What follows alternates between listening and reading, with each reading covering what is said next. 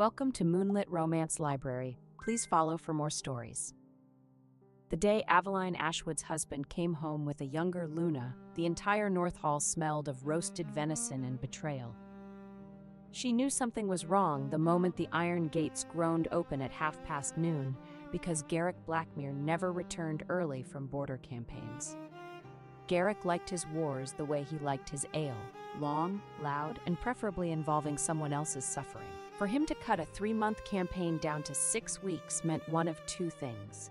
Either the Eastern Wolf clans had surrendered spectacularly, or Garrick had found something more interesting than fighting.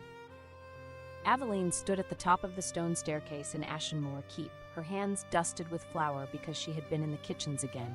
She was always in the kitchens, not because anyone expected the Luna of Blackmere pack to bake bread, but because Aveline had discovered years ago that the kitchen staff were the only people in this entire frozen fortress who did not look at her with pity.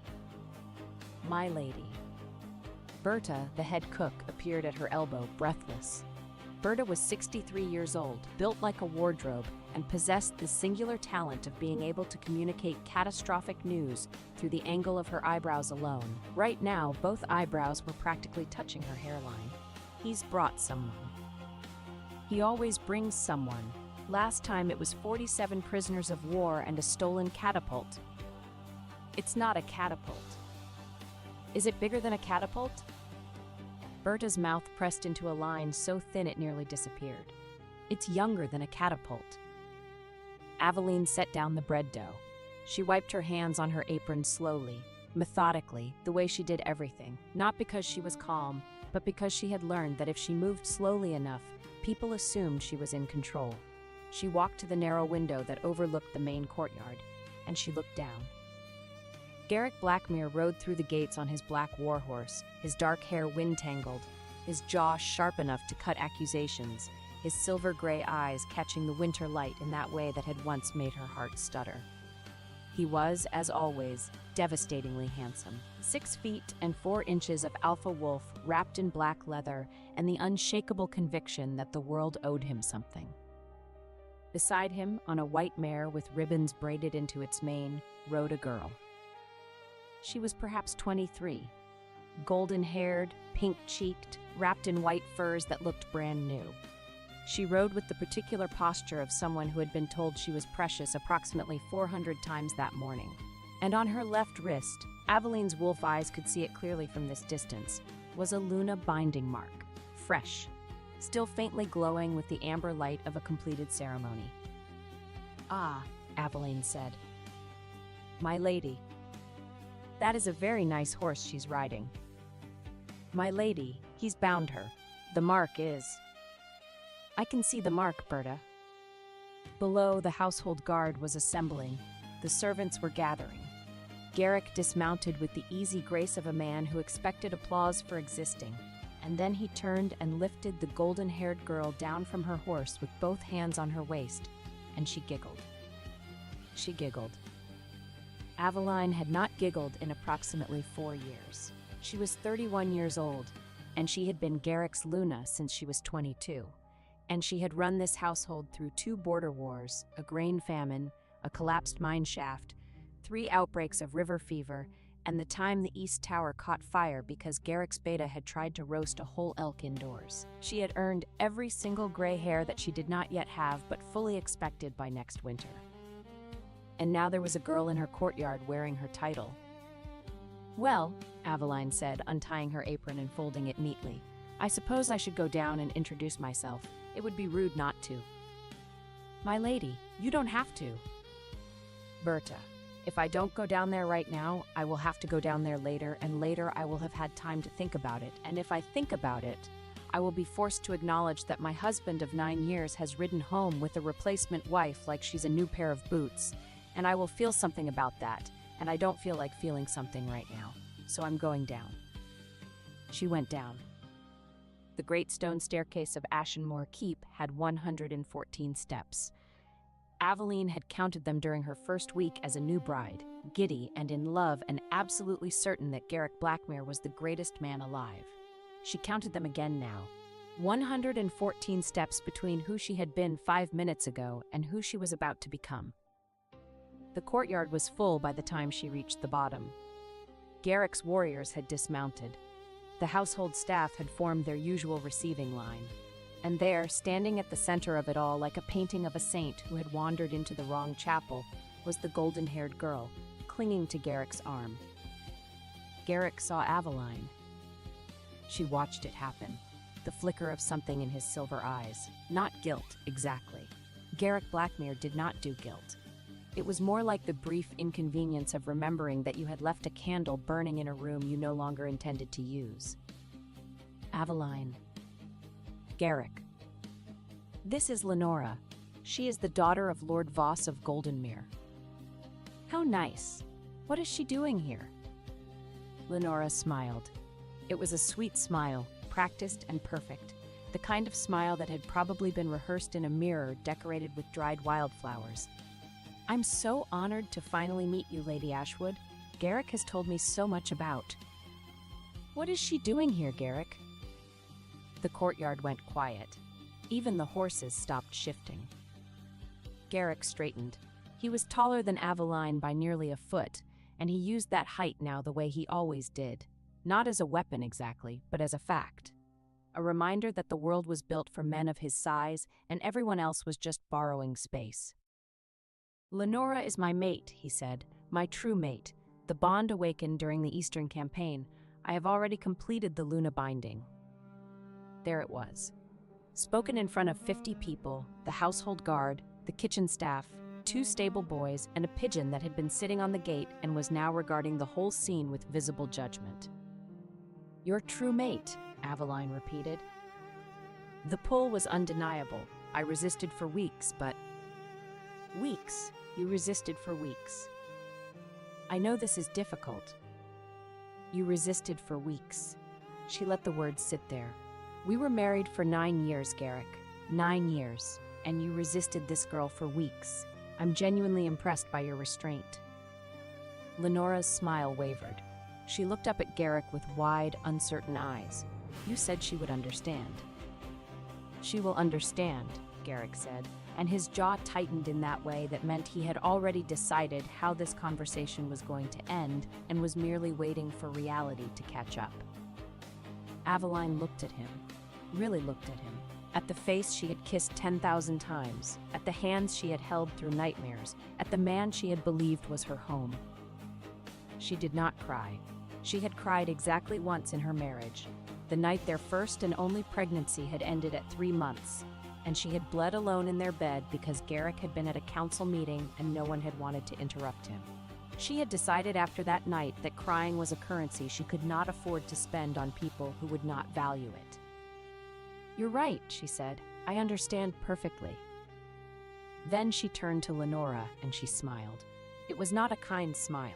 It was the smile of a woman who had balanced 9 years of household accounts, negotiated grain prices with merchants who thought female Lunas were decorative, and once physically carried a wounded border scout 6 miles through snow because the patrol wagon had broken an axle.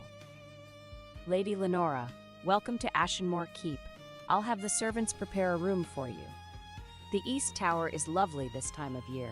The roof leaks only when it rains, but it almost never rains here, so you should be fine. She looked back at Garrick. Except it's winter, and winter means snow, and snow melts. So I suppose the roof will leak constantly, but I'm sure your true mate is very resilient. Then she walked back inside. She made it all the way to the kitchen before her hands started shaking. Berta was waiting. Berta was always waiting. The old cook took one look at Aveline's face and said nothing, because Berta was the kind of woman who understood that sometimes the most compassionate thing you could do for someone was to simply witness their composure without testing it. I need to leave, Aveline said. Yes, my lady. Tonight? Yes, my lady. He'll try to keep me here, for appearances. The pack expects a proper transition of Luna status, and Garrick won't want the Northern Territories to think he discarded his Luna without cause. He'll want me to stay and smile and hand Lenora the household keys in some ridiculous ceremony so it all looks civilized. Then we don't give him the chance. No, we don't. Aveline's mind was already working. She had always been like this. She felt things deeply, but processed them practically. Heartbreak could wait. Logistics could not. "I'm taking the ledgers," she said. "The household ledgers?" "All of them. 9 years of accounts, grain contracts, trade agreements, mine yields, border patrol rotations, and the tax reconciliation files. I wrote them. I organized them. They're in my handwriting because no one else in this keep bothered to learn double-entry bookkeeping. Without those ledgers, Garrick won't know how much grain is stored, how much is owed to Goldenmere, or when the next shipment of iron is due." Berta stared at her. Then a slow, magnificent grin spread across the cook's weathered face. "You brilliant girl. Also, I'm taking the spice cabinet. The saffron alone is worth more than Lenora's horse. I purchased every ounce of it with my personal dowry funds. It's mine." Berta laughed. It was a low, dangerous laugh, the laugh of a woman who had survived 3 husbands and trusted none of them. What else? Aveline considered. "My mother's silver, my books. The winter medicine stores, I compounded them myself, so they're mine, and the cheese." "The cheese?" "The aged Firewolf cheese in the cold cellar. 42 wheels. I spent 3 years perfecting that recipe. Garrick doesn't even like cheese. He won't miss it until his new Luna tries to host a feast and realizes there's nothing in the larder but salted pork and regret." By evening, Aveline had packed 14 crates. She had done it quietly, efficiently, with the help of Berta and 2 kitchen maids who had volunteered without being asked, because it turned out that the household staff had opinions about Garrick's romantic decisions, and none of those opinions were favorable. The problem was leaving. Ashenmore Keep sat on a rocky plateau surrounded by pine forest on 3 sides and a sheer cliff drop on the 4th. The main gate was guarded. The postern gate was locked at sundown, and Garrick, for all his emotional failures, was not stupid. He would expect her to try to leave, and he would have instructed the guards to prevent it, not out of love, but because a discarded Luna wandering the northern roads was politically inconvenient. Aveline was standing at the kitchen window, considering her options, when she heard the noise. It came from the old granary behind the keep, a low, rumbling sound, half growl and half whimper. She knew that sound. She had heard it before, on border patrols, in the deep forests. It was the sound of a wolf.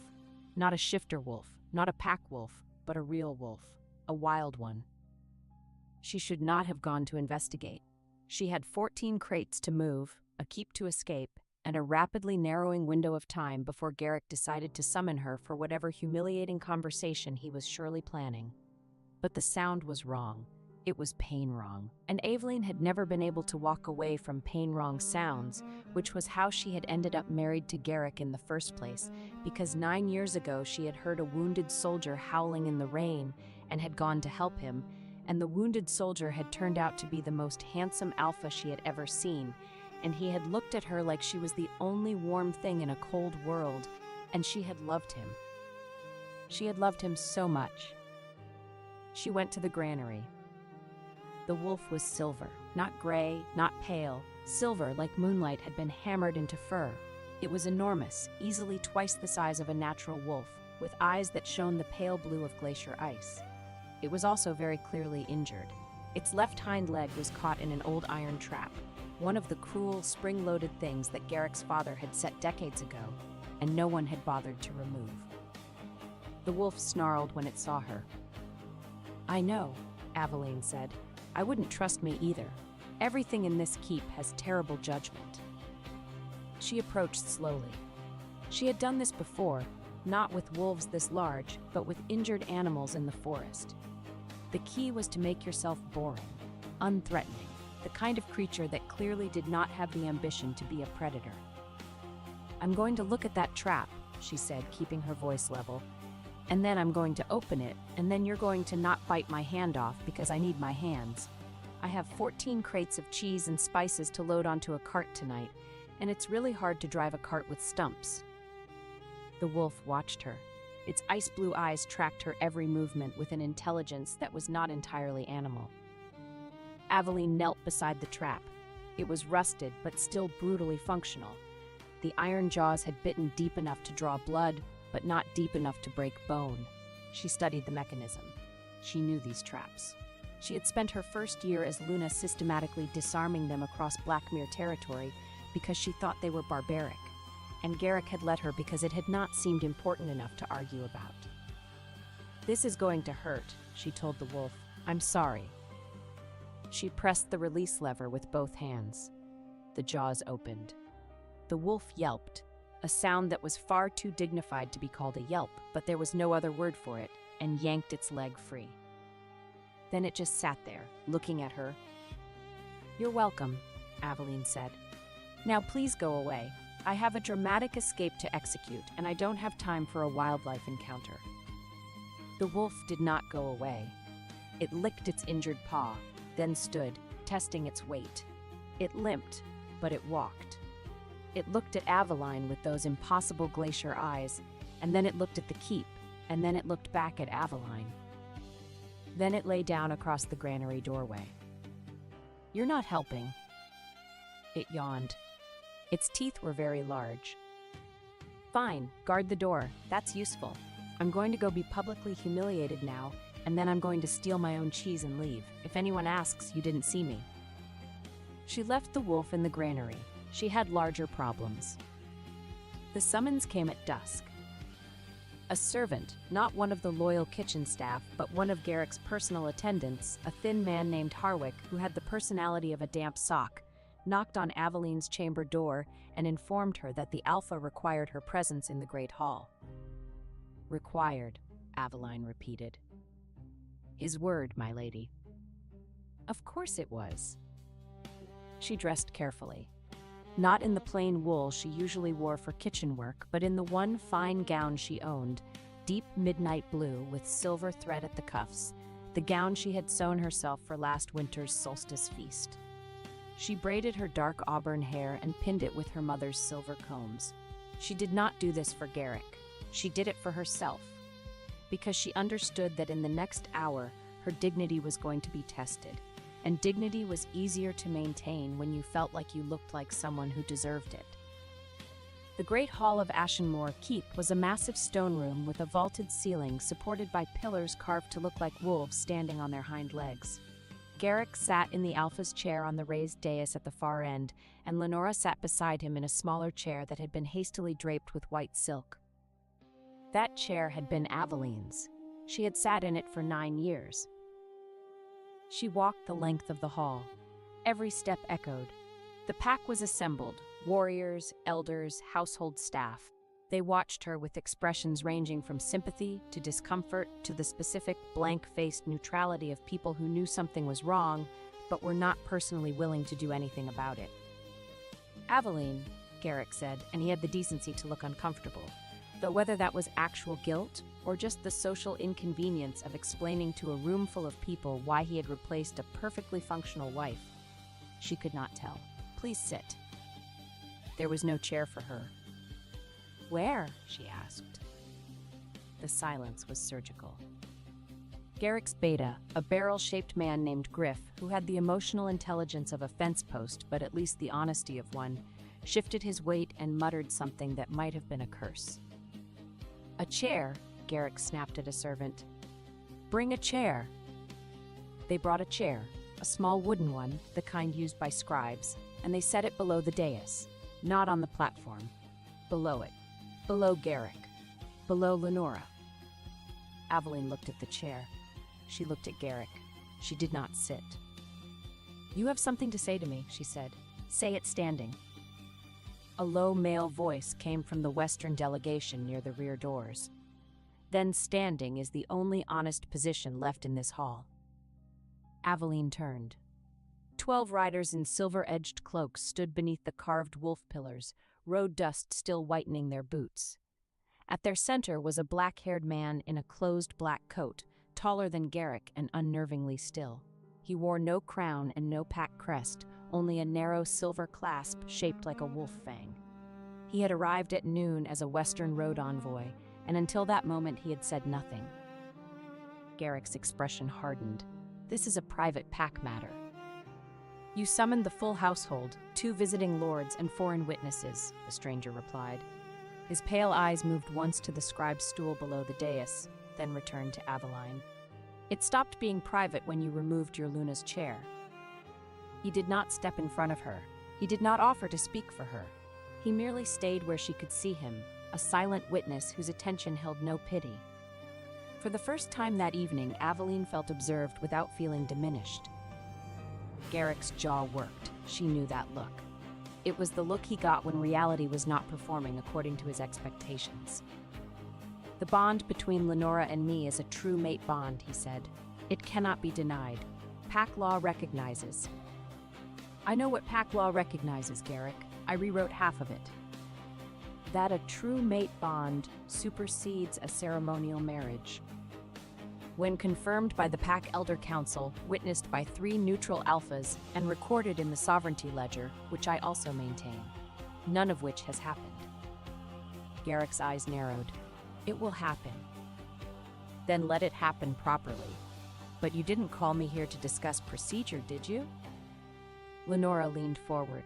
She had changed into a white gown embroidered with gold, probably from the keep's own textile stores, which Aveline had stocked herself. And she had the expression of someone who was trying very hard to appear gracious, and was mostly just appearing nervous. Lady Ashwood, Lenora said, I want you to know that I never intended to. To what? Take my husband? Take my title? Take my chair? I know this must be painful. What's painful is that you're wearing a gown made from fabric I imported from the Southern weavers at a rate of 12 silver marks per bolt, and you've cut the hem crooked.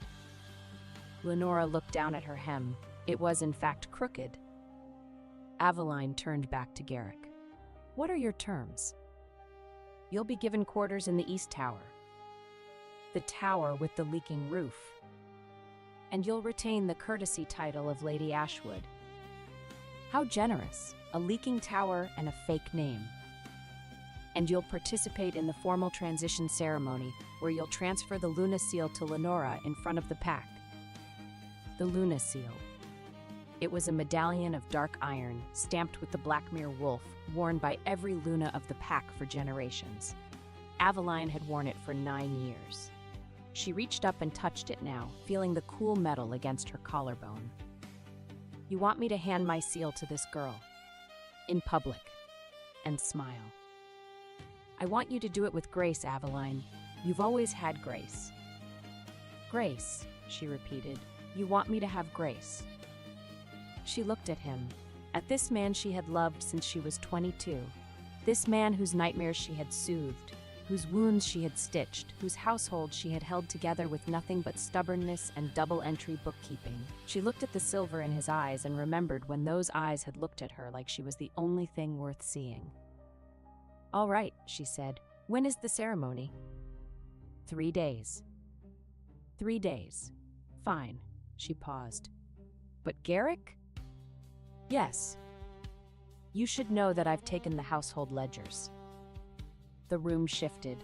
Garrick's expression changed. All of them, she continued. Grain stores, trade contracts, mine yields, tax reconciliations, patrol rotations, every record of how this keep functions. I wrote them. They're mine. Aveline. Also the spice cabinet and the aged Firewolf cheese. 42 wheels. I'd say I'm sorry, but I spent 3 years perfecting that recipe while you were off deciding which wars to start, so I'm not even a little bit sorry. Griff, the beta, made a choking sound that might have been a laugh. He turned it into a cough. You can't take the ledgers, Garrick said, standing. Those are Pack property.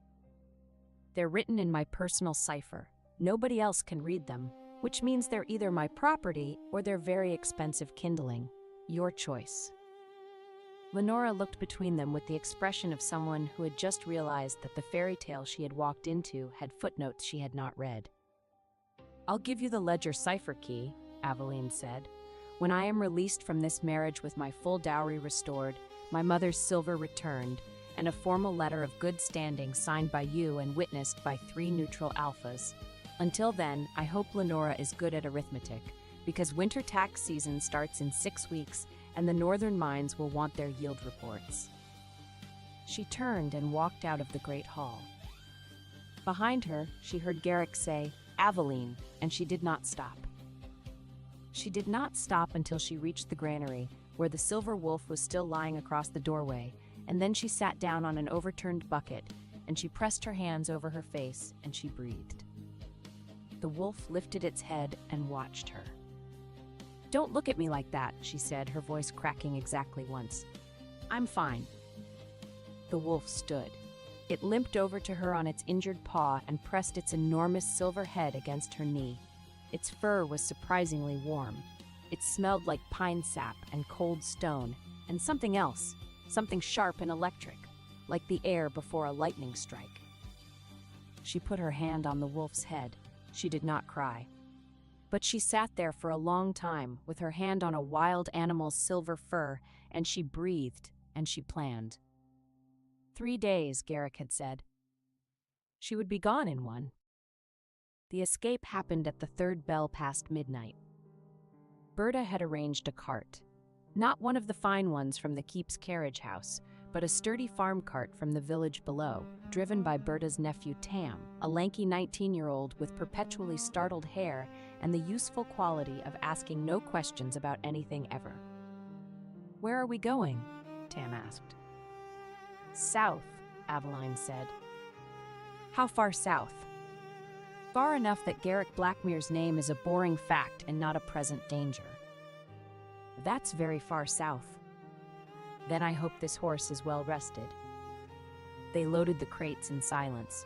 14 crates of ledgers, spices, medicine, cheese, silver, and books. Everything Aveline owned, everything she had earned. Her entire life in Ashenmore. Keep reduced to what could fit on a farm cart. The silver wolf appeared as they were finishing. It materialized from the tree line like a patch of moonlight that had decided to go for a walk, and it sat at the edge of the clearing and watched them with those glacier blue eyes. "No," Aveline said. The wolf tilted its head. "I am not adopting a wild wolf. I have enough problems." The wolf stood up and walked to the cart and lay down underneath it. "That's not, you can't just..." Tam looked at the wolf, looked at Aveline. "It seems decided, my lady." "It's a wild animal." "It seems like a decided wild animal." They left. The postern gate had been locked, as Aveline had expected, but Berta had one final gift, the key. She had taken it from Harwick's belt while he was eating supper, because Berta had the hands of a pickpocket and the moral flexibility of a woman who had watched her mistress be humiliated in front of 50 people. "Go," Berta said, pressing the key into Aveline's hand. "Don't stop until you're past the river crossing, and don't come back for that man, not if he begs on both knees." "Berta, don't you dare cry, not for him. You cry when you're somewhere warm and safe and eating your own cheese, and not a moment before." Aveline hugged her. Berta was not a hugger. She tolerated the embrace the way she tolerated overcooked meat, with stiff disapproval and a faint tremor that suggested hidden emotion, but she hugged Aveline back. "Go," she said again. They went. The cart rattled down the mountain road in the dark. Tam drove. Aveline sat beside him, wrapped in her cloak, the Luna seal still around her neck. She had considered leaving it. She had held it in her hand and looked at it, and thought about setting it on Garrick's pillow with a note that said something cutting and memorable. But she did not leave it, not because she wanted to keep it, but because she had earned it, and she was done leaving behind things she had earned. The silver wolf trotted alongside the cart. Its limp was improving.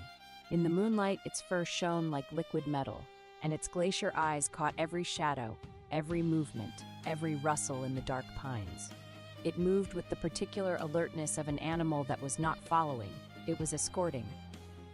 They traveled south for 3 days. On the first day, they crossed the Blackmere border into unclaimed territory, the vast, lawless stretch of pine forests and rocky valleys between the northern wolf packs and the Silver Reaches. Tam drove the cart with the grim determination of a young man who had been raised by Berta and therefore feared nothing in the known world except his aunt's displeasure. Aveline navigated from memory because she had spent years studying the maps in Ashenmore Keep's library while Garrick had been too busy being alpha to notice that his wife had memorized every road, river, and border crossing in the Northern Territories. On the second day, they ran into bandits. There were 5 of them.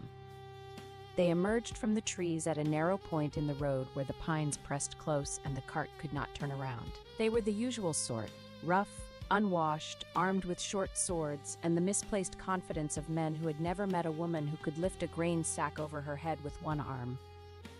Aveline could lift a grain sack over her head with one arm.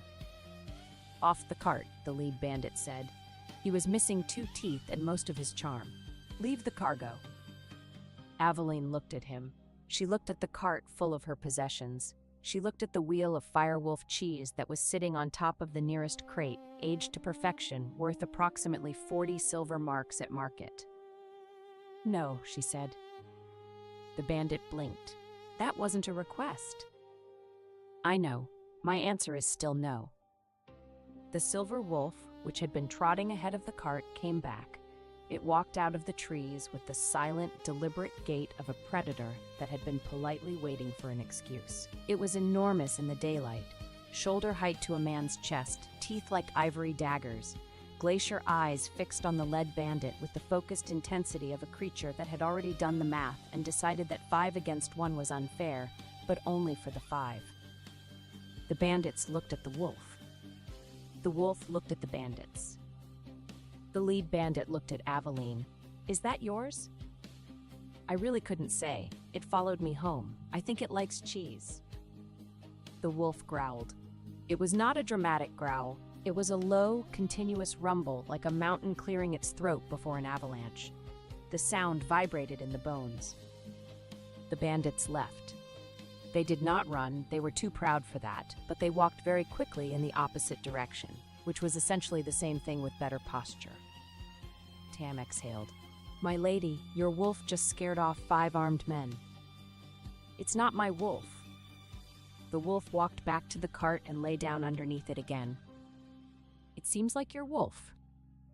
On the 3rd day, they reached Brindlewood. Brindlewood was not a town so much as a collection of buildings that had agreed to stand near each other.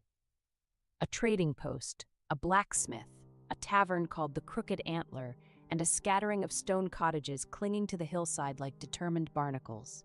It sat at the crossroads where the northern road met the old King's Highway, and it was the kind of place where people came to disappear. Aveline did not intend to disappear.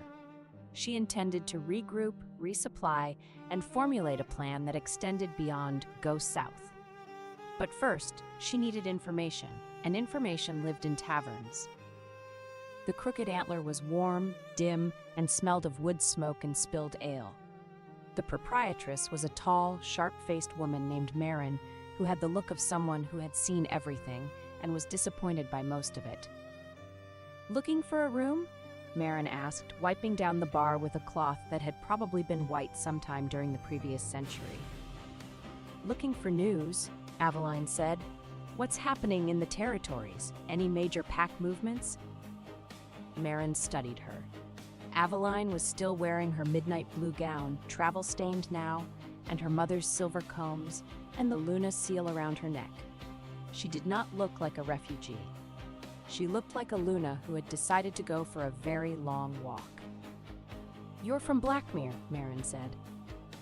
"I was." "Heard something about that? Alpha Blackmere took a new Luna?" "News travels fast.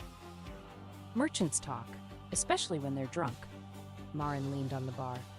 "Lot of unrest in the territories right now. The Silver Reaches have been quiet for years, but the new Silver Wolf King took his throne about 2 years back. He's been consolidating the Western packs. Rumor is he's building something. Army, alliance, nobody knows. But the Northern Alphas are nervous, Blackmere included." "The Silver Wolf King," Aveline repeated. She had heard the title. Everyone had. The Silver Reaches were a vast territory to the west, historically fractured, historically weak. But 2 years ago, a new king had emerged. A wolf of unknown lineage who had united the Western packs through a combination of military brilliance, political cunning, and what the rumors described as an unsettling amount of personal charisma. Nobody knew much about him. He did not attend councils. He did not send emissaries to social functions. He was, by all accounts, a ghost who happened to command the largest wolf army west of the mountains. "The Silver Wolf King doesn't concern me," Aveline said. "I need to find work, something that uses organizational skills and an extremely detailed knowledge of northern trade routes." Marin raised an eyebrow. "You're a bookkeeper?" "I'm a Luna who ran a keep for 9 years. I can do accounts, negotiate trade contracts, manage provision routes, mediate territorial disputes, compound medicines, bake bread, and disarm iron traps. I can also lift a grain sack over my head with one arm, but I prefer to lead with the bookkeeping." Marin smiled. It was a thin, surprised smile, the smile of a woman who had not expected to be impressed and was annoyed at herself for it.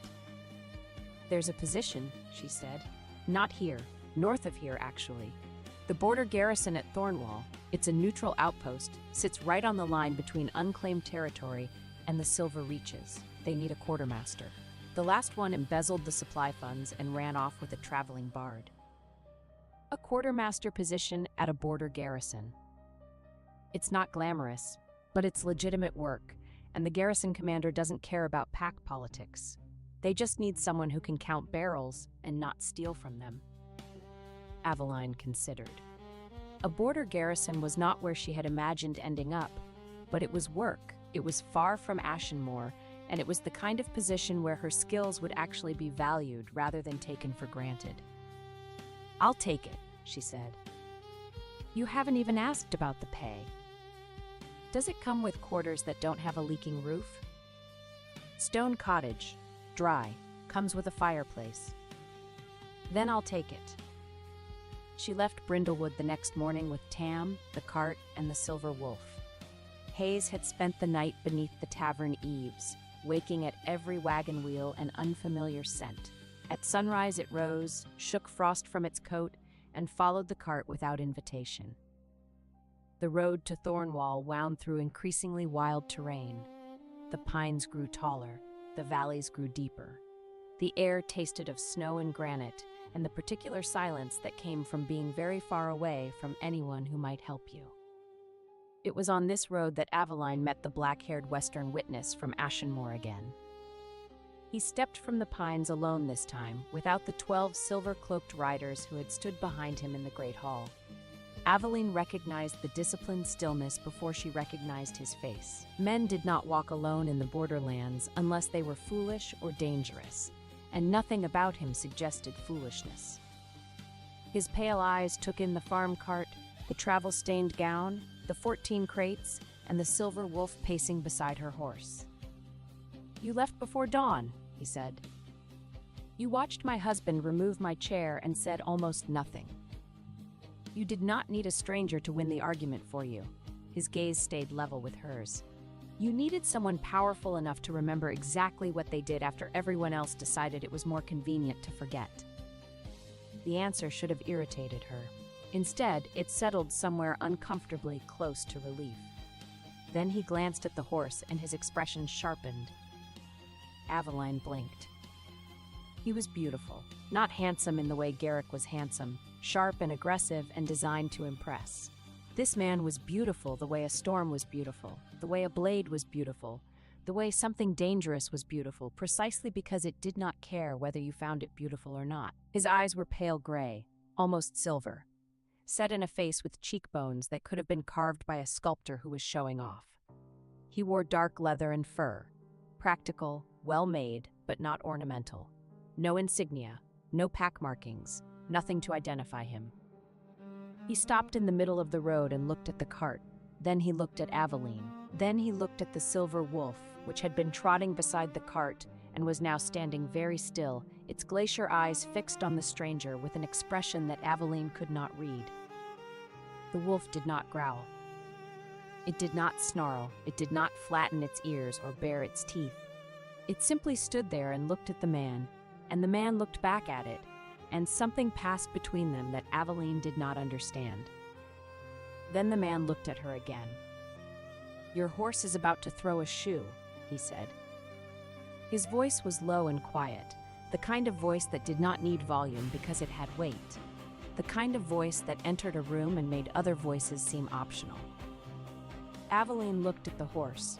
The right front shoe was indeed loose. The nails were bending, and the shoe was shifting with each step. She had not noticed. She should have noticed. She was better than this. "Thank you," she said. "I'll fix it at the next stop." "The next stop is Thornwall. That's 4 miles uphill. Your horse won't make it 4 miles on a loose shoe on this terrain." "Then I'll fix it here." She climbed down from the cart. She had tools, a basic farrier kit that Berta had packed because Berta thought of everything. She knelt beside the horse and examined the shoe. The nails were bent, the shoe was warped, and the hoof needed trimming. It was a 20-minute job if you knew what you were doing. Aveline knew what she was doing. She had learned farriery during the grain famine when the keep's blacksmith had died of river fever and no one else had been willing to learn. The stranger watched her. He did not offer to help. Most men would have.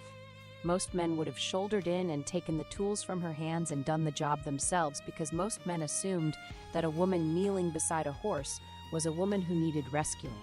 This man simply leaned against a tree and watched her with those pale silver eyes, and the thing she felt from him was not condescension, it was interest. "You're good at that," he said, after she had removed the warped shoe and begun trimming the hoof. "I'm good at most things." "That's not arrogance. That's inventory." She looked up at him. He was not smiling, but there was something at the corner of his mouth. Not quite amusement, not quite warmth, but something that lived in the neighborhood of both. "Who are you?" she asked. "A traveler. Travelers don't walk alone in the borderlands." "Some do. Stupid ones. You're traveling with a farm cart, a boy, and a wolf. I wouldn't call that a full military escort." "The wolf is very intimidating." He looked at the wolf. The wolf was currently lying on its side in a patch of sunlight, its injured paw in the air, its tongue hanging out. It looked approximately as intimidating as a large silver throw pillow. "Terrifying," the man said. Aveline felt her mouth twitch. She pressed it down. She was not in the mood to find strange men in the forest amusing. She had recently been replaced by a 23-year-old with a crooked hem, and her sense of humor was on temporary leave. She finished the hoof, fitted a spare shoe from the farrier kit, and nailed it into place. It was not her best work. She did not have a proper anvil, but it would hold to Thornwall. "Thank you for the warning about the shoe," she said, standing and brushing off her skirts. "You're going to Thornwall?" "I am." "The garrison?" "The garrison." He was quiet for a moment. Those pale eyes studied her. Not the way Garrick had studied her, which was the way a man studied something he owned, but the way a cartographer studied a coastline, with attention and a certain careful distance. "The road forks in half a mile," he said. "Take the left fork. The right one looks shorter, but crosses a washout that'll break your axle." "How do you know this road so well?" "I walk it." "Alone?" "Alone." She looked at him, and he looked at her, and there was a moment, a brief, electric moment like the air before a lightning strike when something shifted. She did not know what it was. She only knew that this man was looking at her like she was not a discarded Luna, not a woman who had been replaced, not a problem to be managed or a chair to be removed from a dais. He was looking at her like she was a person who had just reshot a horse in the middle of nowhere, and that was interesting. "Thank you," she said again, "for the road advice." He inclined his head, just slightly, a nod of respect, not of dismissal. Then he turned and walked back into the forest, and the trees closed behind him like a curtain, and he was gone. Tam stared after him. "My lady, who was that?" "I don't know." "He was very tall." "Yes." "And very intense." "Yes." "Do you think he was dangerous?" Aveline considered this. The silver wolf had stood up from its sunlit nap and was staring into the trees where the man had disappeared. Its tail was not tucked. Its ears were not flattened. If anything, it looked almost expectant. Yes, Aveline said. I think he was very dangerous, and I think he was very polite about it. Thornwall Garrison was built into the side of a cliff. It was not a beautiful building. It was a practical building. Thick stone walls, narrow windows, a heavy iron gate, and the general aesthetic of a structure that had been designed by someone who expected to be attacked and wanted the building to look disappointed about it in advance. The garrison commander was a woman named Captain Lyra Dane, who was, Aveline did a quick calculation, probably no older than 35, but looked like she had personally wrestled every one of those years and won. She was short, muscular, with close-cropped dark hair and a scar across her left cheekbone that she wore with the casual indifference of someone who had more interesting things to think about than her own face. "You're the new quartermaster?" Lyra said, looking Aveline up and down. "I am." "You look like a Luna." "I was." "Blackmere? Does everyone know?" "Merchant gossip. It's the only entertainment out here." Lyra gestured at the garrison. "This is Thornwall. We have 40 soldiers, a storage problem, a provision route that hasn't worked properly since the last quartermaster stole everything, and a strategic position on the border of the Silver Reaches that makes us either very important or very expendable, depending on who you ask." "Who do you ask?" "I try not to ask anyone anything. It's easier that way." Lyra looked at the cart. "Is that cheese?" 42 wheels of aged Firewolf cheese. "Firewolf cheese!" "I made it myself." Lyra's expression shifted from professional assessment to something that looked dangerously close to hope. "Can you cook?" "I can do many things, but I'm here to be your quartermaster, not your chef." "Can you be both?" "Captain Voss, I can be whatever this garrison needs me to be, as long as I am paid fairly, housed in quarters with a roof that does not leak, and never, under any circumstances, asked to hand my professional accomplishments to a younger woman while smiling." Lyra blinked, then she laughed. It was a short, sharp laugh, the laugh of someone who did not laugh often and was surprised to find herself doing it. "Welcome to Thornwall, Lady Ashwood." "Aveline. Just Aveline." "Welcome to Thornwall, Aveline. Your quarters are in the East Wing. The roof doesn't leak, the fireplace works, and if you can fix our provision route, I'll personally fight anyone who bothers you." Aveline moved in. The stone cottage attached to the East Wing was small but solid, a single room with a fireplace, a bed with an actual mattress, a desk, and a window that overlooked the valley below. She unpacked her crates with the systematic efficiency of a woman who had done this before and intended to do it only one more time, because the next place she unpacked would be permanent. The Silver Wolf followed her into the cottage, sniffed every corner with great thoroughness, and then lay down in front of the fireplace and fell asleep. "You live here now," Aveline said to the wolf. "Apparently." The wolf's tail thumped once against the stone floor. She named it Haze because its silver fur blurred against morning mist. She did not pretend it was tame. It slept near the door rather than the hearth, woke at every unfamiliar scent, and left for hours to range the tree line before returning on its own terms. Tam stopped calling it a pet after Hayes ignored him for an entire day and then stole only the strip of meat he had been saving for himself. "Very wild," Tam said, "extremely untamed." "Shut up, Tam." Aveline threw herself into the quartermaster work with the single-minded intensity of a woman who needed to not think about her ex-husband. The garrison's supply situation was, as Lyra had warned, catastrophic. The previous quartermaster had embezzled roughly 60% of the supply budget, falsified the inventory records, and left behind a filing system that appeared to have been organized by a drunk badger. "This is chaos," Aveline said, staring at a ledger that listed 40 barrels of salt in storage. The actual storage room contained 6 barrels of salt, 2 barrels of what might once have been salt but was now a mysterious gray substance, and a family of mice. "Welcome to my life," Lyra said. "How have you been feeding 40 soldiers?" "Badly, and with a lot of hunting. My soldiers eat more venison than any garrison in the territories. They're starting to dream about deer." "That ends now." Aveline rolled up her sleeves. I need access to the garrison's trade accounts, your existing supplier contracts. If any survived the embezzlement, the regional merchant registry, and a complete physical inventory of every storage room, cellar, and closet in this building. Lyra stared at her. You want to inventory every closet? I once found 14 pounds of missing saffron in a broom cupboard in Ashenmore Keep. You would be amazed at what people hide in closets. Within a week, Aveline had rebuilt the inventory system from scratch. Within 2 weeks, she had renegotiated 3 supplier contracts, secured a new grain source from a farming community 2 valleys south, and discovered that the garrison's armory budget had been paying for a subscription to a traveling theater troupe that the previous quartermaster had apparently been very fond of.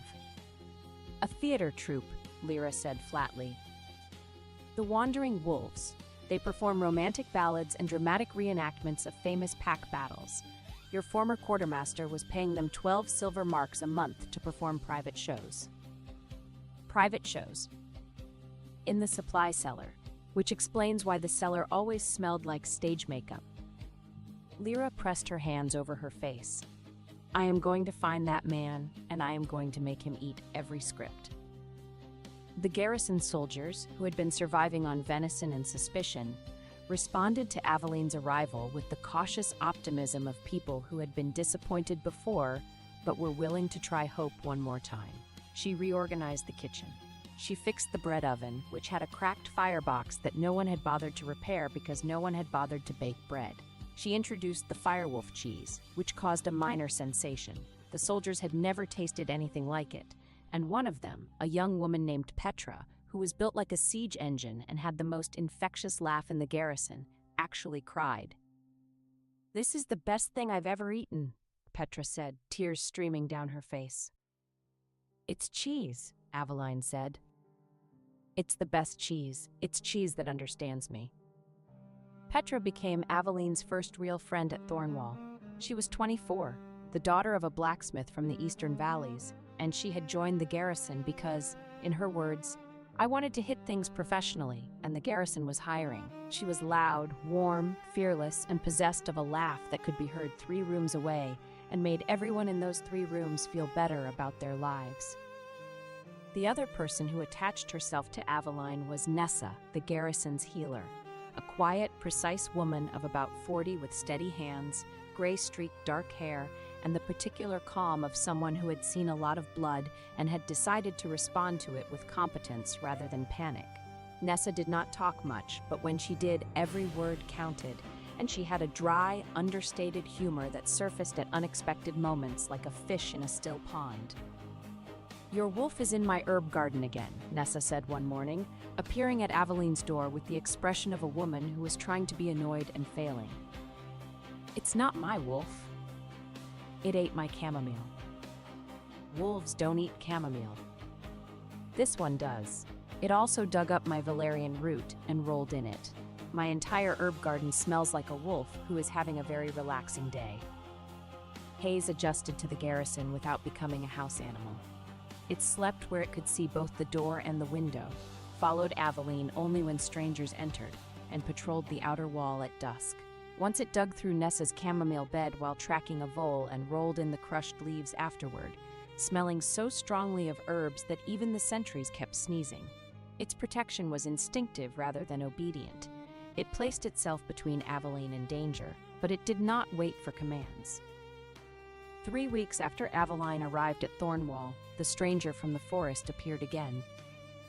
She was in the garrison courtyard, arguing with a merchant about the price of lamp oil. The merchant wanted 6 silver marks per barrel, Aveline wanted 4, and they had been negotiating for 20 minutes with the intensity of 2 people who both knew the fair price was 5, but were too stubborn to say it first when she saw him. He was standing at the garrison gate.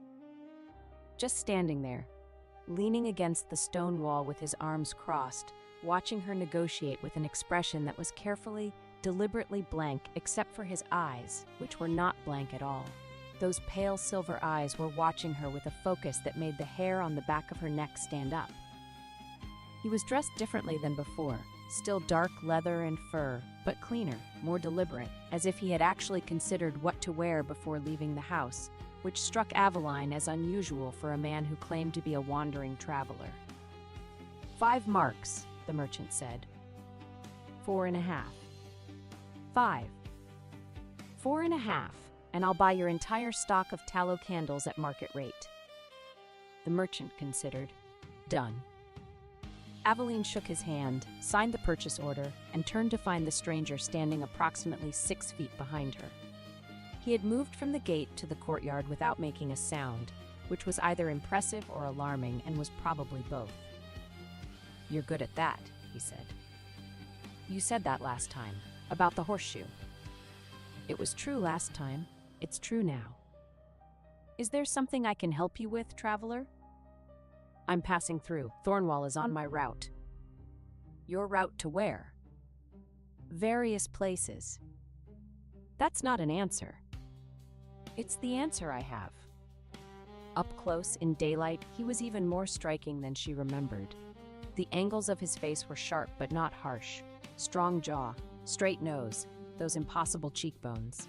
His hair was very black, cut short enough to be practical but long enough to look deliberate.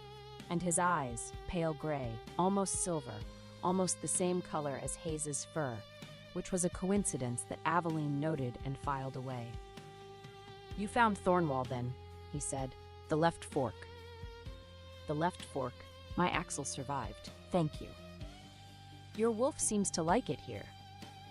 He nodded toward Hayes, who was lying in a sunny spot near the well. The wolf lifted its head when the man looked at it, and again that strange, unreadable exchange passed between them. Not hostility, not fear, but something that looked almost like recognition. "It's not my wolf," Aveline said. "It's lying in the sun waiting for you to finish working so it can follow you back inside. It's your wolf." "Are you an expert on wolf ownership?" "I have some experience." His mouth did that thing again, the almost something at the corner. Not a smile, the suggestion of a smile. The architectural plans for a smile that had been approved but not yet constructed. "I didn't get your name last time," Aveline said. "You didn't ask." "I'm asking now." He was quiet for a moment. "Evander." "Evander. No family name? No pack?" "Just Evander." "That's unusual." "I'm an unusual person." Lyra appeared at the courtyard entrance, took one look at Evander, and stopped. Her hand went to her sword, not drawing it, but resting on the hilt in the casual way of a soldier who wanted everyone to know she was armed. "Who's this?" Lyra asked. "A traveler," Aveline said, "passing through." Lyra looked at Evander. Evander looked at Lyra. There was a moment of mutual assessment. Two people who were both very good at evaluating threats, sizing each other up with the professional efficiency of predators who had agreed not to fight but wanted to establish the terms. "Travelers don't usually stand in my courtyard watching my quartermaster negotiate," Lyra said. "Your quartermaster is very good at negotiating," Evander said. "It's worth watching." Lyra's eyebrow went up. She looked at Aveline. Aveline looked at the sky.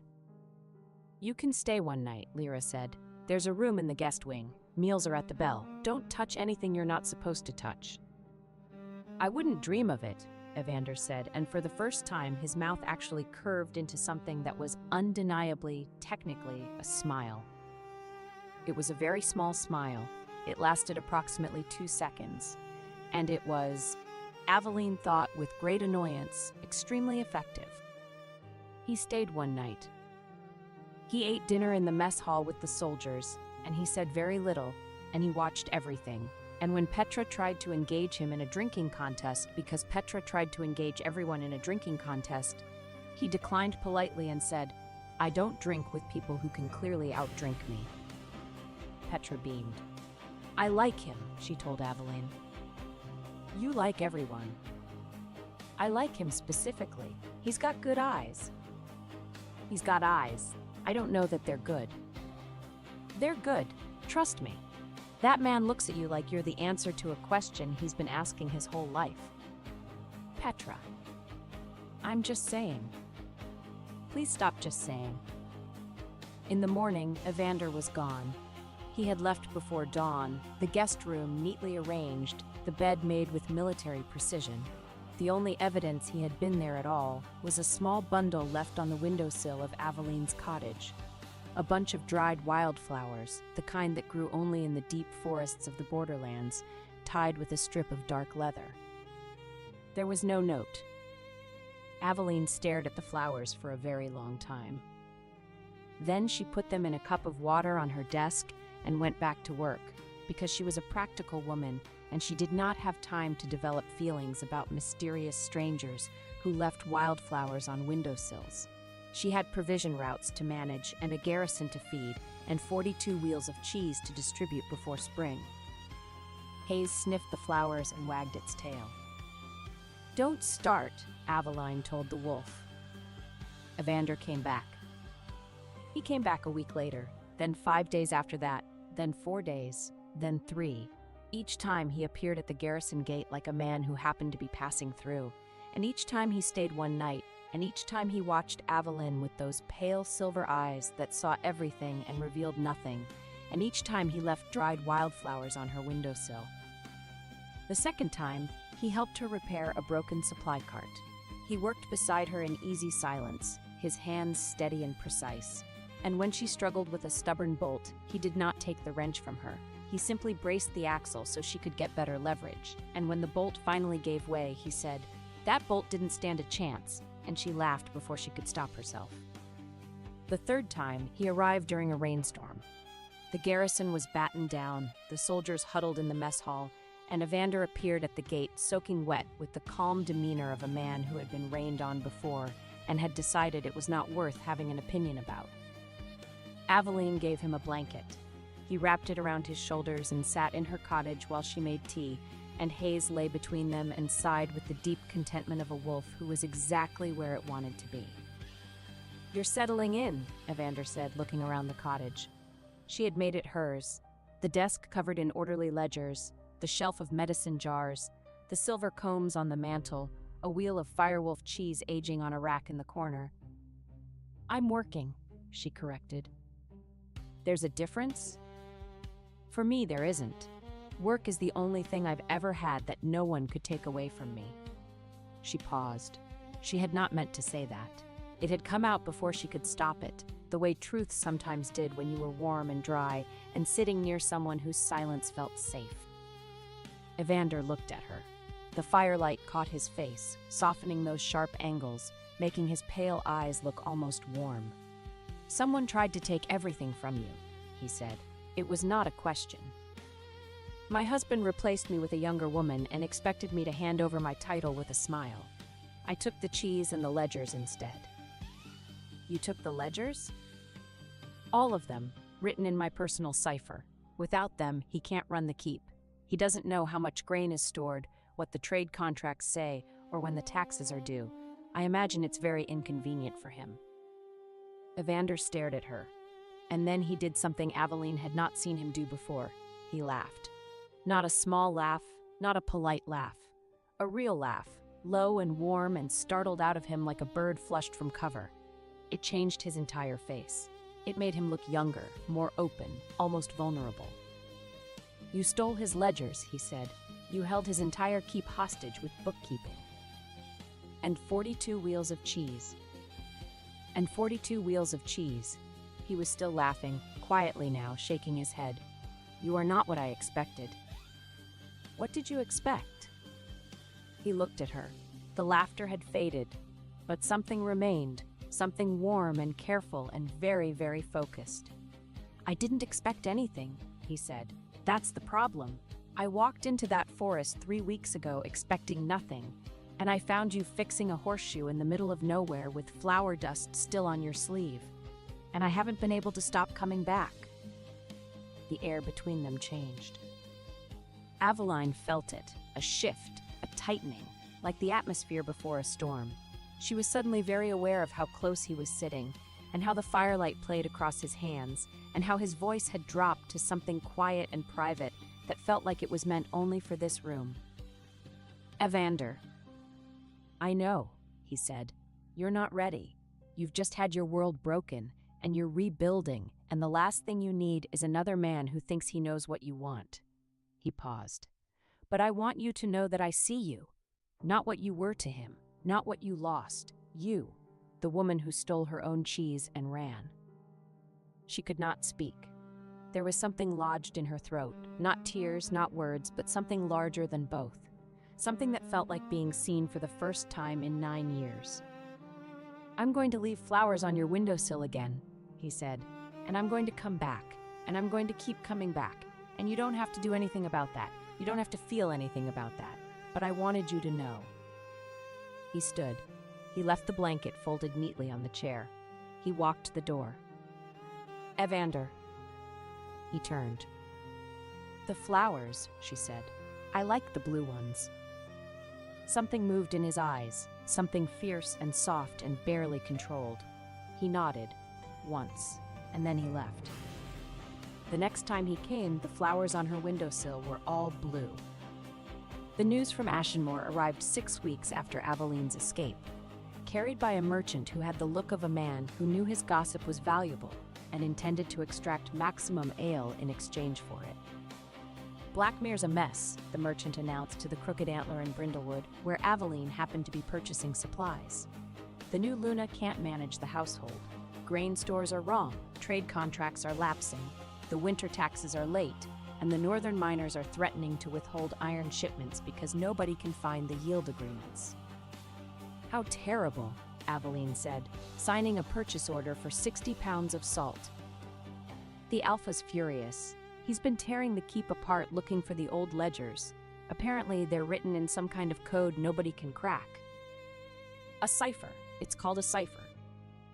Whatever it is, the new Luna tried to reconstruct the accounts and got the grain totals so wrong that they accidentally ordered triple the usual wheat shipment and have nowhere to store it. There's wheat stacked in the Great Hall." Aveline allowed herself one small, precise smile. It was the smile of a woman who had spent 9 years being underestimated and was now watching the entirely predictable consequences of that underestimation unfold. "Also," the merchant added, lowering his voice, "word is Blackmere is looking for her. The old Luna. He's sent scouts south." The smile faded. "He wants the ledgers?" Aveline asked. "He wants the ledgers. He wants the cipher key, and..." The merchant hesitated. "Some say he wants her back. Not as Luna. That ship sailed, what with the new mate bond and all, but as, I don't know, steward, advisor? The word people use is asset." "Asset," Aveline repeated. His word, not mine. Asset. 9 years of marriage, and she was an asset, like a horse, like a trade contract, like a very useful piece of furniture that you did not appreciate until someone moved it and you discovered that the floor underneath was scratched. She finished her purchases. She loaded them onto the cart. She drove back to Thornwall with her jaw set and her hands steady and her heart doing something complicated that she refused to examine. Garrick was looking for her.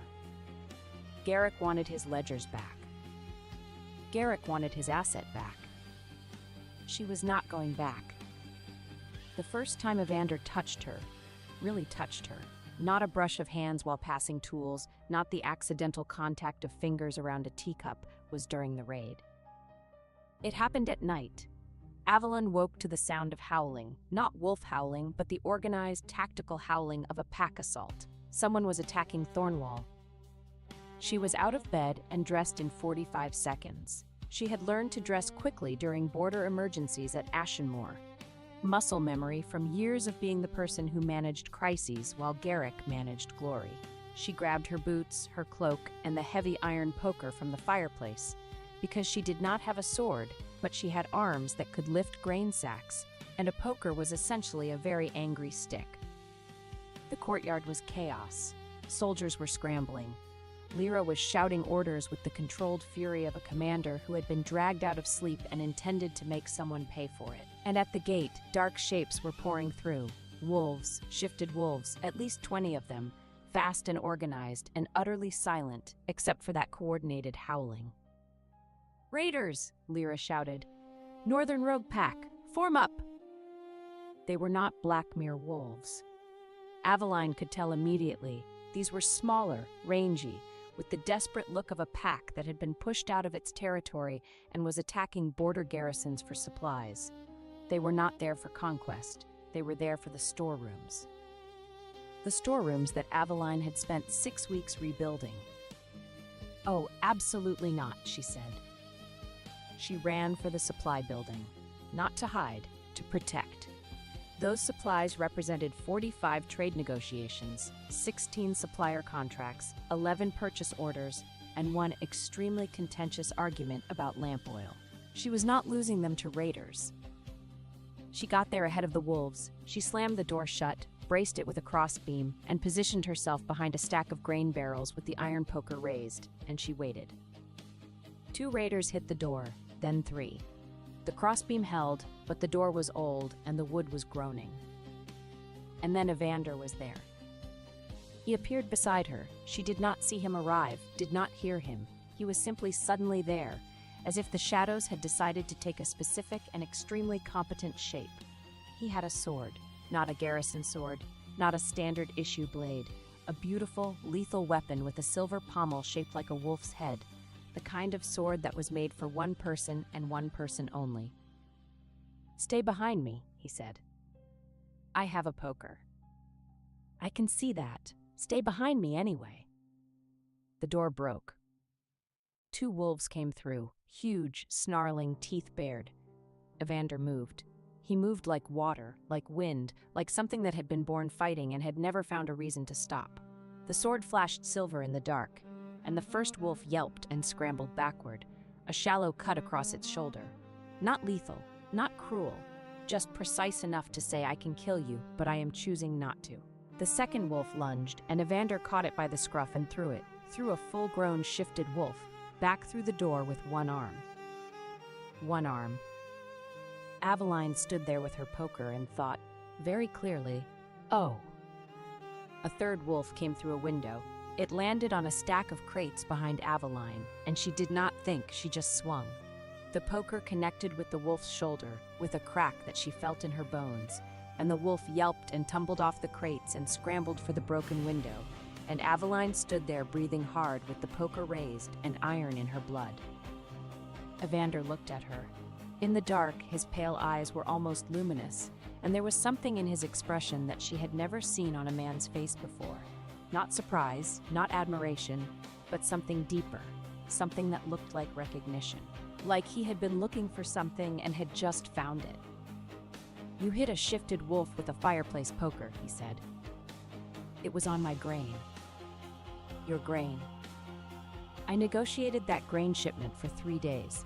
I'm not losing it to a wolf with poor impulse control." The fight outside was ending. Lyra's soldiers had pushed the raiders back. Aveline could hear the howling fading into the forest. It was over. She was shaking. She always shook after, not during, never during, but after, when the emergency was handled and the adrenaline had nowhere to go. She gripped the poker and breathed and tried to steady herself. Evander sheathed his sword. He stepped close to her, not touching, not yet, just close. Close enough that she could feel the heat of him, close enough that his presence was a wall between her and the cold dark outside. "You're shaking," he said. "I always shake after. It's fine. It stops." "Can I?" He hesitated. It was the first time she had heard him hesitate about anything. "Can I touch your hand?" She looked at him. In the dark supply room, surrounded by the grain she had negotiated and the cheese she had made, and the evidence of a life she was building with her own hands, she looked at this man who asked permission. "Yes," she said. He took her hand. His fingers closed around hers, warm, steady, careful. He did not squeeze. He did not pull her closer. He simply held her hand, and his thumb pressed against the inside of her wrist where her pulse was hammering, and he held steady until the shaking stopped. It took 3 minutes. She counted. "Thank you," she whispered. "You hit a wolf with a poker," he said. "You don't need to thank me for holding your hand. I'm thanking you for asking first." Something moved in his face. something raw and almost wounded, and she understood he was not used to being thanked for basic decency, which meant that somewhere in his life, basic decency had been rare, and that understanding made her chest hurt in a way she was not prepared for. He let go of her hand, slowly, like releasing something fragile. "I need to talk to Captain Voss about the garrison's defenses," he said, and his voice was steady again, controlled, the voice of a man who had feelings and kept them on a very short leash. Those raiders knew the layout. They knew where the supply rooms were. Someone told them. "You think there's a spy in the garrison?" "I think your supplies are too valuable for a random attack. Someone is targeting this garrison specifically." He paused. "And I think it might have something to do with the man who's looking for you." Garrick. The name hung in the air between them. "He wouldn't," Aveline said. But she heard the uncertainty in her own voice. "He sent scouts south. He wants his ledgers.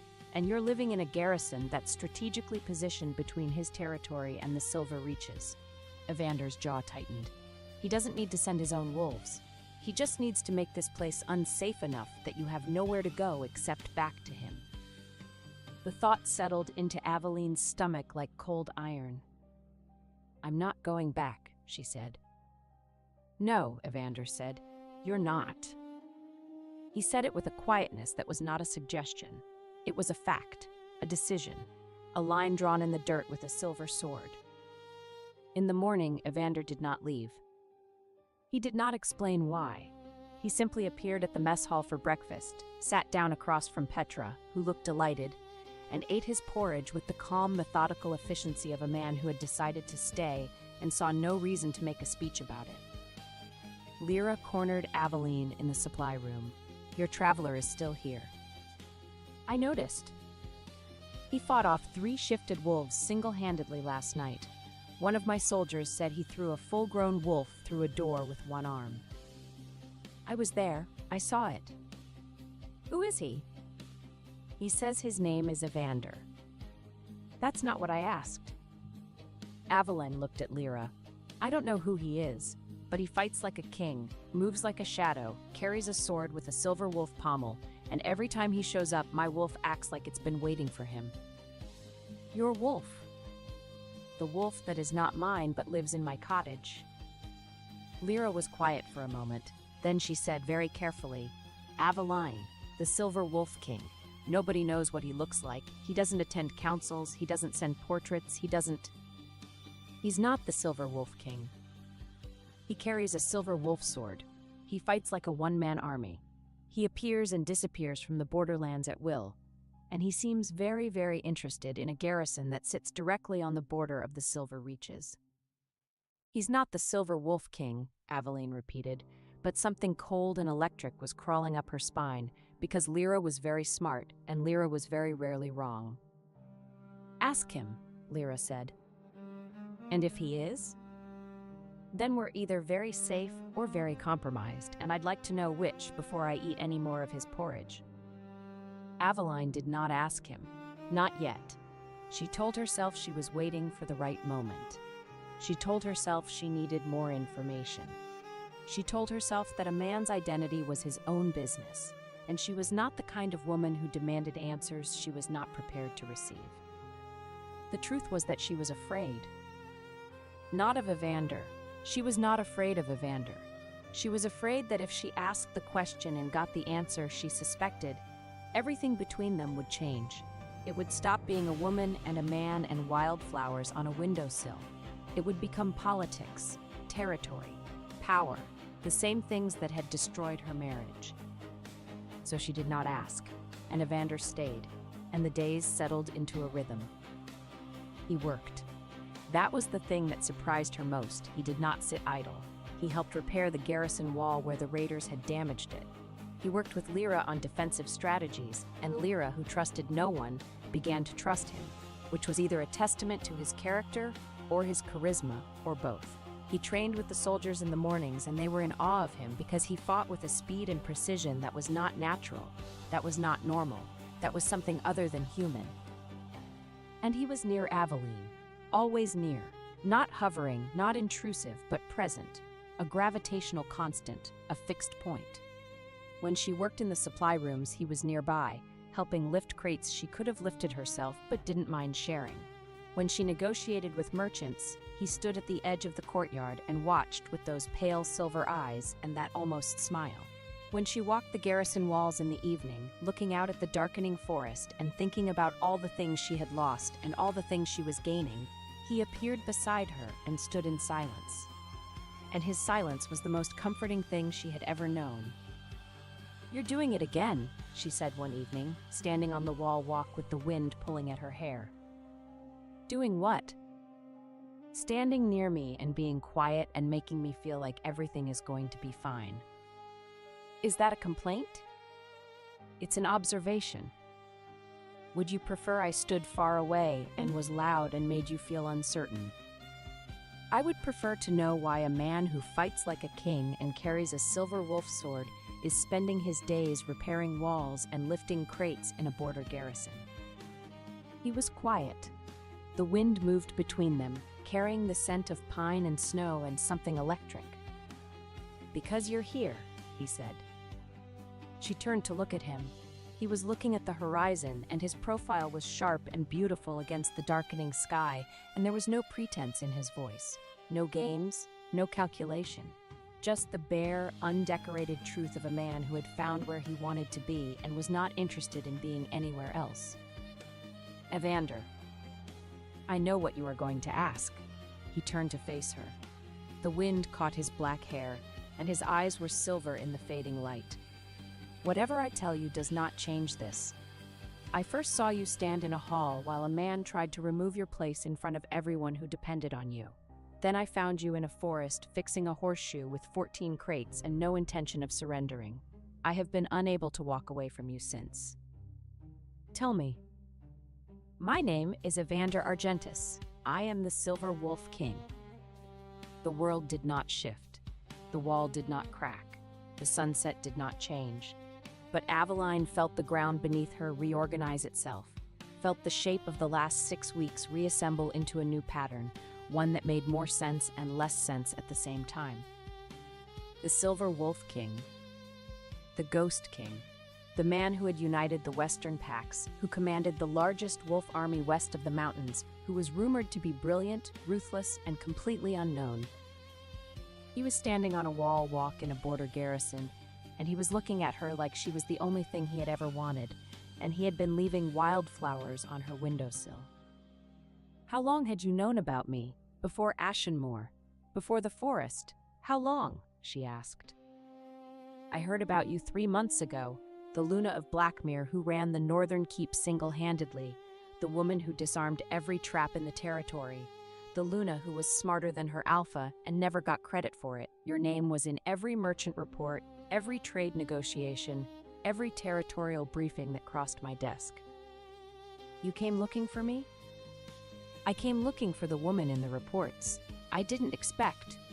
He stopped. For the first time, his composure cracked, and underneath was something unguarded and almost desperate. "I didn't expect you." "What did you expect?" "A political strategist, a useful mind." His voice dropped. "I did not expect the woman in those reports to make every title I carried feel less important than whether she trusted me."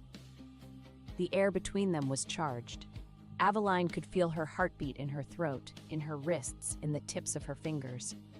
She could feel the heat of him, even though they were not touching, even though there were 6 inches of cold air between them that felt like nothing at all. "The wolf," she said. "Hayes, that's one of yours." "That's my scout, my best scout. I sent it ahead to watch the borderlands. It found you instead." "It got caught in a trap." "I know. It told me." "It told you?" "Pack bond. Not words, impressions, images. It sent me the image of a woman with flour on her sleeve and steady hands who opened an iron trap and told a wolf not to bite her because she had cheese to steal." Aveline stared at him. "That's when I came to find you," he said. "Not for the reports, not for the politics. Because my wolf sent me a picture of a woman who talked to wild animals like they were mildly inconvenient fellow stewards. and I needed to know who she was. Something broke open inside her. Not pain, something warmer, something that had been locked away so long she had forgotten what it felt like. It felt like being chosen, not because she was useful, not because she was convenient, because she was herself, flower-dusted, poker-wielding, cheese-stealing, ledger-ciphering herself, and that was enough. "Say something," Evander said, and there was a raw edge to his voice that she had never heard before. The Silver Wolf King, the Ghost King, the man who commanded armies, was standing in front of her asking her to say something, and he looked terrified. She reached up. She put her hand on his jaw. His skin was warm under her fingers, and she felt him go perfectly, absolutely still. Not frozen, but held like a breath waiting to be released. "The blue wildflowers," she said. "Where do they grow?" He blinked. Whatever he had expected her to say, that was not it. In the silver reaches, in the highland meadows, they grow wild above the tree line. "You rode to the silver reaches to pick me flowers." "I ride 2 days each way, yes." "Every time?" "Every time." She stood on her toes. She was tall, but he was taller, so much taller. And she had to stretch, and her hand slid from his jaw to the back of his neck, and she felt his pulse hammering under her fingertips. She kissed him. It was not a gentle kiss. It was not careful. It was the kiss of a woman who had spent 9 years being gentle and careful and getting nothing for it, and she was done being gentle. She kissed him like she meant it, and he made a sound, a low, broken sound, and his hands came up to her waist, and he pulled her against him, and his arms were strong, and his mouth was warm, and the wind whipped around them on the wall walk, and she did not feel cold at all. When she pulled back, his eyes were dark. Not pale silver anymore. Dark, like storm clouds, like something had been unleashed behind them that he could barely control. "Aveline," he said, and her name in his mouth sounded like a prayer and a curse at the same time. "I just kissed the Silver Wolf King on a wall walk in front of possibly the entire garrison," she said. "So I suppose the secret is out." "I don't care." "Lyra is going to say she told me so." "I don't care." "Petra is going to make this into a ballad." "I really don't care." He kissed her again. This time it was slower, deliberate, thorough. The kiss of a man who had been thinking about this for weeks and intended to be comprehensive. His hand came up to cup the side of her face, and his thumb traced her cheekbone, and he kissed her like she was something precious that he was afraid of breaking and determined to hold. Below the wall, Petra's voice carried up with perfect clarity. "I knew it." They broke apart. Aveline buried her face in Evander's shoulder and laughed, really laughed, the first real laugh she had felt in months. And Evander's arms tightened around her, and his chin rested on top of her head, and she could feel his chest vibrating with a laugh he was trying very hard to suppress. "Your soldiers are watching," he said.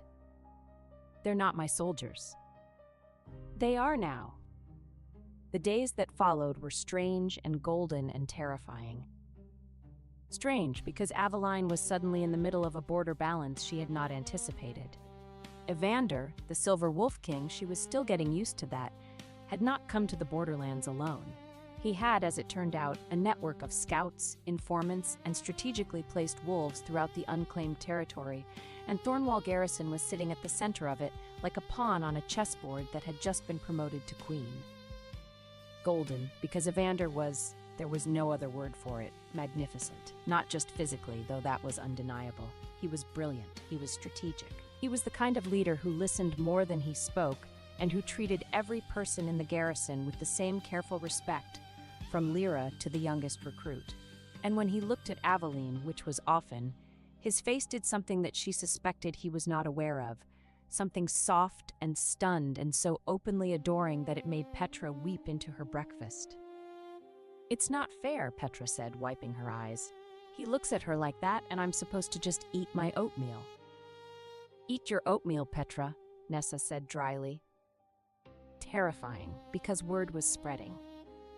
Merchants talked, soldiers talked. The story of the Blackmere Luna who had fled with the household ledgers and ended up in the arms of the Silver Wolf King was the kind of story that people could not resist telling, and they told it from the Crooked Antler to the northern border and back again, gaining embellishments with each retelling.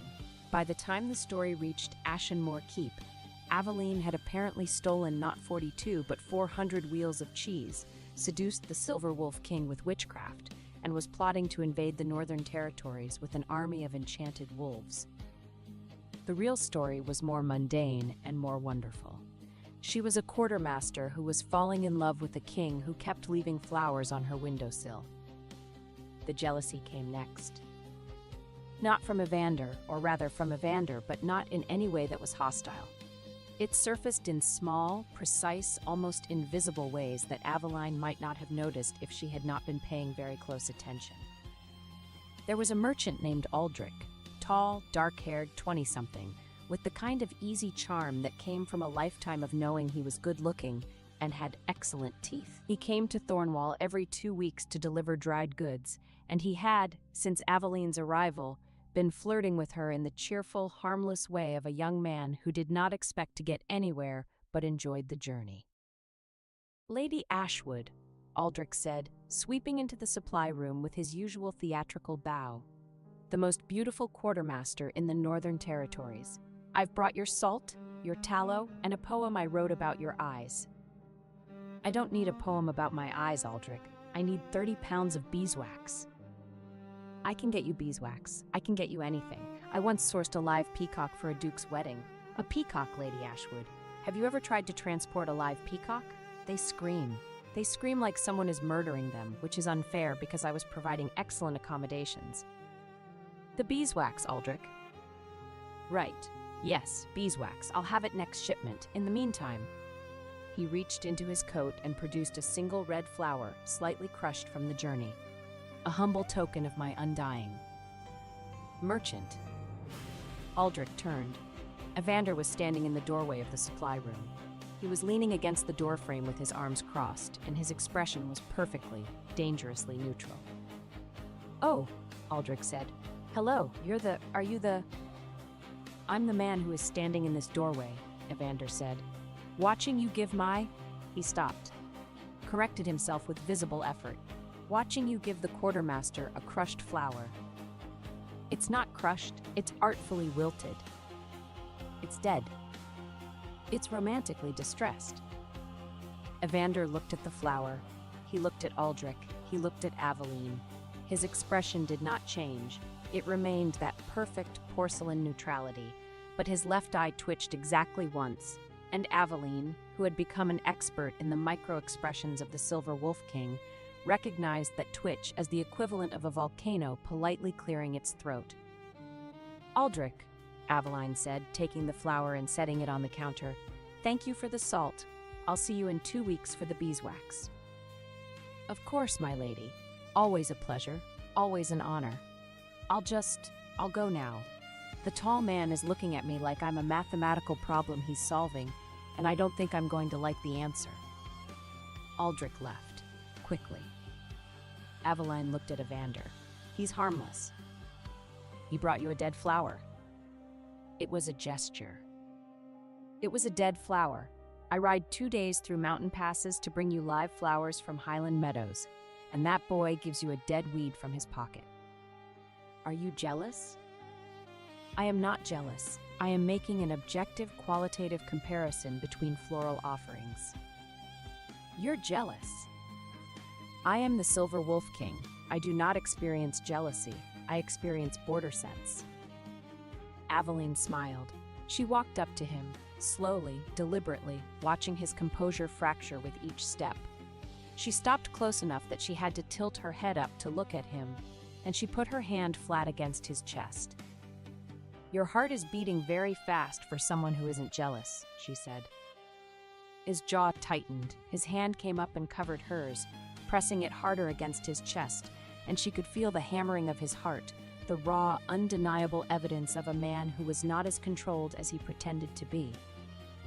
"The flowers from the meadow," he said, his voice low. "Do you prefer them?" "You know I do." "Then I need you to know that I will continue to bring them. Every time, no matter how far the ride." His thumb traced across her knuckles. And if that merchant brings you one more flower, dead or alive, I am going to buy his entire stock of beeswax and candles and anything else he sells and have it delivered to you in a cart with my seal on it, so he understands exactly whose quartermaster he is flirting with. That seems excessive. I'm a king. Excessive is my baseline.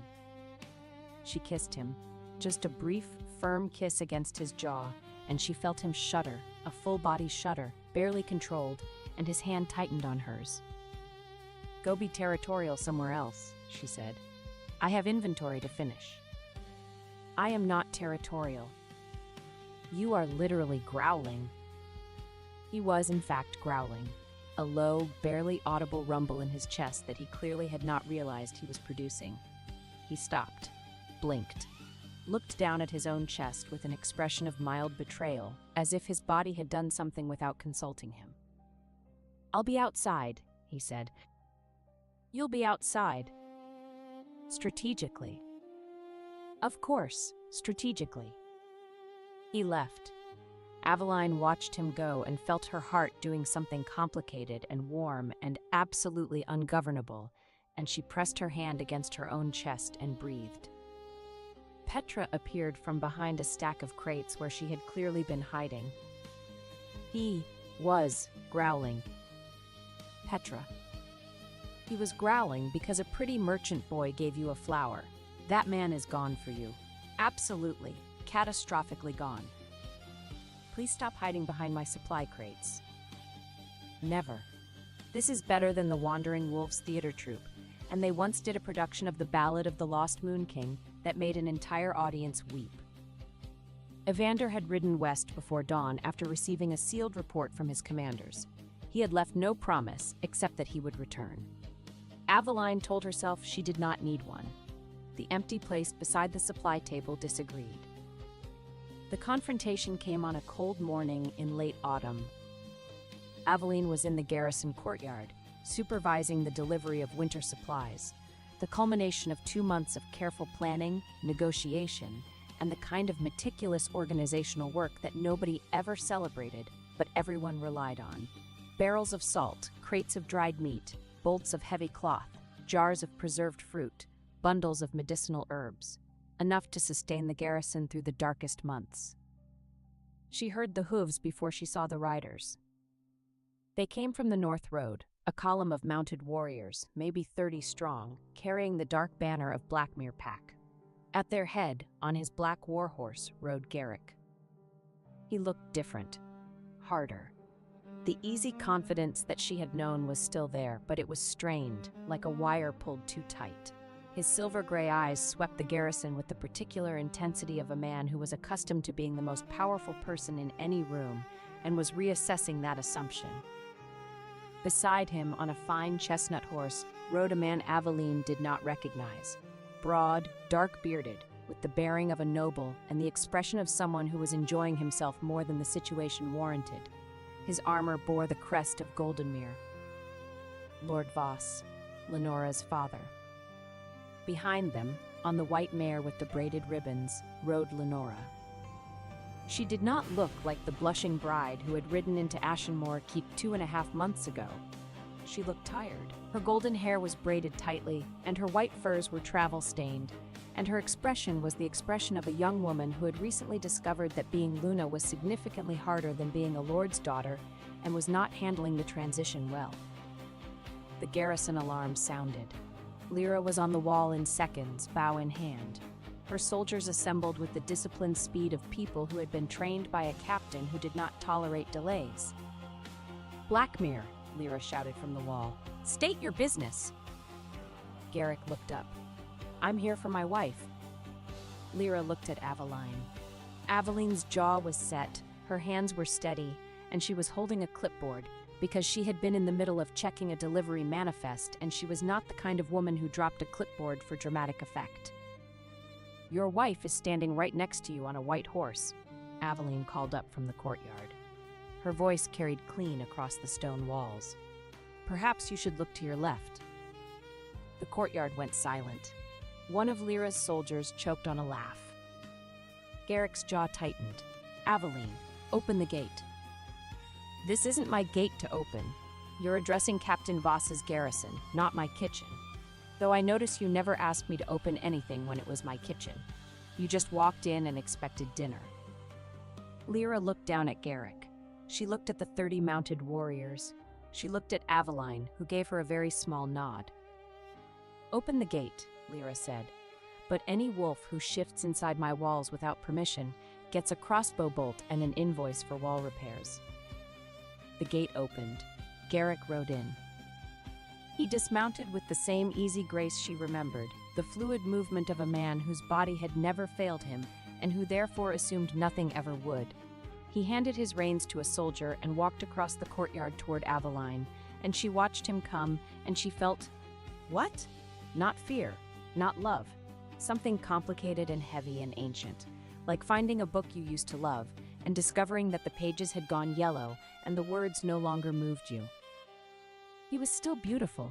That was the cruelest part. Time and betrayal had not diminished him. His silver-gray eyes still caught the light. His jaw was still sharp enough to cut paper. He was still the man she had married at 22, flushed and shaking and so certain that love was enough. "Aveline," he said, and his voice was softer now. The command was gone. What remained was something rawer, something that might have been regret if Garrick Blackmere had been the kind of man who admitted to regret. "Garrick, you look well." "I am well. I have a job, a cottage with a roof that doesn't leak, and 42 wheels of cheese. I've never been better." "I need the ledgers." "I know you need the ledgers. I hear you accidentally ordered triple the wheat, and it's stacked in the Great Hall." "Who told you that?" "Merchants. They talk.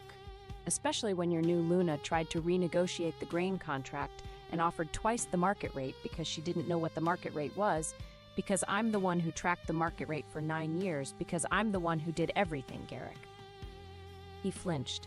It was small, a tightening around his eyes, a shift in his shoulders, but she saw it because she had spent 9 years learning to read this man, and she could read him even now, even after everything. "I know," he said. "I know you did everything. I didn't see it. I should have." "Yes, you should have. Come back." The words landed like stones in still water. "Not as Luna," he added quickly. "I know. The bond with Lenora, but as advisor. Steward. You could run the household, the accounts, the trade. You want me to come back and do all the work I used to do, without the title, without the position, without the marriage, while your new wife sits in my chair and wears my role and sleeps in my bed." "Our bed." "It was never our bed, Garrick. It was my bed. I'm the one who lay in it alone every night you were gone, which was most nights, and I'm the one who bled in it when I lost our child alone, because you were at a council meeting and nobody wanted to interrupt you." The courtyard went very, very still. Garrick's face changed. Something cracked behind his eyes, not the controlled discomfort of a political problem, but something deeper, older, the kind of crack that happened when a man was forced to see something he had spent years looking away from. "I didn't know," he said. I didn't know you were alone when—" "You didn't ask. You came back from the council meeting and I told you what happened and you held me for 5 minutes and then you left to handle a border report. 5 minutes, Garrick. That's what our child was worth. 5 minutes." Lord Voss, still mounted, shifted uncomfortably.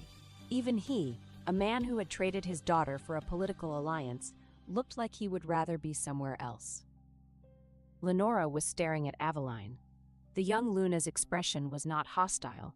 It was not triumphant.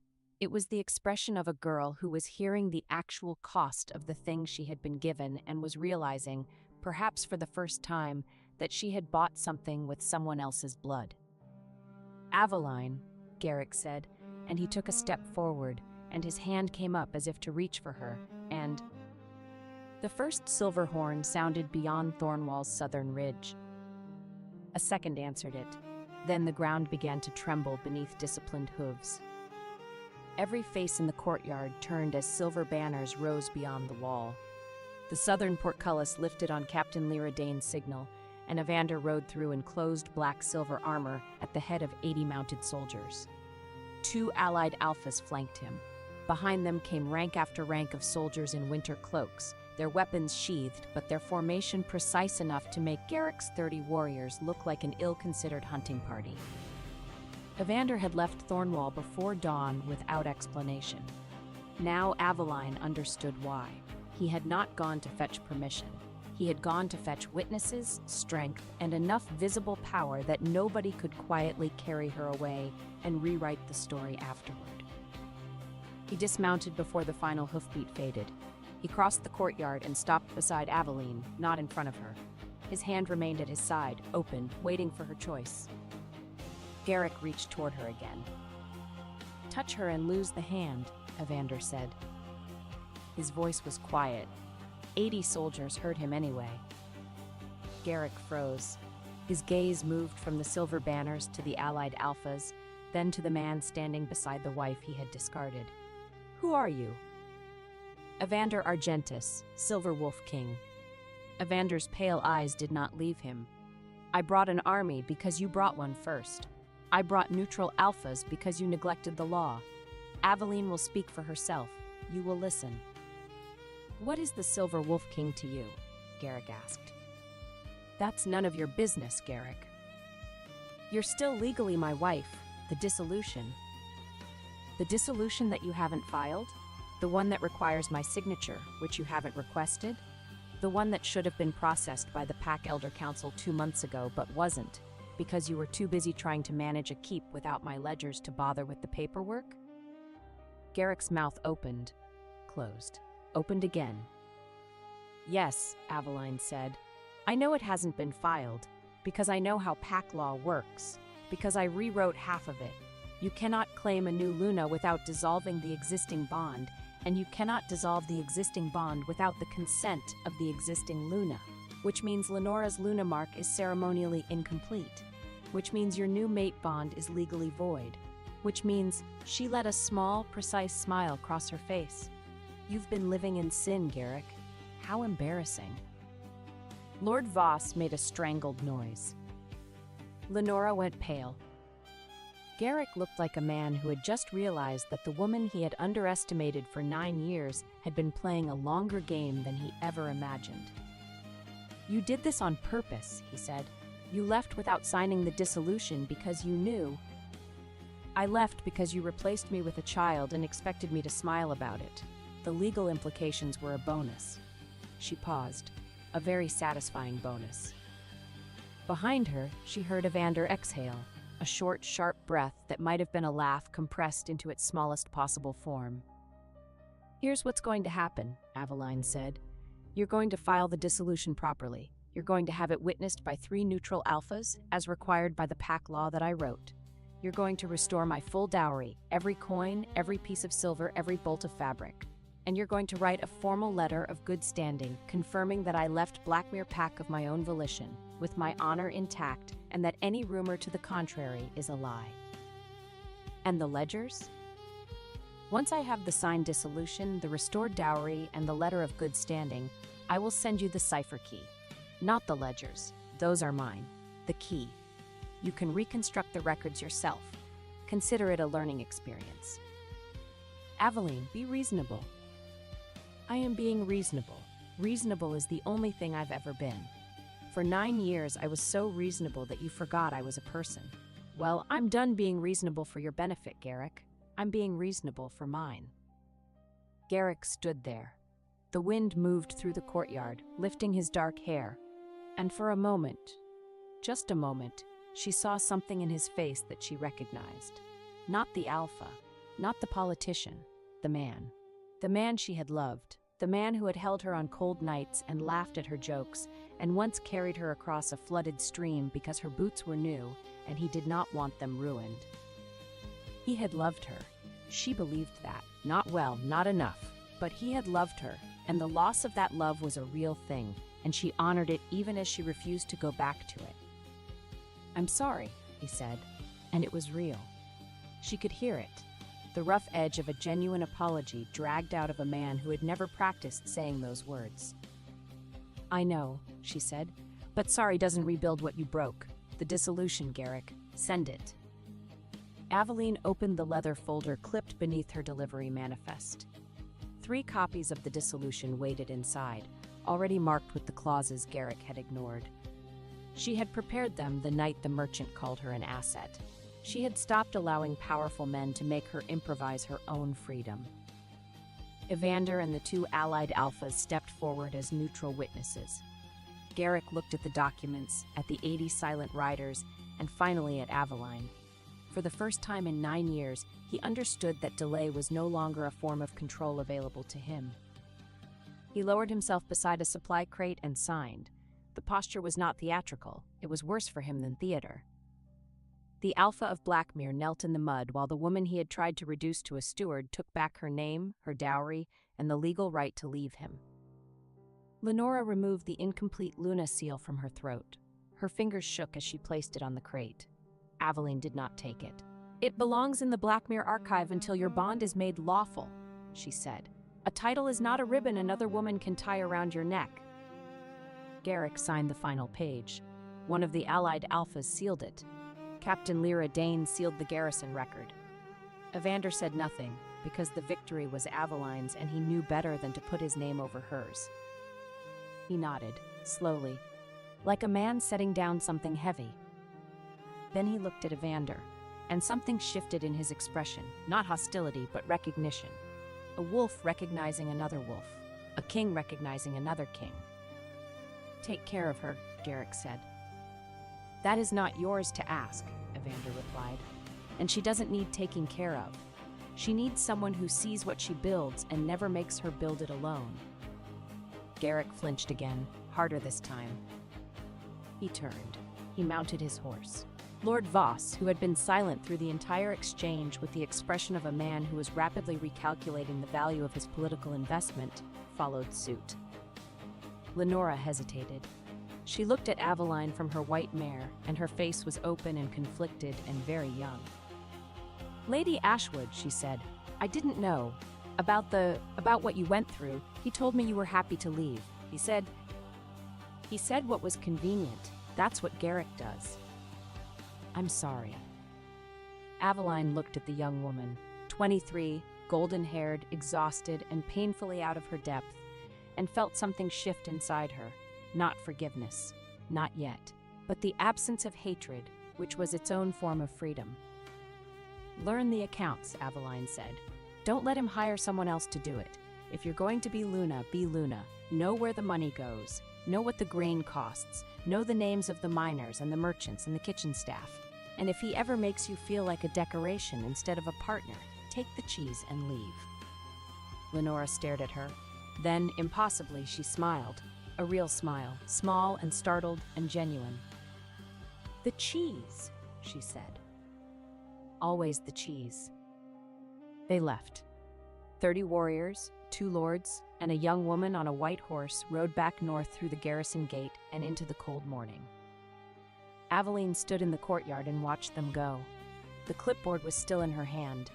Her delivery manifest was still unfinished. The winter supplies were still waiting to be checked and cataloged and stored. Evander stood beside her, not touching, not speaking, just there. "I'm going to finish my inventory now," she said. "I know. And then I'm going to have a very large glass of wine. I'll join you. And then I'm going to cry, just once, just for 5 minutes, and then I'm going to stop, and I'm going to be fine." His hand found hers. His fingers laced through hers, warm and steady and certain. "Take as long as you need," he said. She did not take long.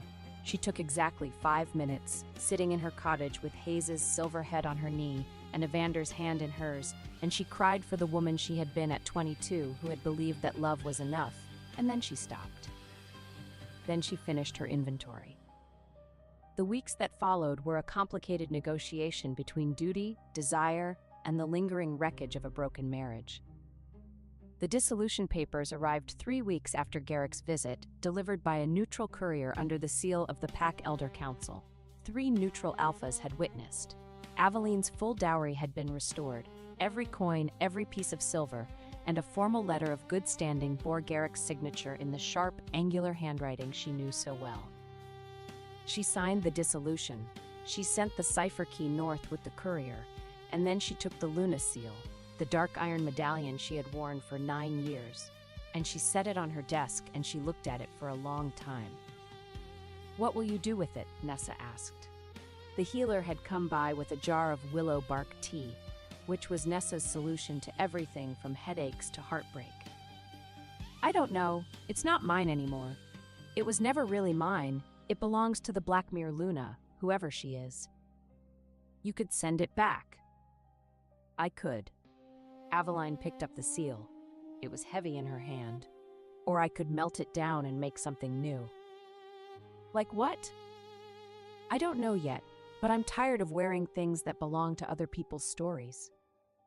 She did not melt it down. Not yet. She put it in a drawer and closed it, and the sound of the drawer closing was the sound of a chapter ending. Evander, meanwhile, was becoming increasingly difficult to ignore. Not because he was demanding, he was the opposite of demanding. He was patient and careful and unfailingly respectful of her space and her grief and her process. But he was also present, and his presence was a physical force, like gravity, like the tide, like something natural and inevitable that you could not resist without exhausting yourself. He trained with the garrison soldiers every morning, and Aveline watched from the supply room window, and she told herself she was checking inventory. And she was checking inventory, but she was also watching the way he moved, fluid and powerful and precise, and the way the sunlight caught the angles of his face, and the way he laughed with Petra after she accidentally knocked him off balance with a shield bash that she was very proud of.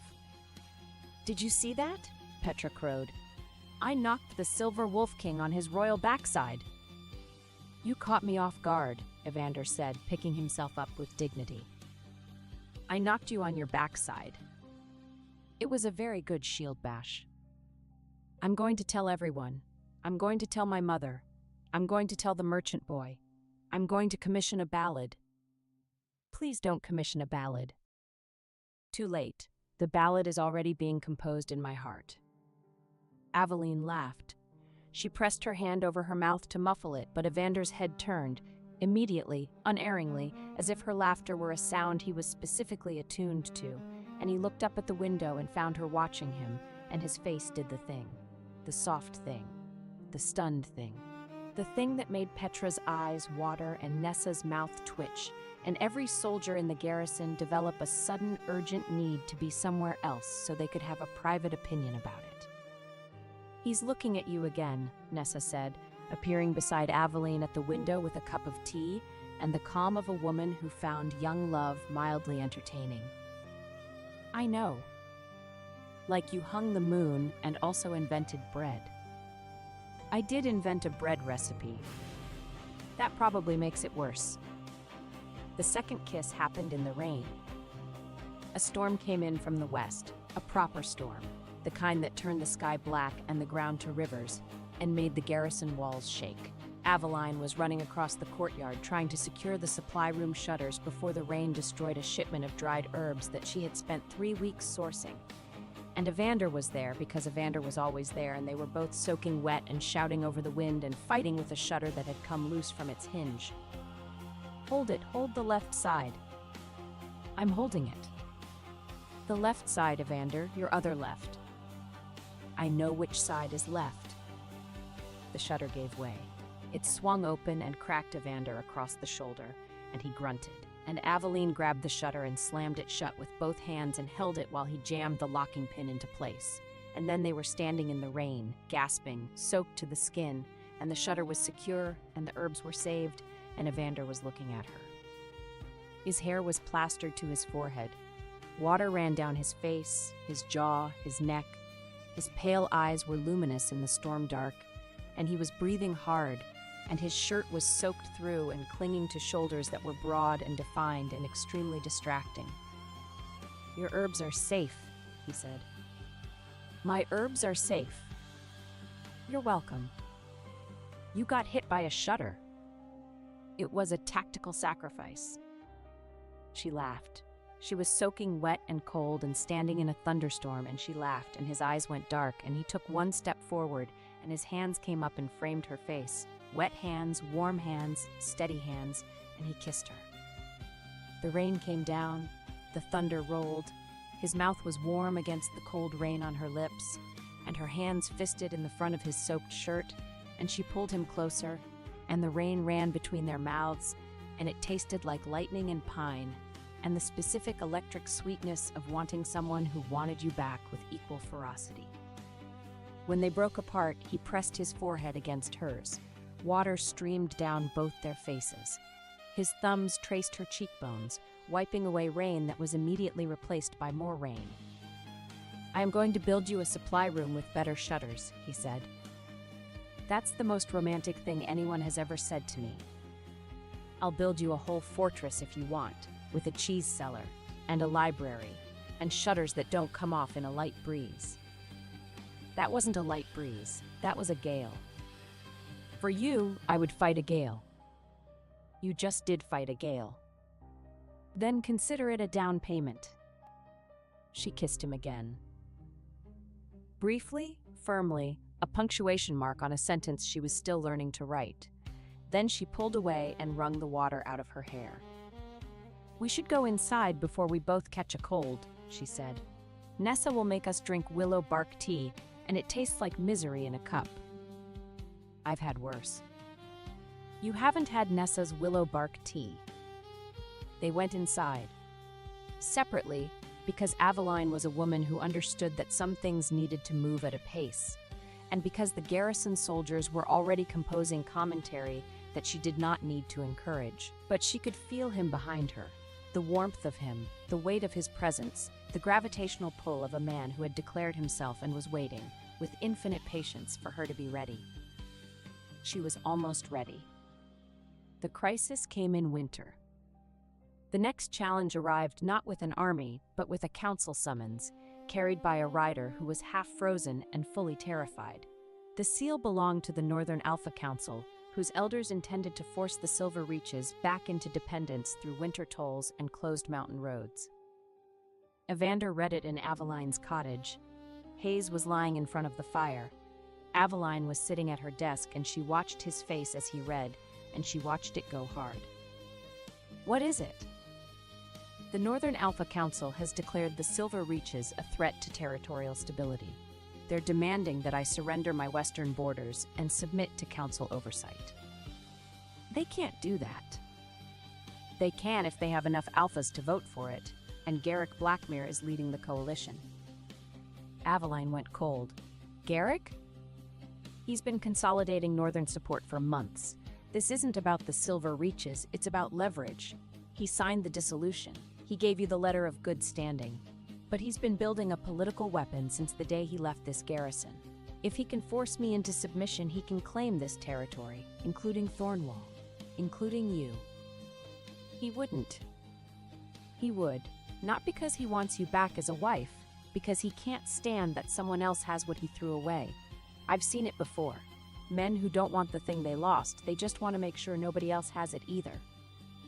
Aveline stood.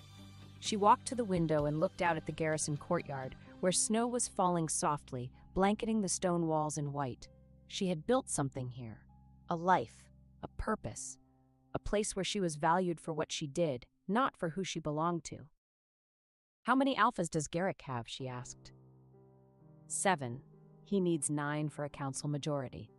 The 9th and 10th votes are undecided. Alpha Auric of Ironwood and Alpha Maeve of Red Hollow. "Maeve," Aveline said. "I know Maeve. She traded with Ashenmore for years. I negotiated her iron contracts personally." Evander looked at her. "You know Maeve?" "I know her grain needs, her iron yields, her shipping seasons, and the name of the Forge Widow, whose cooperative she protected when 3 lords tried to seize it. Maeve does not care about territorial theater. She cares whether ordinary people survive the winter. If Garrick threatens that, she will vote against him." "And Auric?"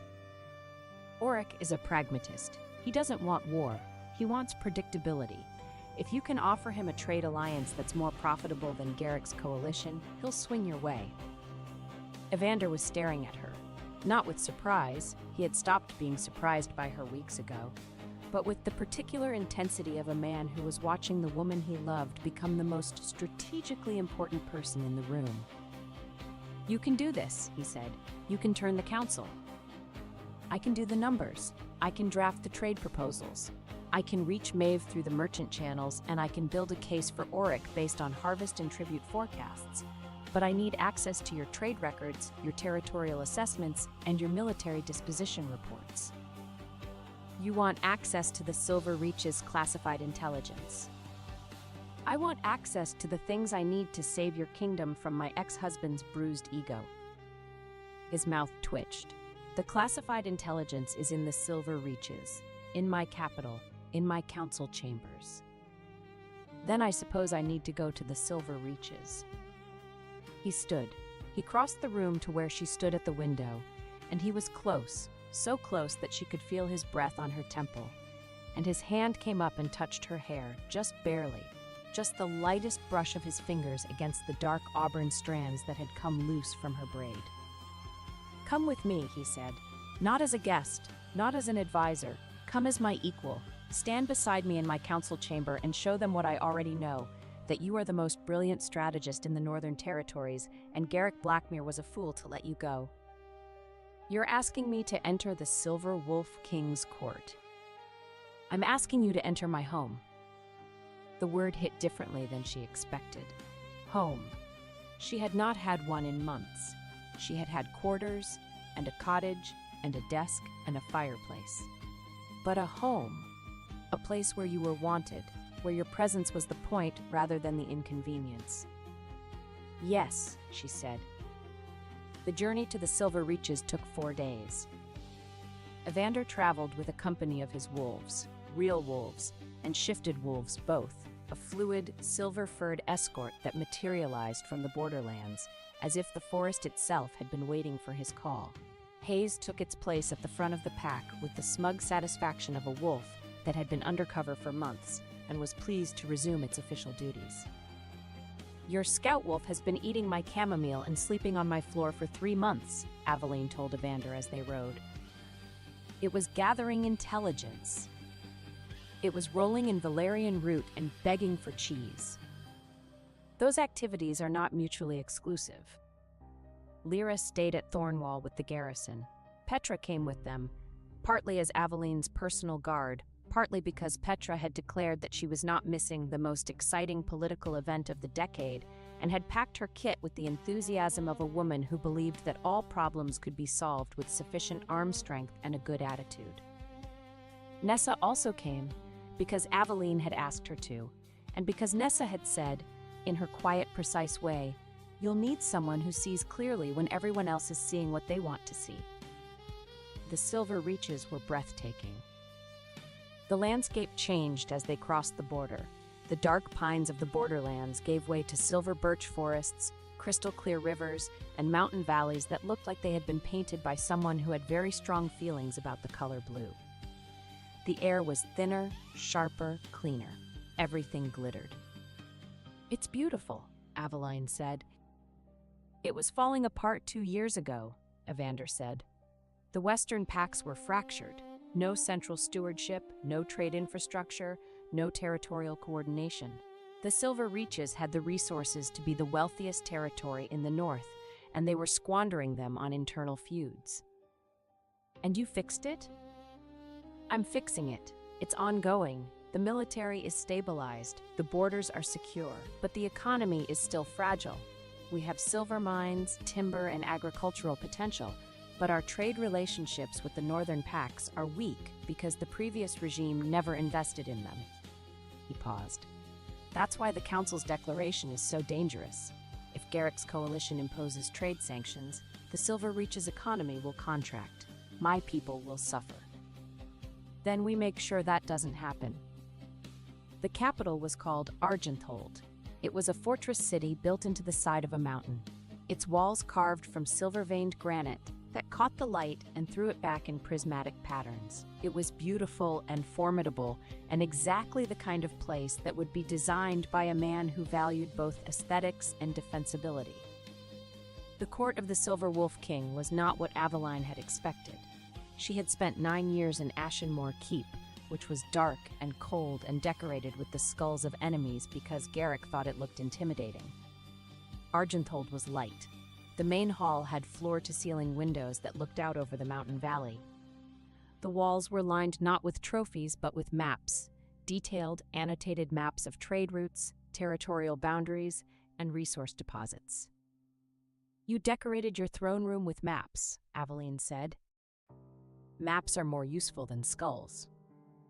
Garrick has skulls. Garrick has skulls and no idea how much grain he has in storage. I rest my case. His council was small, 6 advisors, each one responsible for a different aspect of stewardship. They were waiting in the council chamber when Evander entered, and they rose, and their eyes went from him to Aveline with the undisguised curiosity of people who had been hearing rumors for weeks and were now confronted with the reality. "This is Aveline Ashwood," Evander said, "former Luna of Blackmere Pack, current quartermaster of Thornwall Garrison, future strategic advisor to the Silver Wolf Court." Aveline looked at him. "We haven't discussed the title." "I'm discussing it now. Do you object?" "I object to the word future. I'm advising now, right now, starting this minute." His council stared. "She's terrifying," whispered Aldrich's cousin Jocelyn, a young nobleman who served as Evander's trade envoy and bore a striking resemblance to his merchant cousin, including the excellent teeth and the tendency to say exactly what he was thinking at the worst possible moment. "She can hear you," Aveline said. "I know," Jocelyn said. "I wanted you to hear me. It was a compliment." Aveline liked Jocelyn immediately. He was 26, blonde, handsome in an entirely unthreatening way, and possessed of a genuine warmth that made him impossible to dislike. He was also, she discovered quickly, an excellent trade envoy, sharp, personable, and gifted with the ability to make people agree to things before they realized they were agreeing. "He's good," she told Evander after the first council meeting. "He's the best envoy I have. He also flirts with everyone. He flirts with furniture. I've seen him compliment a chair. It's a gift." "Does he flirt with you?" "He once told me my crown brought out the brooding intensity of my eyes. I nearly fired him." "But you didn't." "He was right about the crown." She threw a map scroll at him. He caught it without looking, because of course he did, and his mouth curved into that small, devastating smile that she was becoming addicted to. The work began. Aveline prepared for the council with the same intensity she had brought to Ashenmoor's ledgers and Thornwall's provision routes. She studied which territories depended on which winter roads, then drafted a plain offer for Alpha Auric of Ironwood and a personal letter to Alpha Maeve of Red Hollow. The letter mentioned the forge cooperative Maeve had defended years earlier and the southern bridge whose collapse had nearly isolated 3 villages. "You are including the Forge Widows?" Evander asked, reading over her shoulder. "Maeve risked 3 alliances to keep their workshop open. Anyone can memorize what a ruler buys. Trust begins when you remember what she was willing to protect." He was quiet for a moment, then he said, "My mother liked cornflowers, blue ones. She grew them on the windowsill of our cottage before she died." Aveline looked up at him. His face was still, that controlled, composed stillness he wore like armor, but his eyes were open, and in them she saw the boy he had been before he was a king. "The wildflowers," she said softly, "the blue ones you bring me. They're cornflowers, the same kind she grew." "Evander, you asked where they grew. I told you the Highland Meadows. That was true. But the first ones I brought you, I picked from my mother's garden, the plot I maintain behind my quarters. She's been dead for 15 years. But the flowers keep growing, and He stopped. His jaw tightened. "I wanted to give you something that was real, something that came from a place that mattered." She stood up. She took his face in her hands, this impossible man, this ghost king, this warrior who left flowers on windowsills and remembered his mother's garden, and she kissed him so gently that it was barely a kiss at all, just a press of lips, a promise. "Thank you," she whispered against his mouth. "For the flowers. For all of them." His hands settled on her waist. He pulled her closer, not urgently, but certainly, the way you pull a door shut against the cold. "You should probably know," he said, "that Jocelyn is standing in the doorway and he's weeping." "I'm not weeping," Jocelyn said from the doorway, very clearly weeping. "I have allergies. This castle is dusty. I'm a professional." "Please leave, Jocelyn." I'm leaving. But for the record, this is the most beautiful thing I've ever witnessed, and I'm including the sunset over Lake Argentum, which is widely considered the most scenic view in the Western Territories." "Leave, Jocelyn." He left, still weeping, professionally. The council summit was held at Argenthold because Evander argued, correctly, that neutral territory was meaningless when the Northern Alpha Council had already declared its position, and hosting the summit on Silver Reach's soil was both a strategic statement and a practical advantage. The Alphas arrived over the course of 3 days. They came with retinues, banners, horses, and the specific air of people who were accustomed to being the most important person in any given room, and were now confronted with a room full of other people who felt the same way. Garrick came. He arrived on the second day with 20 warriors, his Blackmere banner, and Lenora, who looked even more tired than the last time Aveline had seen her. Lord Voss came separately, with his Goldenmere guard, and he brought his own wine, which suggested he did not trust Evander's hospitality. He was right not to. Evander had instructed the kitchen to serve Lord Voss exclusively from the oldest, most vinegary barrel in the cellar, which was the kind of petty excellence that Aveline found deeply satisfying. Alpha Maeve of Red Hollow arrived on the third day. She was a woman of 50, built like a stone wall, with iron-gray hair cut short and the handshake of a blacksmith. She took one look at Aveline, and her face split into a grin. "Aveline Ashwood, I heard you stole 42 wheels of cheese and ran off with a Wolf King." "The cheese theft is accurate. The Wolf King part is more nuanced." "Is it? Because the Wolf King is standing behind you looking like he'd invade a continent if you asked." Evander, who was indeed standing behind Aveline, said nothing. But his chin lifted fractionally in a way that did not dispute the assessment. "How is the Red Hollow Forge cooperative?" Aveline asked. Maeve's expression changed. "Still open. They trained 6 new smiths this spring. You remembered." "I always remember." "I know you do. That is why I came." Maeve leaned closer. "Garrick offered me iron at ruinous terms and demanded control of my southern pass. My youngest forge steward could have written a fairer agreement while half asleep." "Can she?" "I would trust her figures before his," Aveline said. Alpha Auric of Ironwood was the last to arrive. He was older, late 50s, gray-bearded, with the weathered face of a man who had spent decades managing a mining territory and had the patience of a mountain. He was not friendly. He was not unfriendly. He was a man who wanted facts, and he wanted them delivered without ornamentation, and he had no interest in being charmed. "Lady Ashwood," he said when Aveline was introduced. "You're the one who wrote the trade proposal." "I am." "It's the most detailed economic analysis I've seen from any territory in 20 years. Your projected yield curves for silver exports are aggressive, but defensible.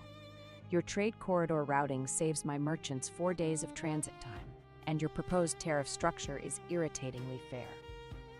"Thank you." It wasn't entirely a compliment. Irritatingly fair means I can't find a flaw in it, and I spent 3 days looking. He studied her. "You did Blackmere's accounts for 9 years?" "I did everything for 9 years."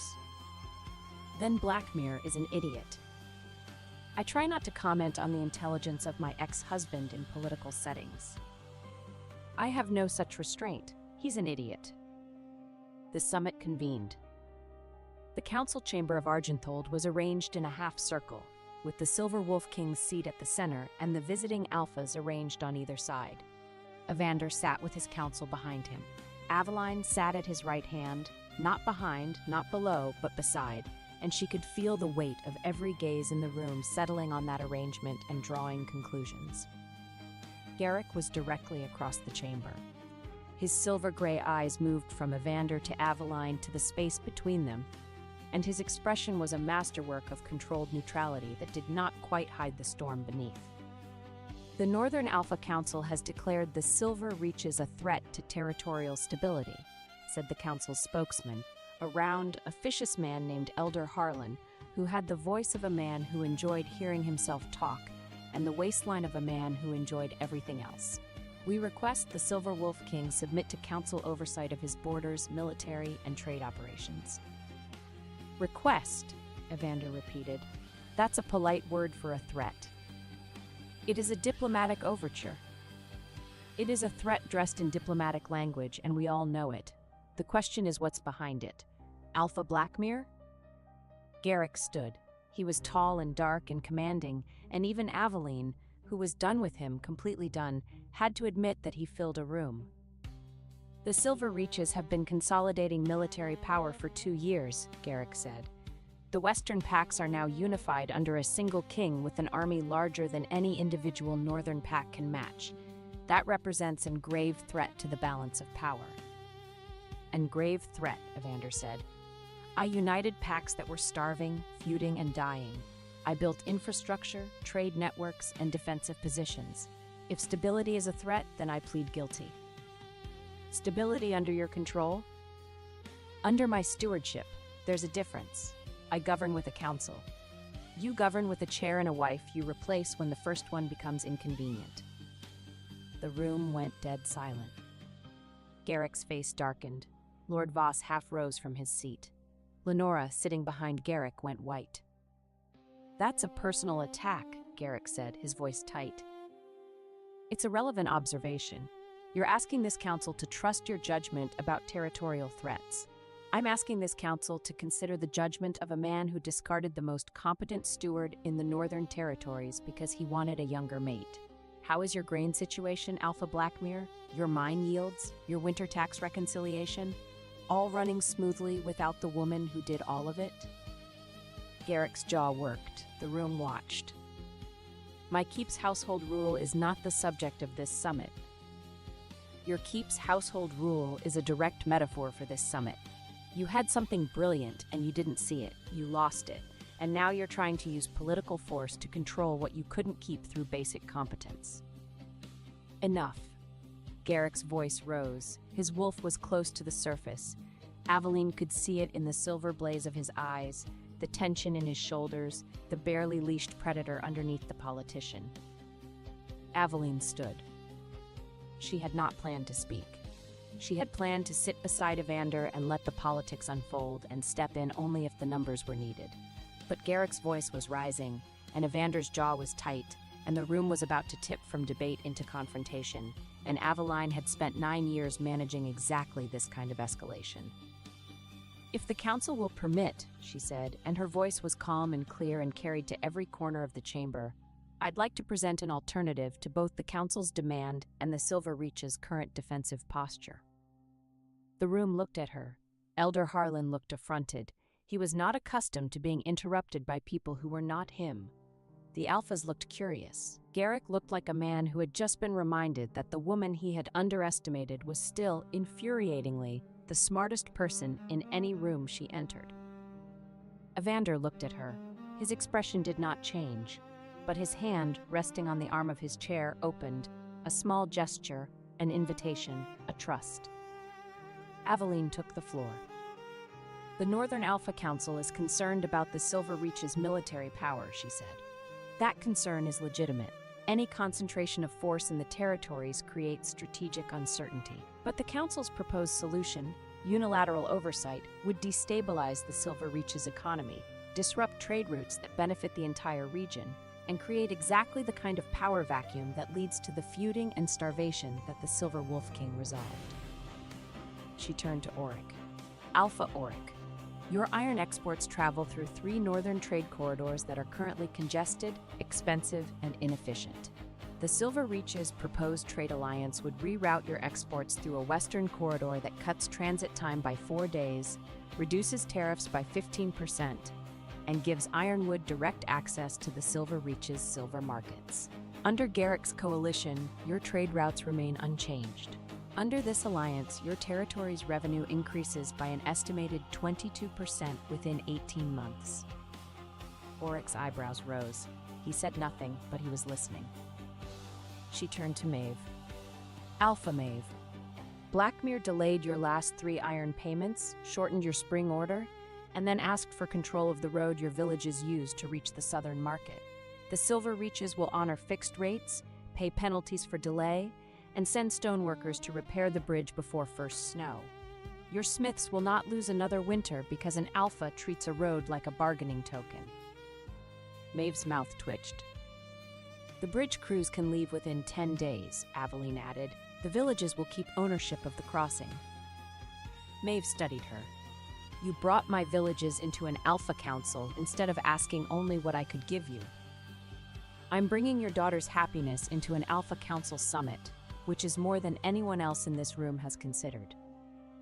Maeve sat back, she folded her arms, and she smiled.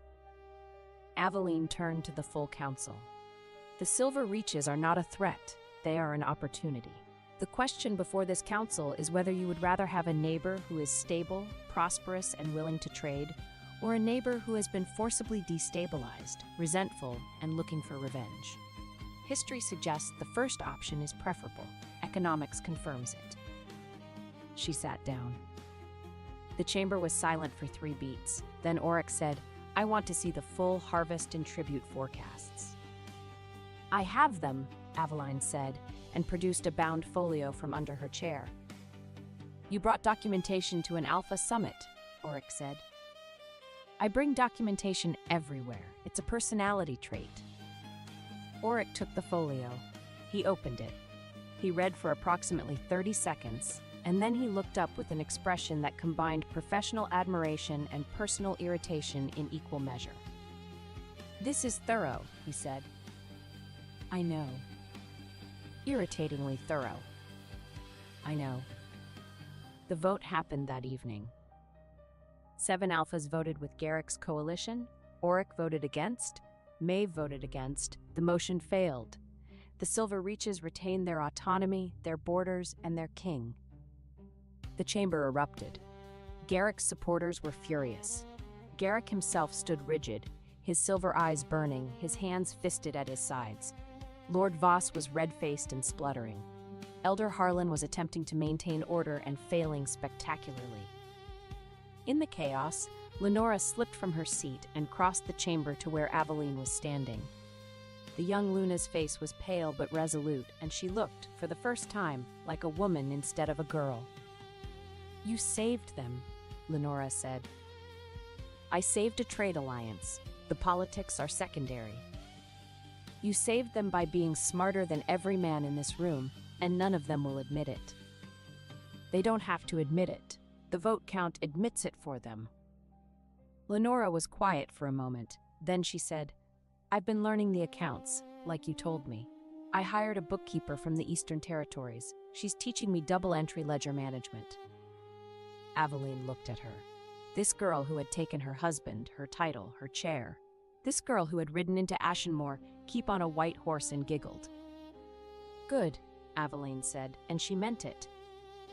I found the saffron, Lenora added. I took the saffron. No, the other saffron. There was a hidden stash in the second pantry, behind the flour. Aveline blinked. The second pantry has a hidden compartment? Behind the flour, left wall, 3rd stone from the floor. It pops out. I lived in that keep for 9 years, and I didn't know about a hidden compartment. I found it because I was actually looking. You were too busy running everything to look.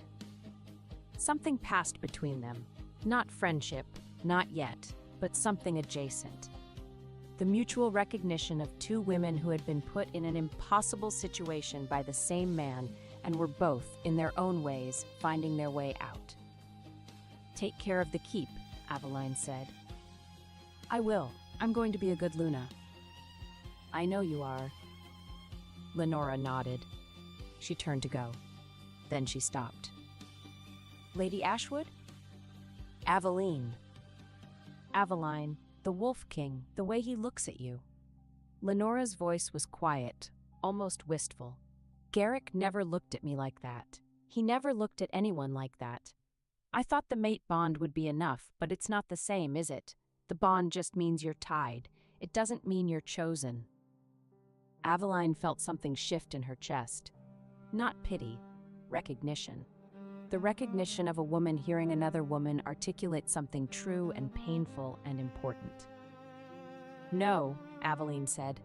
It's not the same. Being chosen is different. Being chosen means someone looked at all of you, the flower dust and the ledger tables and the stubbornness and the grief, and decided that was exactly what they wanted. The bond doesn't do that. Only a person does that. Lenora nodded. Her eyes were bright, but she did not cry. She turned and walked back to Garrick's side of the chamber, and she sat down in her chair, and she squared her shoulders, and she looked like a woman who was beginning to understand the difference between a title and a life. The aftermath of the summit was loud. Garrick's coalition fractured within hours. With Auric and Maeve's votes against the motion, the remaining 7 alphas lost their unified position, and the political arguments that had held the coalition together began to dissolve into individual grievances, personal ambitions, and the usual territorial squabbling that characterized Northern Wolf politics.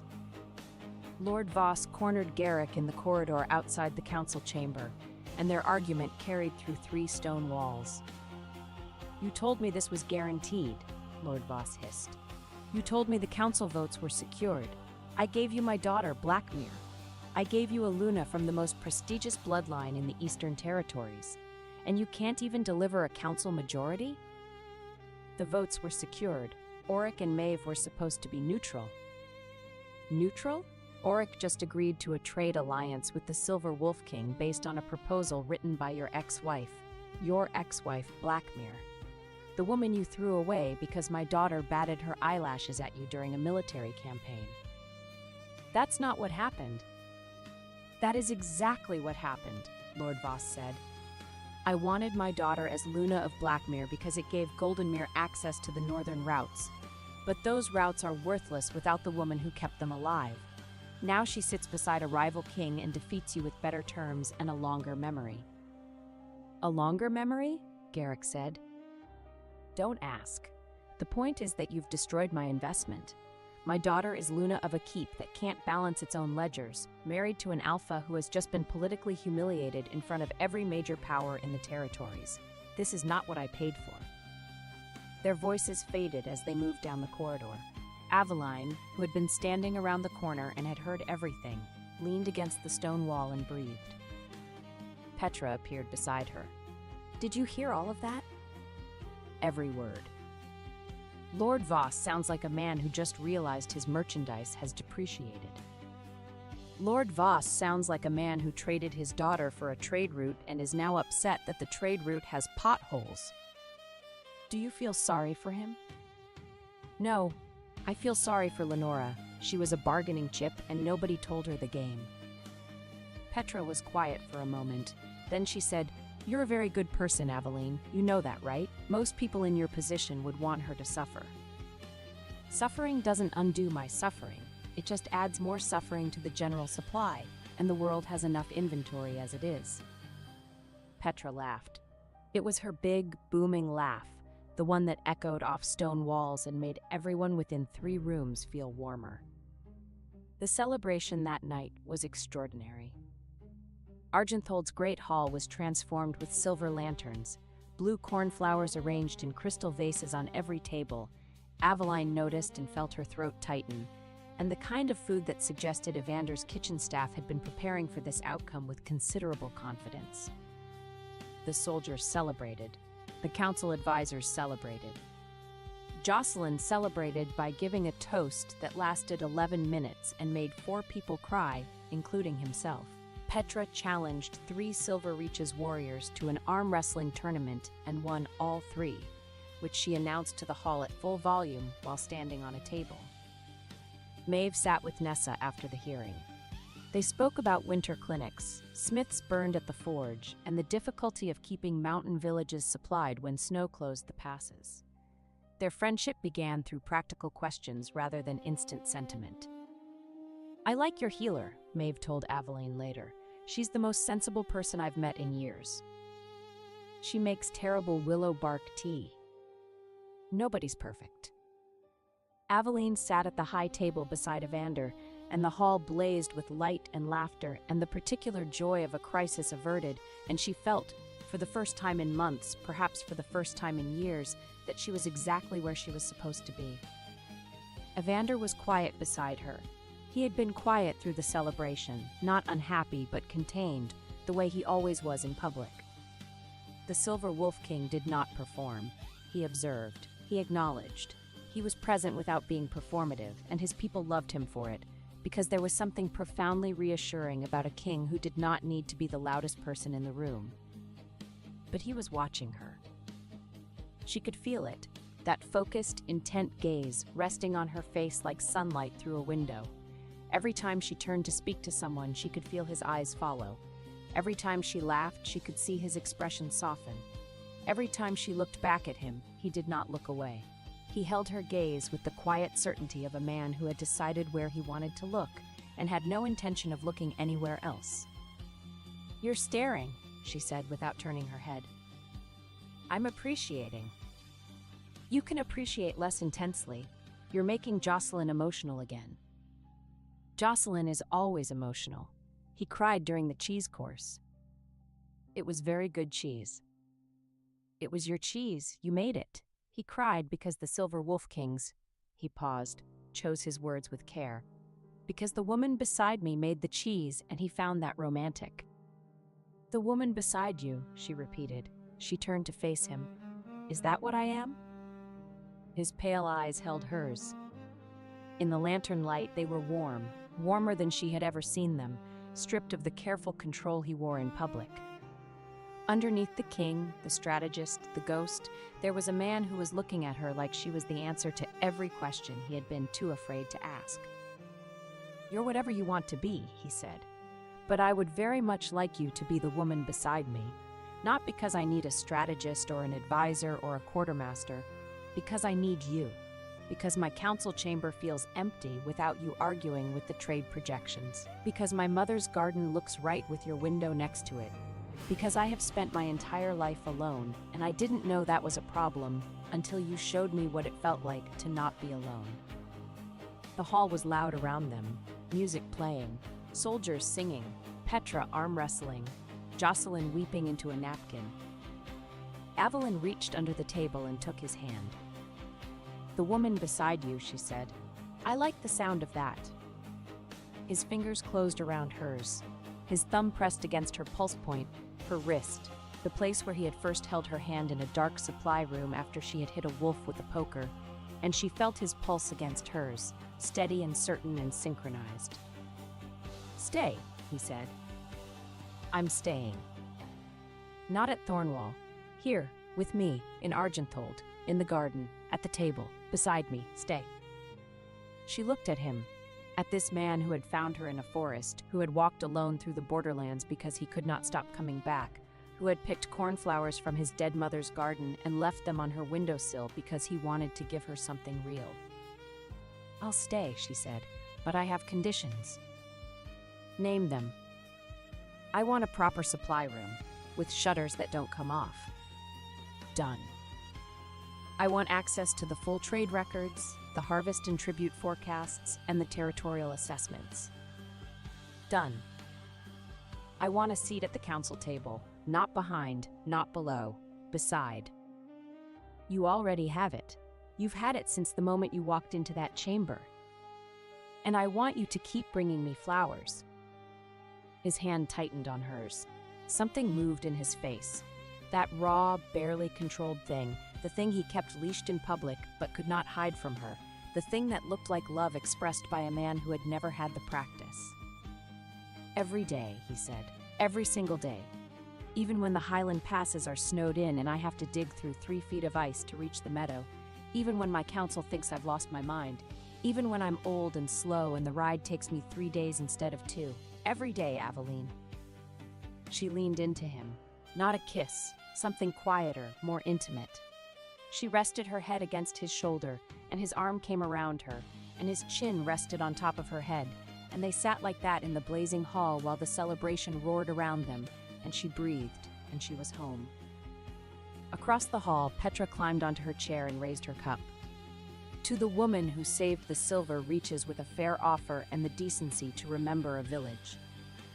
The hall cheered. And to the king who picks flowers. The hall cheered louder. Evander closed his eyes. I am never going to live that down. Never, Aveline confirmed. The ballad is already being composed. I specifically asked her not to compose a ballad. You asked her not to compose a ballad about the shield bash. The flower picking is new material. I am going to demote Petra. Petra doesn't work for you. Then I'm going to promote her so I can demote her. Aveline laughed, and his arm tightened around her, and the sound of her laughter in that hall, bright, full, unguarded, was the sound of a woman who had stopped surviving and started living.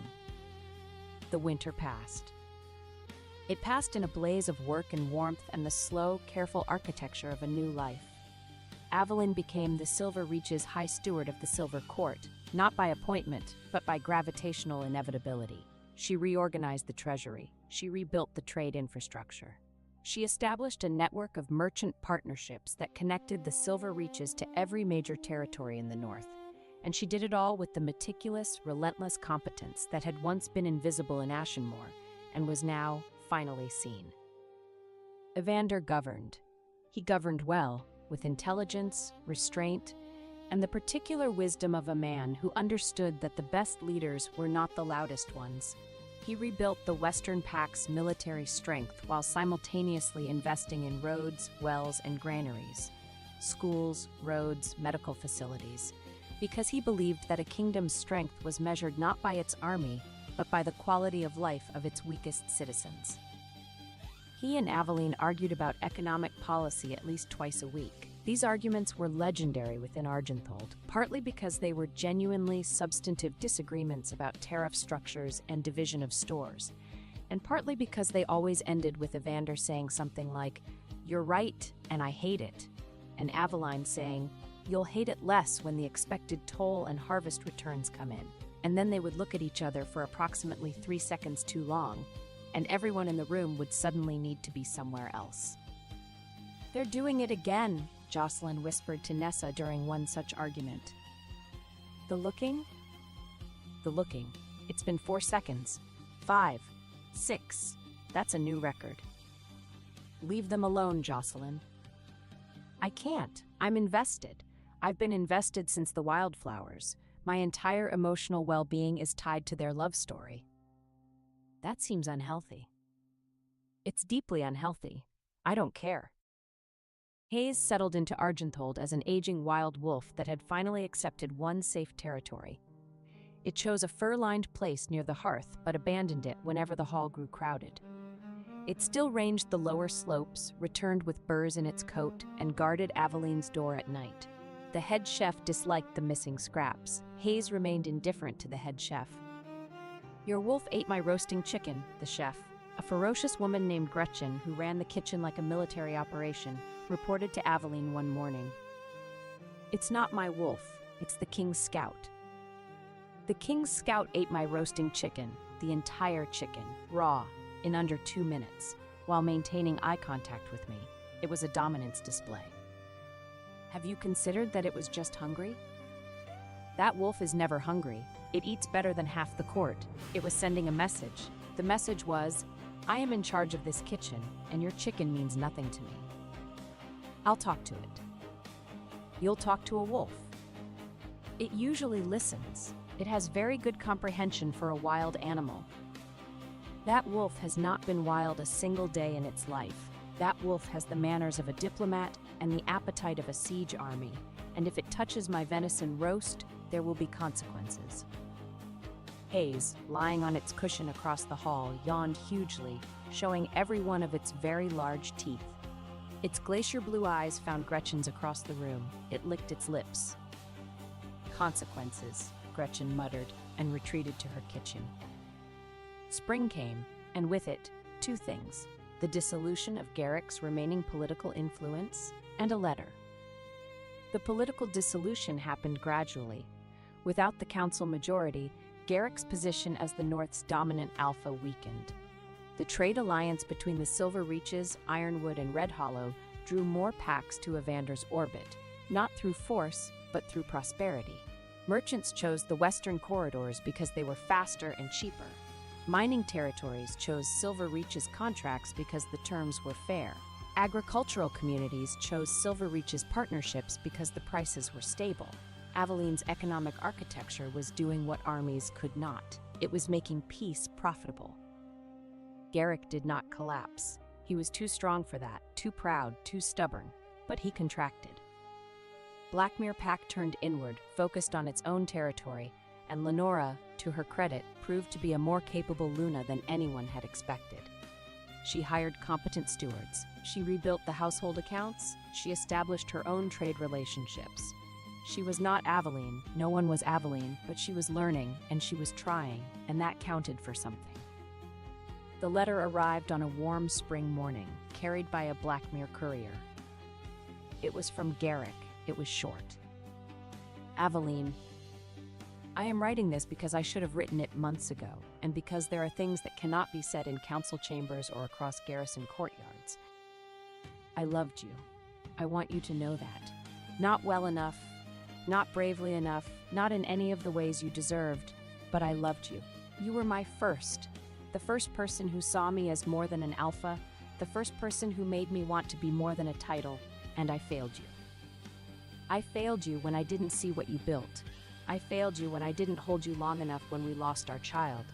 I failed you when I let a new bond convince me that what we had was less than it was. It wasn't less, it was everything. I just didn't know it until you were gone. I am not asking you to come back. I know you won't, and I know you shouldn't. The Silver Wolf King is a better man than I was to you. I can see that. I hate that I can see that, but I can see it. I am asking for your forgiveness. Not now, not soon. Whenever you're ready, if you're ever ready. The cheese was excellent.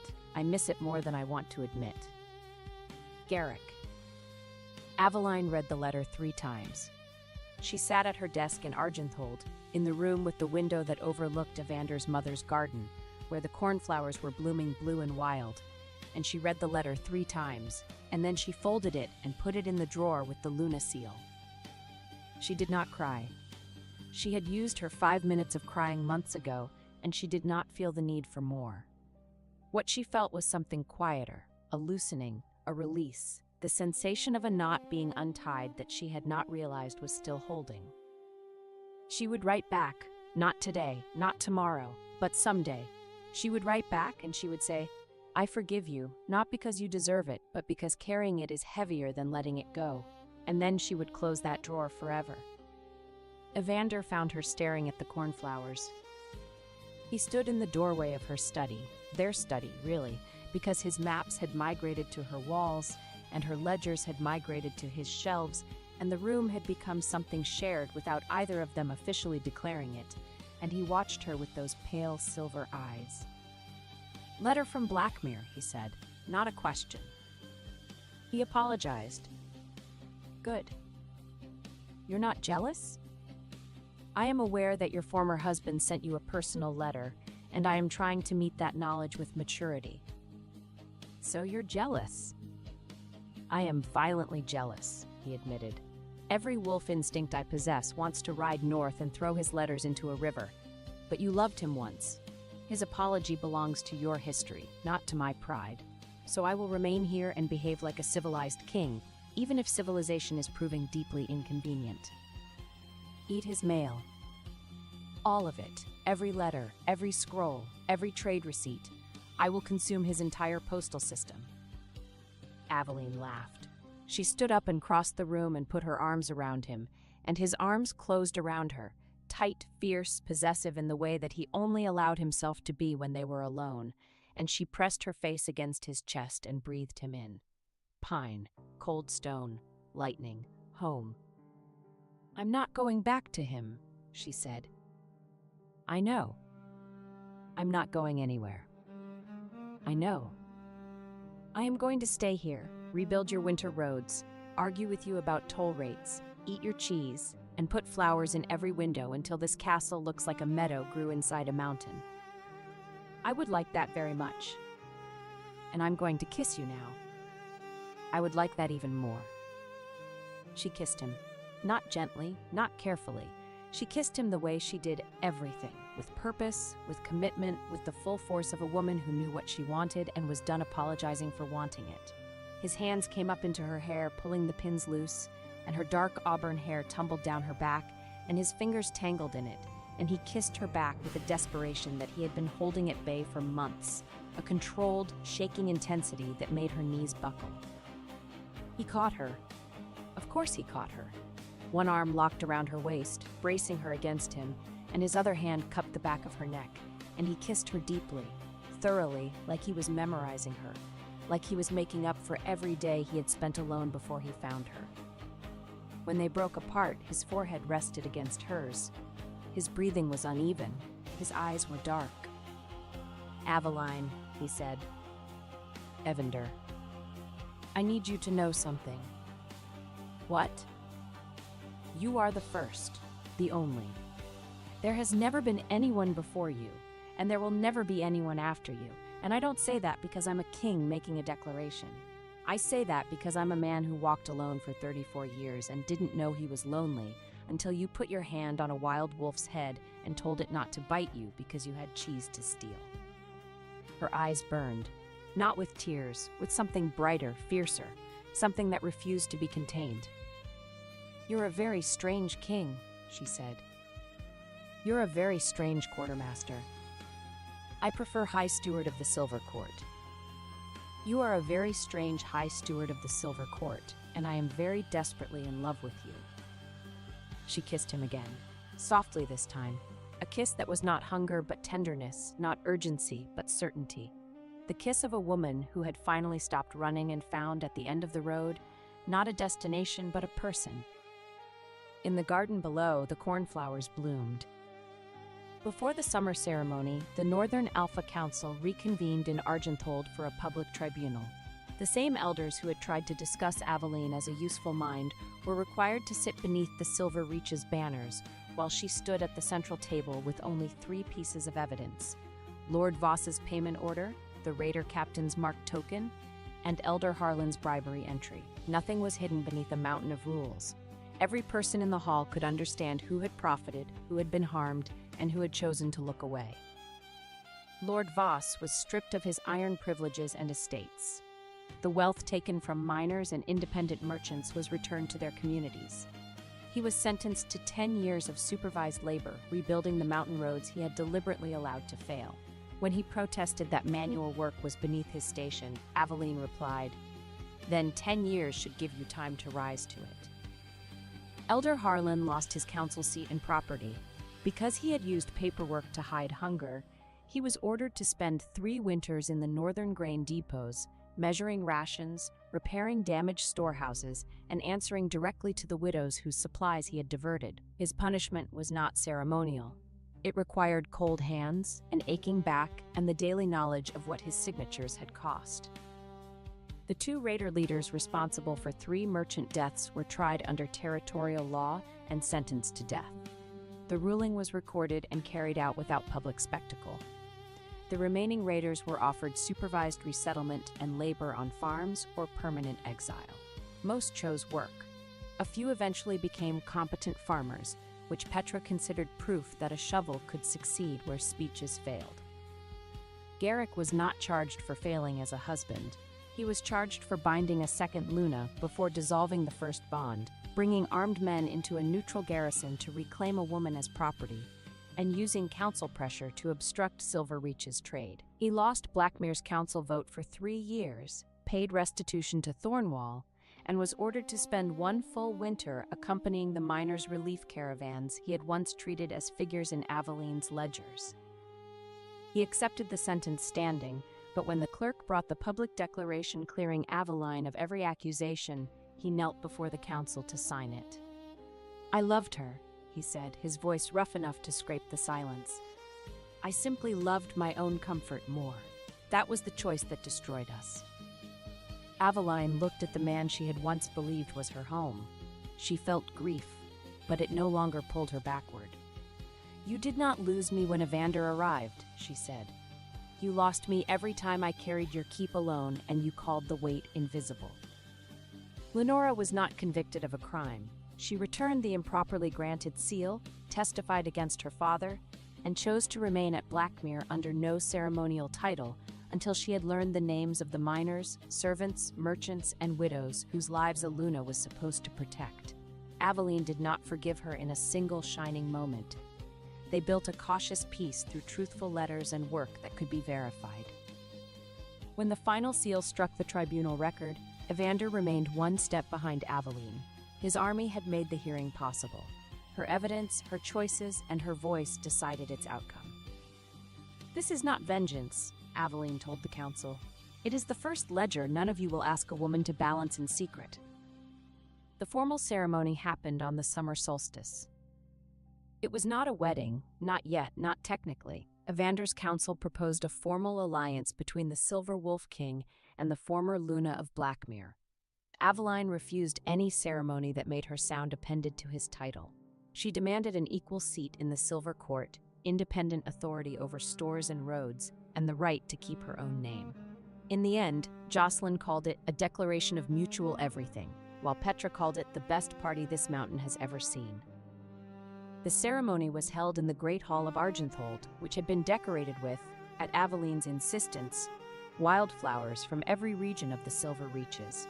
Blue cornflowers from the highland meadows, white silver bells from the valley floor, purple mountain heather from the upper slopes. The hall smelled like every beautiful place in the kingdom had sent its best representatives. Aveline wore midnight blue. Not because it was traditional, it wasn't, but because it was hers. The same color as the gown she had sewn for Ashenmoor's winter solstice, the gown she had worn the night she was humiliated in the Great Hall, the gown she had worn when she walked away. She had a new one made, finer fabric, better cut, silver thread at the cuffs, but the color was the same, because she was the same woman who had walked down those 114 steps in Ashenmoor Keep, and she wanted the world to know it. Her mother's silver combs held her hair.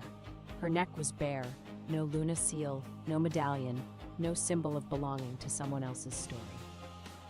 Evander wore black, because Evander always wore black, and because he had attempted to wear silver for the occasion, and Jocelyn had told him he looked like a very handsome chandelier, and he had changed immediately.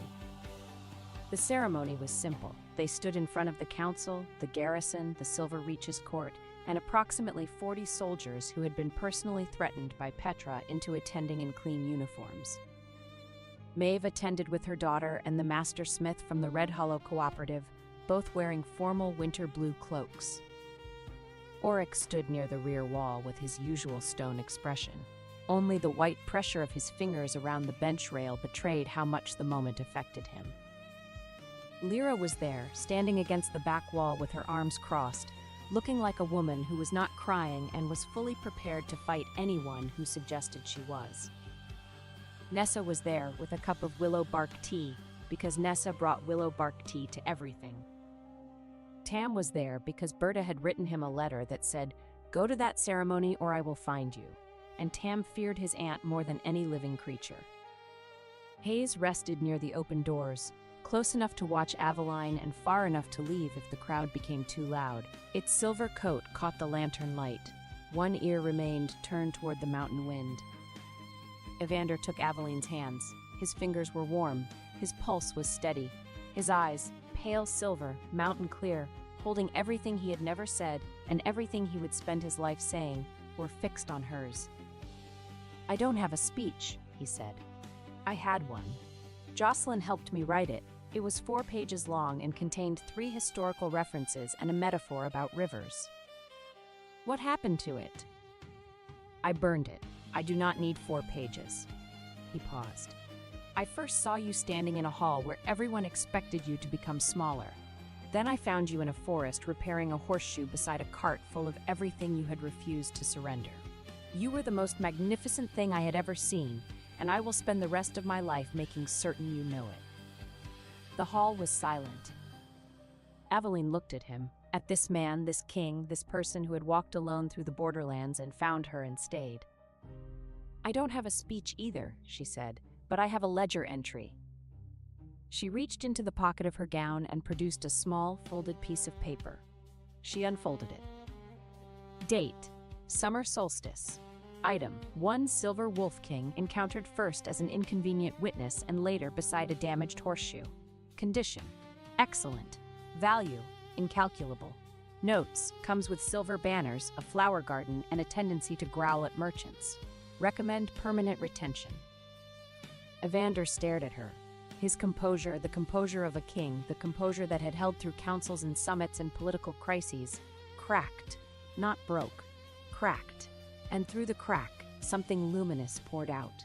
Something that looked like joy, raw and unfiltered and astonished. The joy of a man who had expected nothing from the world and had been given everything. He pulled her into his arms after she nodded permission, and the hall erupted. Petra shouted, Jocelyn openly sobbed, Maeve applauded with rare abandon, and Captain Lyra Dane turned her face toward the banners as if the cloth had suddenly become fascinating. Evander kissed her before the court, the council, and the soldiers. He kissed her like a man making no claim she had not freely granted, and she kissed him back like a woman who had finally found the place where she was not an asset, a decoration, or a chair to be replaced, but a person, chosen, seen, and loved. Loved not because she was useful, loved because she was her. When they broke apart, Evander whispered against her mouth, "Permanent retention?" "Non-negotiable," she whispered back. "Good, because I was never going to let you return this particular acquisition." "That's not how acquisitions work."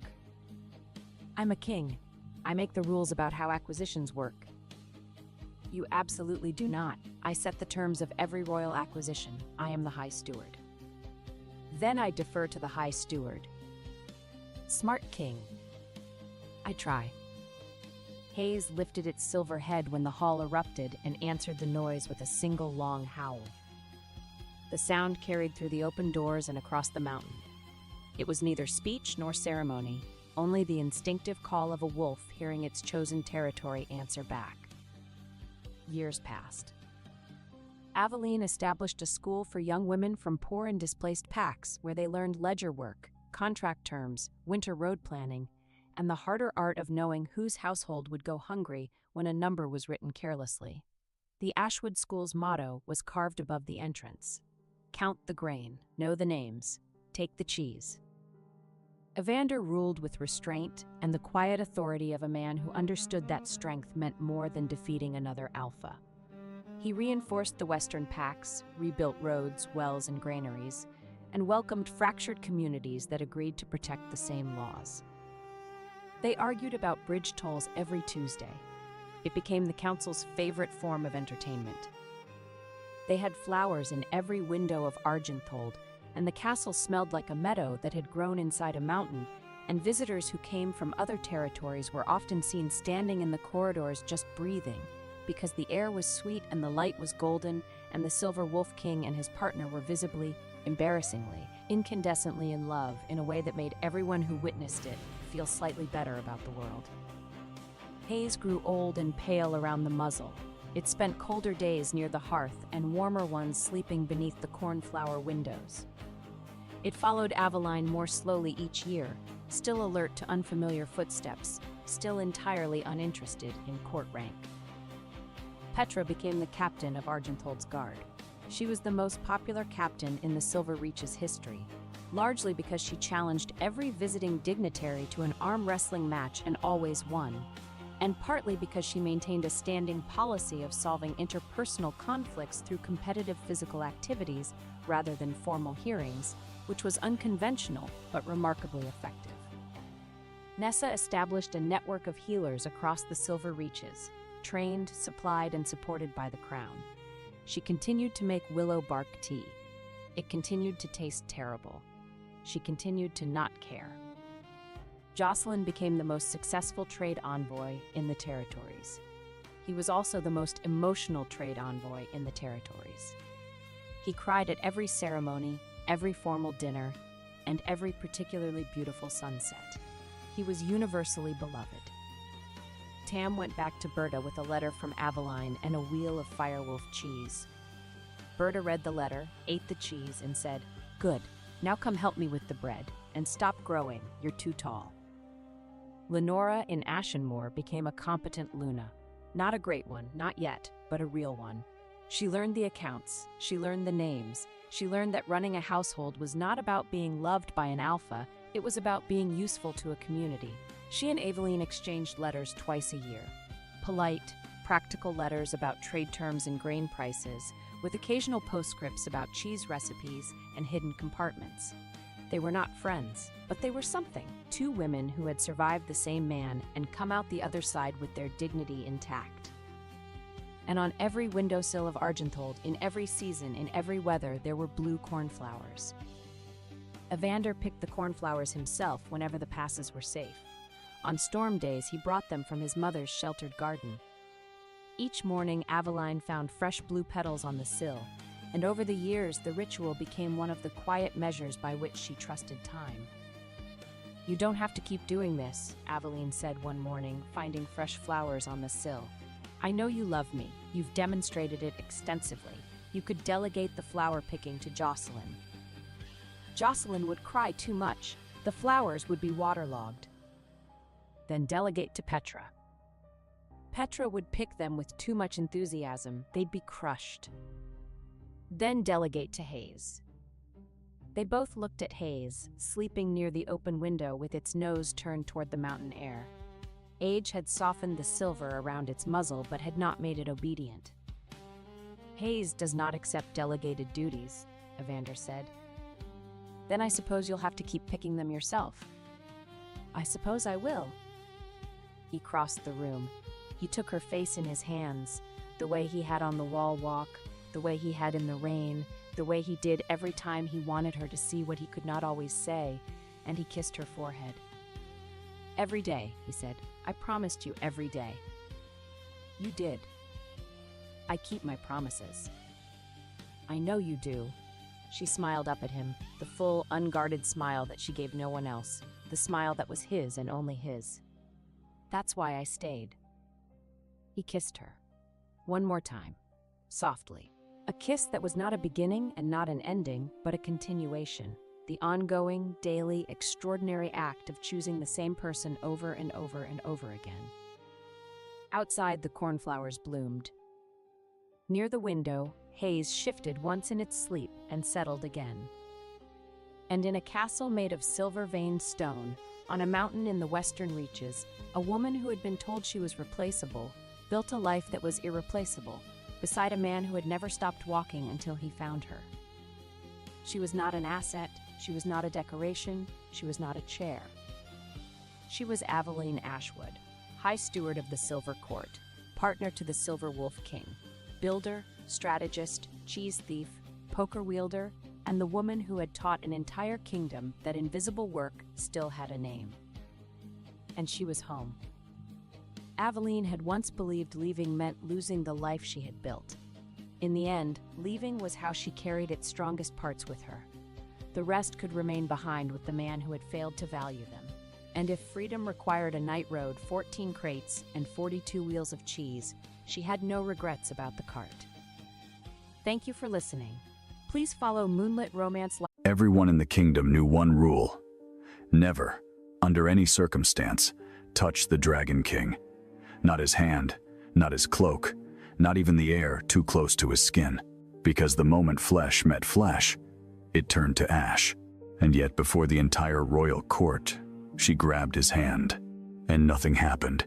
No fire, no scream, no smoke rising into the vaulted ceilings of the throne hall.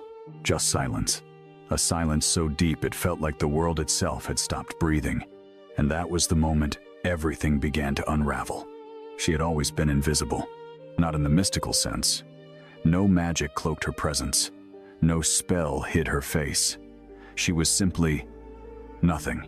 A servant girl born without a wolf, in a kingdom where even the lowest child carried the pulse of the beast beneath their skin. Among warriors and nobles who could shift into creatures of fang and fury, she remained painfully, humiliatingly human. They called her Empty, a name whispered in corridors, laughed behind goblets, spat like something bitter on the tongue. She scrubbed floors where nobles walked. She lowered her gaze when alphas passed. She learned to make herself smaller, quieter, less noticeable than the shadows that stretched along the stone walls. Because in a world ruled by strength, weakness was not pitied. It was erased. The day of her humiliation arrived wrapped in silk and cruelty. The royal court had gathered every alpha, every noble bloodline, every ambitious eye turned toward the great hall for a ceremonial demonstration of loyalty. Servants were brought forward, one by one, to kneel before the throne and swear their service. It was a tradition meant to reinforce order, but for her, it was something else. A spectacle. When her name was called, a ripple of quiet amusement moved through the court. "Bring forward the wolfless one," a noblewoman murmured, her voice dripping with delight. She stepped forward, barefoot against cold marble, her hands trembling despite every effort to steady them. The weight of hundreds of eyes pressed down on her like a physical force. At the center of it all sat the Dragon King. He did not move. He did not speak, but the air around him shimmered with heat. Even from a distance, it was suffocating, like standing too close to a forge that had never once cooled. His presence was not simply powerful, it was wrong, unnatural, as though his body rejected the world around him, burning everything that dared come near. She had heard the stories. Servants who brushed against him gone in an instant. Guards who tried to steady him, reduced to ash before they could scream. Even his own advisors kept their distance.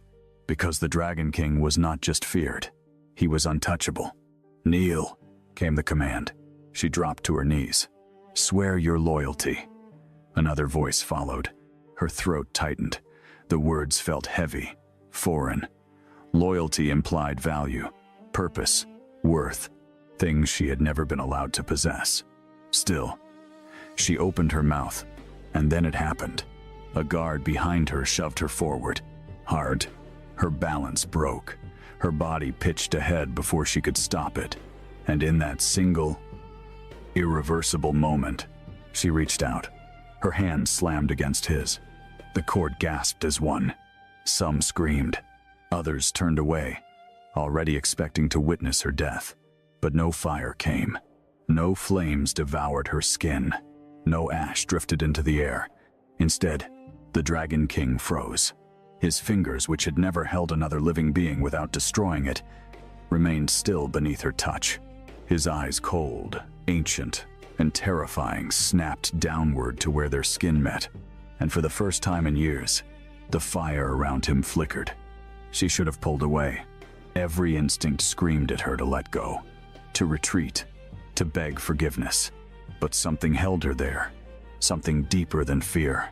Because for a single, impossible second, the heat was gone, not lessened, not weakened, gone. And in its place was something else, something steady, something alive. "Don't move."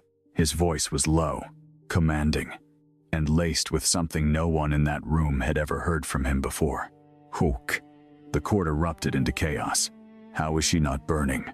This is impossible. She touched him. The nobles rose from their seats, whispers turning into sharp, frantic voices. Some looked at her with horror, others with calculation. But the Dragon King did not look away from her. Not once. "Stand," he ordered. She obeyed, her legs barely able to support her weight. Slowly, carefully, he turned his hand, still holding hers. Testing, waiting, watching. Nothing happened. No fire, no destruction, only silence. "Bring her closer," he said. The command sent a wave of unease through the court. "Your Majesty," one advisor began, pale with fear. "I said bring her closer." No one dared argue again.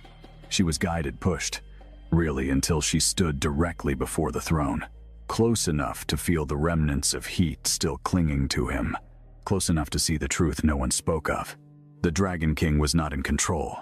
His power was consuming him. "Look at me," he said.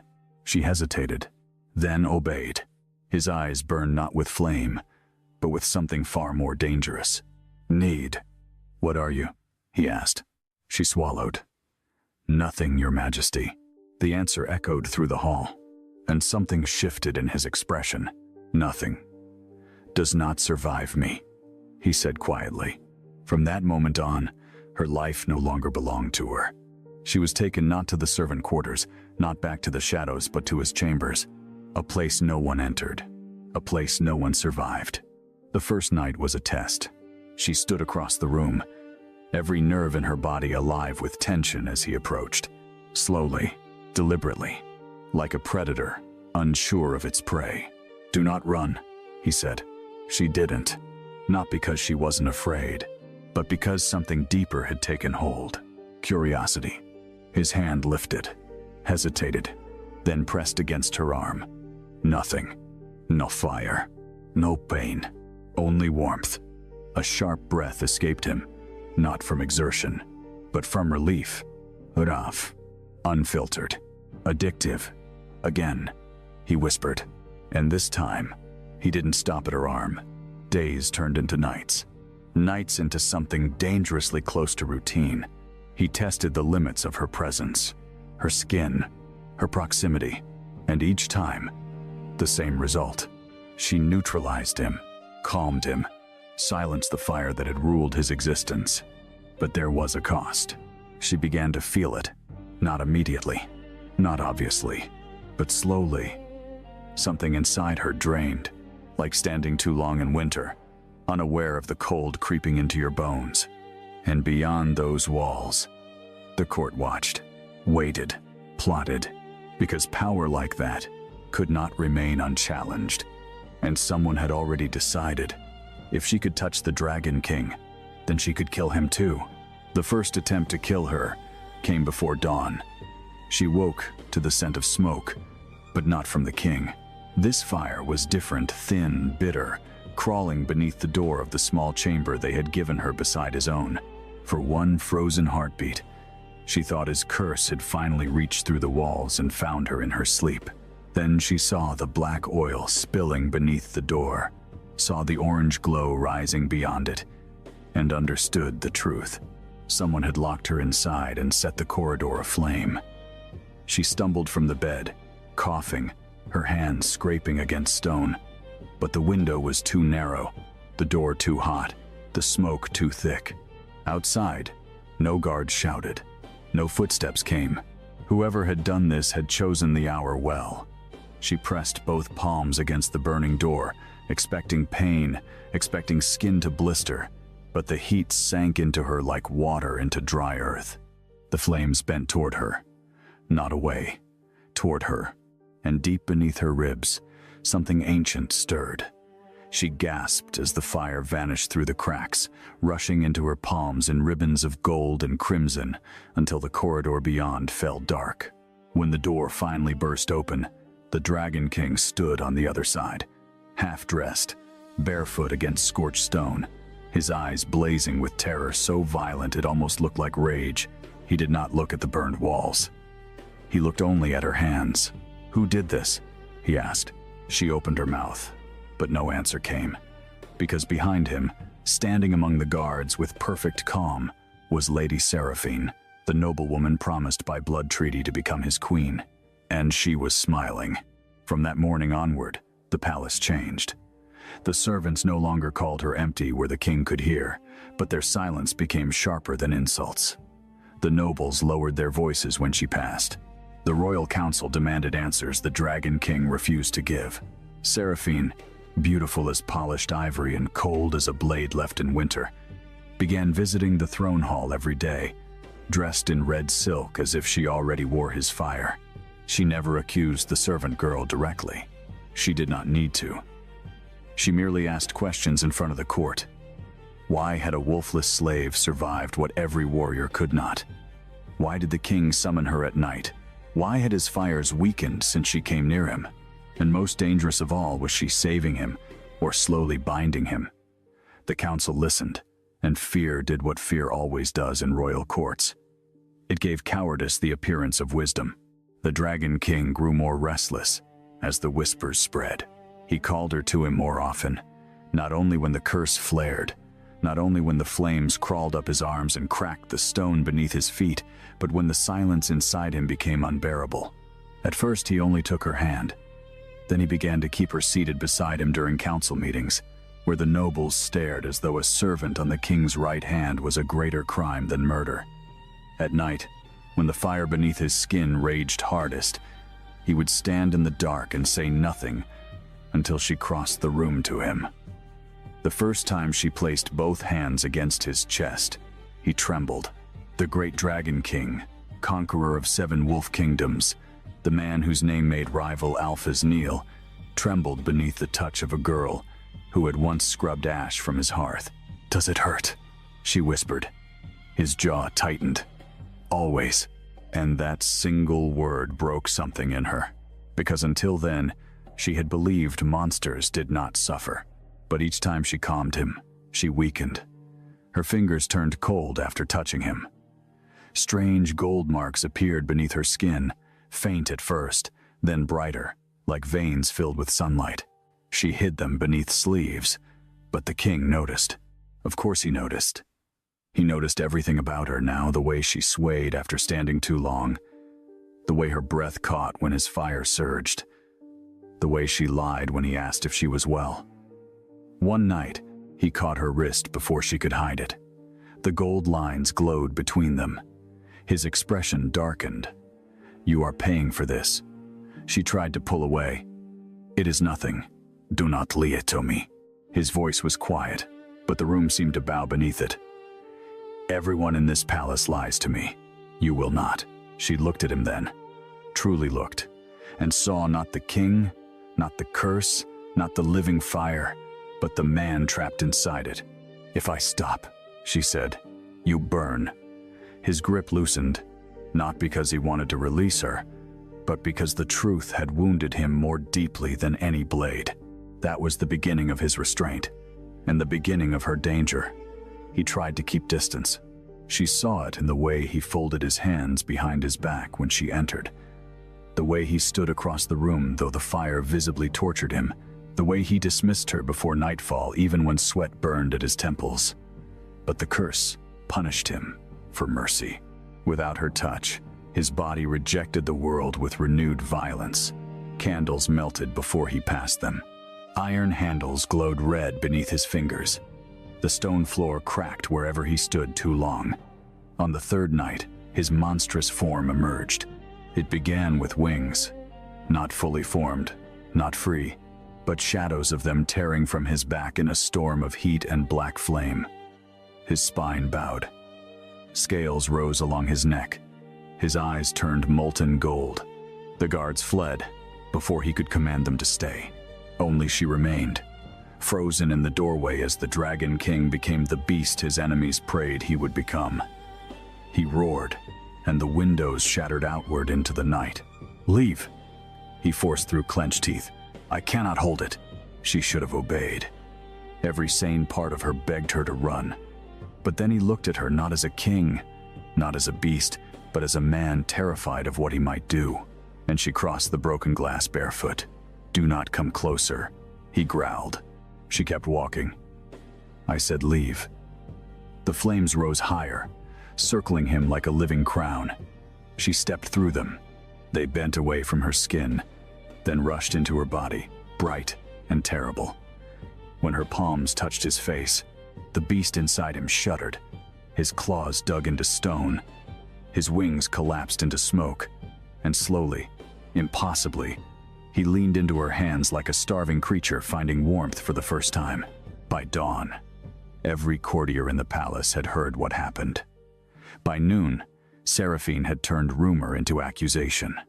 By dusk, the royal council summoned them both before the throne. Not the Dragon King's throne, the ancient judgment seat beneath the Hall of Ashes, where kings themselves could be challenged if the council believed the realm was endangered. It was a trap, and he knew it.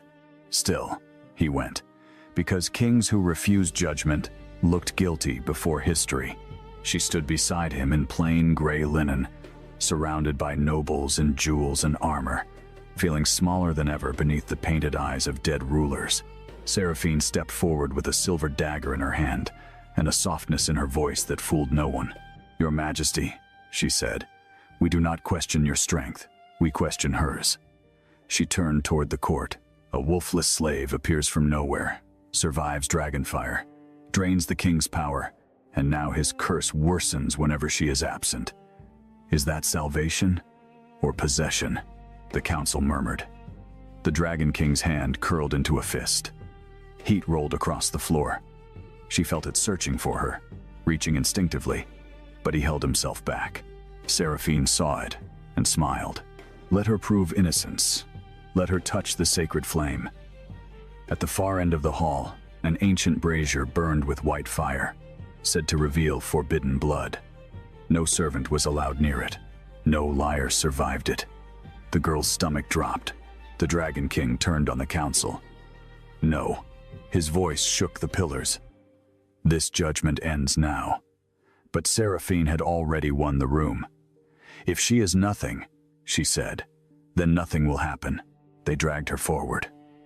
The king moved, and 20 spears lowered toward him, not because the guards could stop him, but because the council wanted the kingdom to see him choose violence for a servant. She looked back at him once. His face was carved from fury and fear. "Do not touch it," he commanded. But for the first time since she had entered his life, she did not obey. She placed her hand into the white flame. The hall exploded with light. Not fire, not smoke. Light. Vast, golden, ancient light surged from the brazier and wrapped around her like a crown remembering its queen. The gray linen burned away into luminous ash, but her skin remained untouched. Across her arms, the hidden gold veins blazed into the shape of scales. Behind her, the shadow of enormous wings unfurled against the wall, not his wings, hers. The court fell to its knees without understanding why. The white flame rose higher, forming words in a language older than the wolf kingdoms, older than the dragon throne, older than betrayal itself. The Dragon King stared at her, as if seeing the answer to a question his blood had been asking all his life. Then the oldest counselor whispered the name no one had spoken for 3 centuries. The Ember Blood Heir. Seraphine's smile vanished. The truth broke over the hall like judgment. She was not wolfless because she was empty. She was wolfless because no wolf could live inside dragon blood. She was the last descendant of the ancient Emberblood queens, the royal line that had once balanced the Dragon Kings, not by serving them, not by obeying them, but by anchoring the fire inside their bodies so it would not consume the world. Her blood did not absorb his flame by accident. It recognized him, and his fire did not spare her because it was weak. It spared her because it had been searching for her since the day he was cursed. Seraphine lunged before anyone could stop her. The silver dagger flashed toward the girl's heart, but the Dragon King moved faster than flame. He caught the blade in his bare hand. For one breath, the court expected the dagger to melt. Instead, blood ran down his palm. Real blood. Human blood. Because while she stood within the sacred flame, his curse was silent. For the first time in years, he could bleed instead of burn. He looked at the blood in wonder. Then he looked at Seraphine. "You tried to murder my queen." The word queen shattered the last illusion of order. Rival alphas rose. Seraphine screamed that the Ember bloodline was cursed, that the servant had bewitched him, that no court would bow to Ashborn blood. The traitorous commander of the royal guard drew his sword and declared the king unfit, claiming the council's authority to seize the throne before dragon madness destroyed them all. And then the war, hidden beneath courtly manners, finally revealed its teeth. Chaos consumed the Hall of Ashes. Wolves shifted between pillars, tearing silk and armor as they lunged. Flame spiraled from the ancient brazier. The Dragon King fought without unleashing the full curse, because she was still too close, still glowing, still draining herself to keep him whole. He saw her knees buckle, saw the light in her veins flicker, and for the first time, he chose not to take what she offered. He chose to give something back. He crossed the hall through blood and fire, seized her hand, and pressed it against his chest. "No more," he said. "You will not die keeping me alive." She looked up at him, trembling. "If I let go, you become the curse again." His eyes softened in the middle of battle, impossibly, painfully. Then let the curse take me. But she understood then what he did not. The bond was not meant to be one way. She was not born to be consumed. She was born to command the balance. So when the commander raised a black iron spear forged to pierce dragon hearts and hurled it toward the king's back, she stepped in front of him. The spear struck the light around her and stopped inches from her chest. Her eyes ignited gold. Her voice, when it came, did not sound like the servant girl they had mocked. It sounded like a throne waking from a long sleep. Kneel. Every flame in the hall obeyed. The sacred brazier, the torches, the burning banners, even the fire beneath the Dragon King's skin surged outward and bowed toward her. The wolves froze. The nobles dropped to the floor as pressure filled the hall, ancient and absolute. The commander screamed as his black spear melted into dust. Seraphine staggered backward, all her beauty stripped bare by terror. The girl looked at her and saw every corridor insult, every cruel smile, every hand that had shoved her toward death. But she did not burn her. She did something worse. She spared her before the entire court. "Let her live," she said, "so she remembers whom she called nothing." The Dragon King looked at the girl then, not with possession, not with hunger, not with the desperate need that had first chained them together, but with reverence. He lowered himself to one knee before her. The court gasped, because Dragon Kings did not kneel. Not to councils, not to gods, not to fate. Yet he knelt before the servant girl with ash on her feet and fire in her blood, and he placed his wounded hand over his heart. "I choose her," he said, his voice carrying through the ruined hall. "Not because she saves me, not because my curse demands her. I choose her because every soul in this kingdom saw her suffer and called it weakness, while she carried a power greater than all of us, and still chose mercy." The mate bond struck like thunder. It was not soft. It was not gentle. It was a collision of ancient fire and living blood, a force that cracked the white marble beneath them and sent golden flames spiraling into the broken roof. She felt him not only his power, but his loneliness, his agony, every year of untouchable silence. Every night he stood alone, afraid to breathe too near another living thing. And he felt her, the girl who had scrubbed floors while royal blood slept hidden in her veins. The child who had been called empty so often she nearly believed it. The woman who could have let the world burn, and instead chose to hold it together with her bare hands. When the light faded, the curse was changed. Not gone, not destroyed, transformed. The Dragon King's fire no longer lashed blindly at the world. It moved beneath his skin, like a sleeping beast answering to two hearts instead of one. He reached for her slowly, not because he feared burning her now, but because choice mattered. She gave him her hand. This time, the touch did not drain her. Warmth passed between them, equal and steady. His thumb brushed over the gold marks on her wrist, and they softened into delicate lines like a living crown beneath her skin. Seraphine and the traitorous commander were taken away before sunset. The corrupt council was stripped of authority, its eldest members forced to swear before the sacred flame they had tried to weaponize. The rival alphas who had come hoping to witness weakness bowed instead to a union older than their bloodlines. And the servant quarters, where she had once slept nameless and cold, were opened by royal decree. No child born without a wolf would again be called empty in his kingdom. That night, she returned not to the small chamber beside his, but to the high balcony overlooking the Black Mountains, where dragon fire once lit the sky in lonely storms. The king stood beside her, no longer surrounded by unbearable heat. For the first time, snow began to fall over the volcanic peaks without melting before it touched the stone. He watched it with quiet wonder, then looked at her as though the world had given him something too fragile to deserve. "You could leave," he said. "After everything this palace did to you, no oath binds you here." She turned her palm upward, the same hand that had once accidentally saved him before the entire court. "And if I stay?" His breath caught, and she saw the feared Dragon King become simply a man afraid to hope.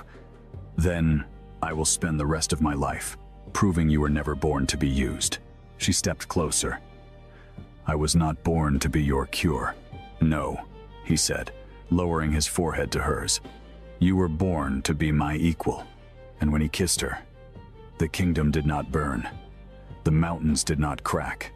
The ancient curse did not rise to punish them. Instead, deep beneath the palace, the sacred flame turned gold, and every wolf in the capital lifted its head as one, sensing the birth of a bond powerful enough to change the fate of kings. The girl once called Empty stood beside the Dragon King as the last Emberblood Queen, no longer hidden, no longer owned, no longer afraid of the fire that had tried to devour them both. And for the first time in his cursed life, the Dragon King slept with her hand in his, not because he needed her to survive the night, but because he had finally found a world that did not reject him. But peace did not come simply because the Dragon King had chosen her. In kingdoms built on old blood and older pride, love was never allowed to arrive without a blade hidden beneath it. By morning, the entire capital knew that the servant girl once called Empty had stood in the sacred flame and survived, that the Dragon King had knelt before her, that the court had watched his curse bow to her blood. Some whispered her name with wonder, others with fear, but the most dangerous ones whispered it with hatred. Because a girl raised among ashes had done what noble daughters had failed to do for years. She had touched the untouchable king, and instead of dying, she had become the one person no throne could ignore. The palace tried to dress her in silk before sunrise, but every gown they brought felt like a costume stolen from someone else's life. She stood before a polished bronze mirror, while 3 trembling attendants fastened gold clasps around her wrists, and all she could see was the same girl who had once scrubbed soot from hearthstones until her hands cracked. Only now, beneath her skin, golden lines shimmered faintly, pulsing whenever the Dragon King drew near, and he was always near. Not openly at first, not in a way the court could easily name, but his presence followed her like a storm refusing to break. Guards doubled outside her doors. Poison tasters appeared at every meal.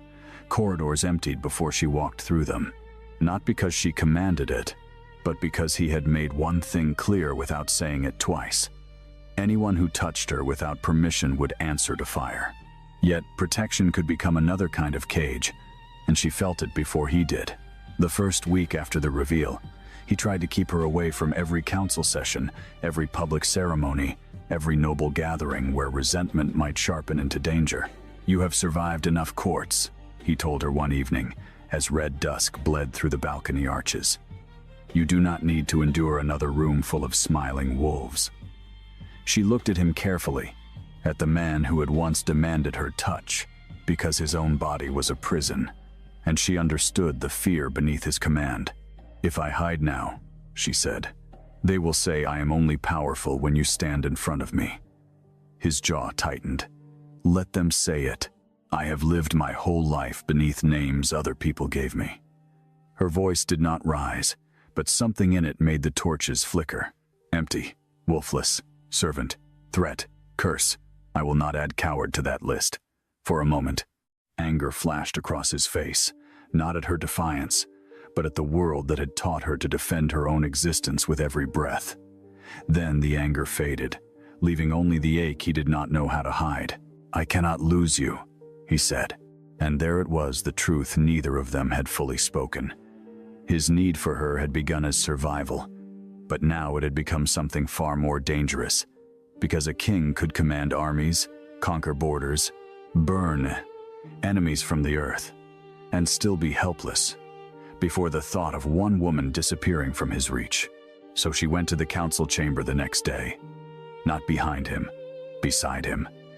The nobles watched her as though she were a flame brought indoors, beautiful, only until it spread. The remaining counselors bowed, but their eyes betrayed them. They saw the servant's posture beneath the new silk. They saw the faint gold under her skin. They saw the king's hand resting close to hers, not touching, but ready. The meeting began with land disputes from the northern wolf packs. tribute failures from border lords, and petitions from minor houses suddenly eager to prove loyalty. But beneath every word lay the same question. What was she now? A queen? A weapon? A cure? A threat? Then Lord Vare, an elderly alpha with silver hair and a voice like dry parchment, rose from his seat. "Your Majesty," he said, never once looking at her. "With respect to the old laws, no woman may sit beside the dragon throne until formally recognized by blood trial, council assent, and royal bond sealing." The chamber grew quiet. The Dragon King's eyes darkened. "Choose your next words with care." Lord Vare bowed his head just enough to avoid open rebellion. "I ask only for order. The girl's blood may be ancient, but it is unverified beyond spectacle. Sacred flame can be manipulated. Prophecy can be misread, and a mate bond, especially one formed under distress, may be a curse wearing the face of destiny." The words struck exactly where they were meant to. Her fingers went cold. A curse wearing the face of destiny. She had wondered the same thing in the darkest corner of her own heart. Did he want her? Or did his fire want her? Did she stay because she chose him? Or because her blood had been made for his? The Dragon King rose slowly, and heat rolled across the table. "You accuse your king of being bewitched. I accuse no one," Lord Vare said. "I ask for proof." Proof became the weapon they used against her. The council could not deny what the court had seen, so they demanded more.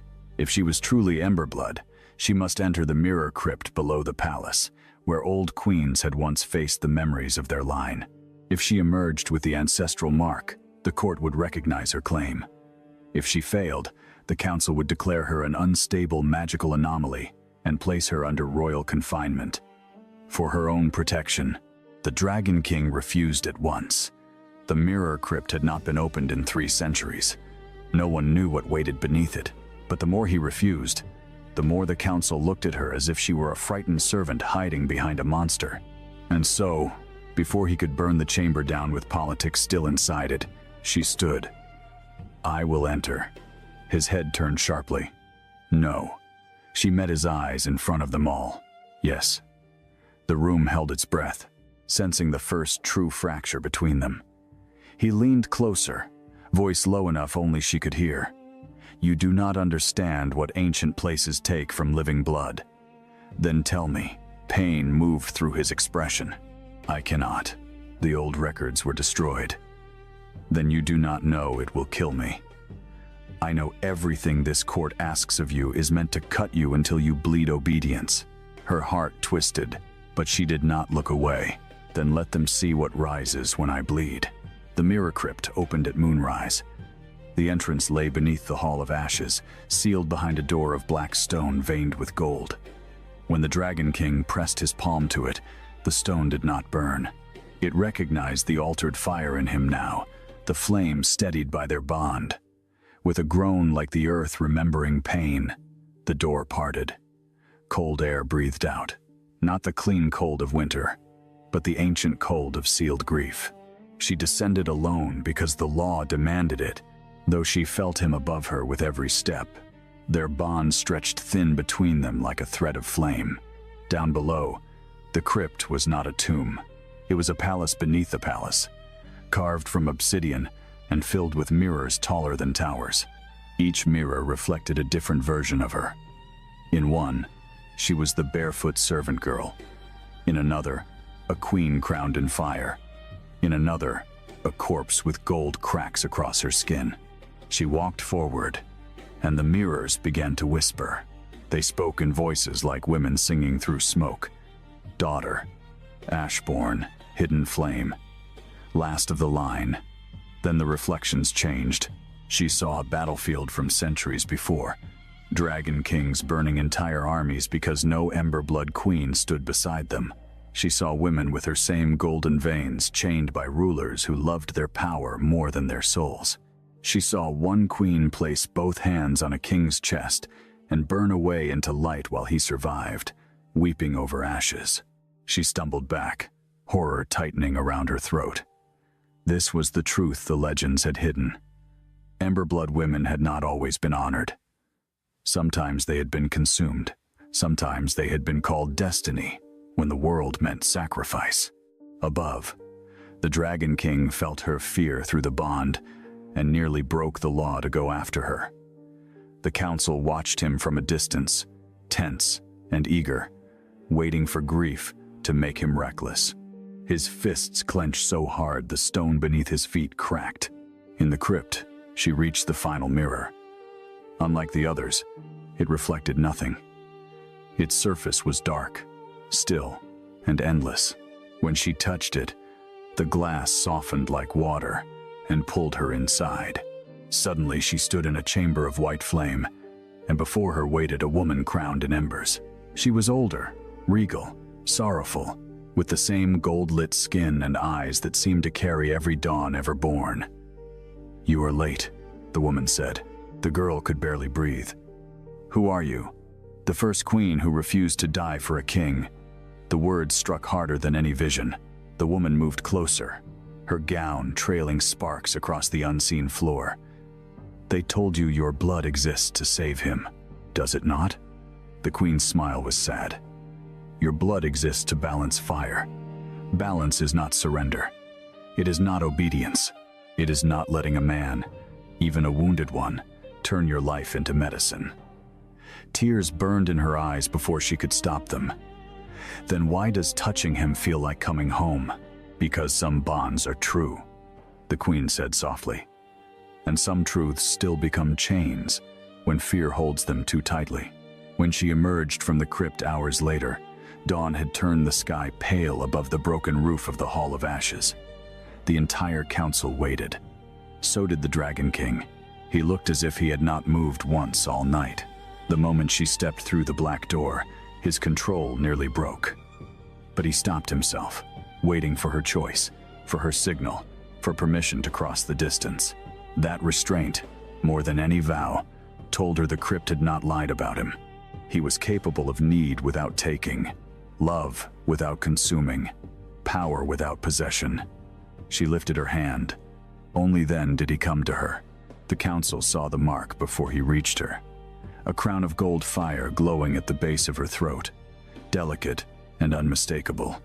Lord Vare went pale. The blood trial had not merely recognized her, it had crowned her.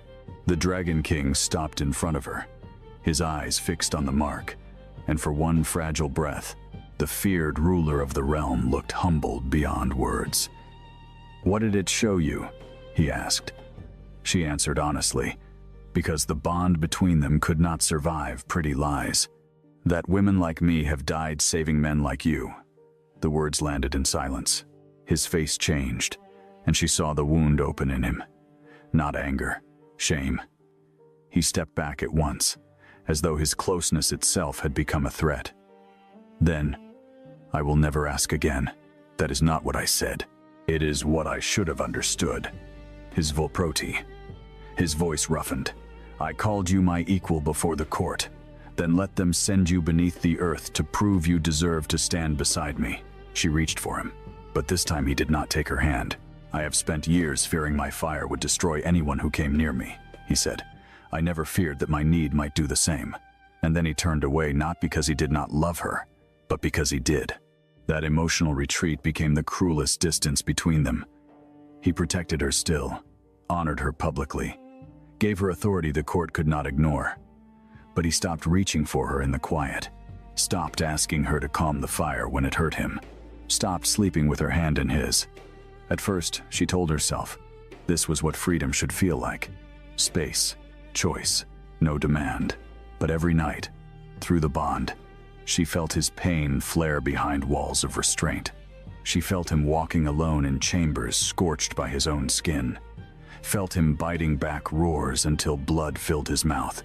Felt him choosing suffering because he had mistaken distance for respect. And she, proud enough not to beg and wounded enough to doubt, let the silence grow. The palace noticed. Seraphine, though imprisoned in the Western Tower awaiting judgment, noticed most of all.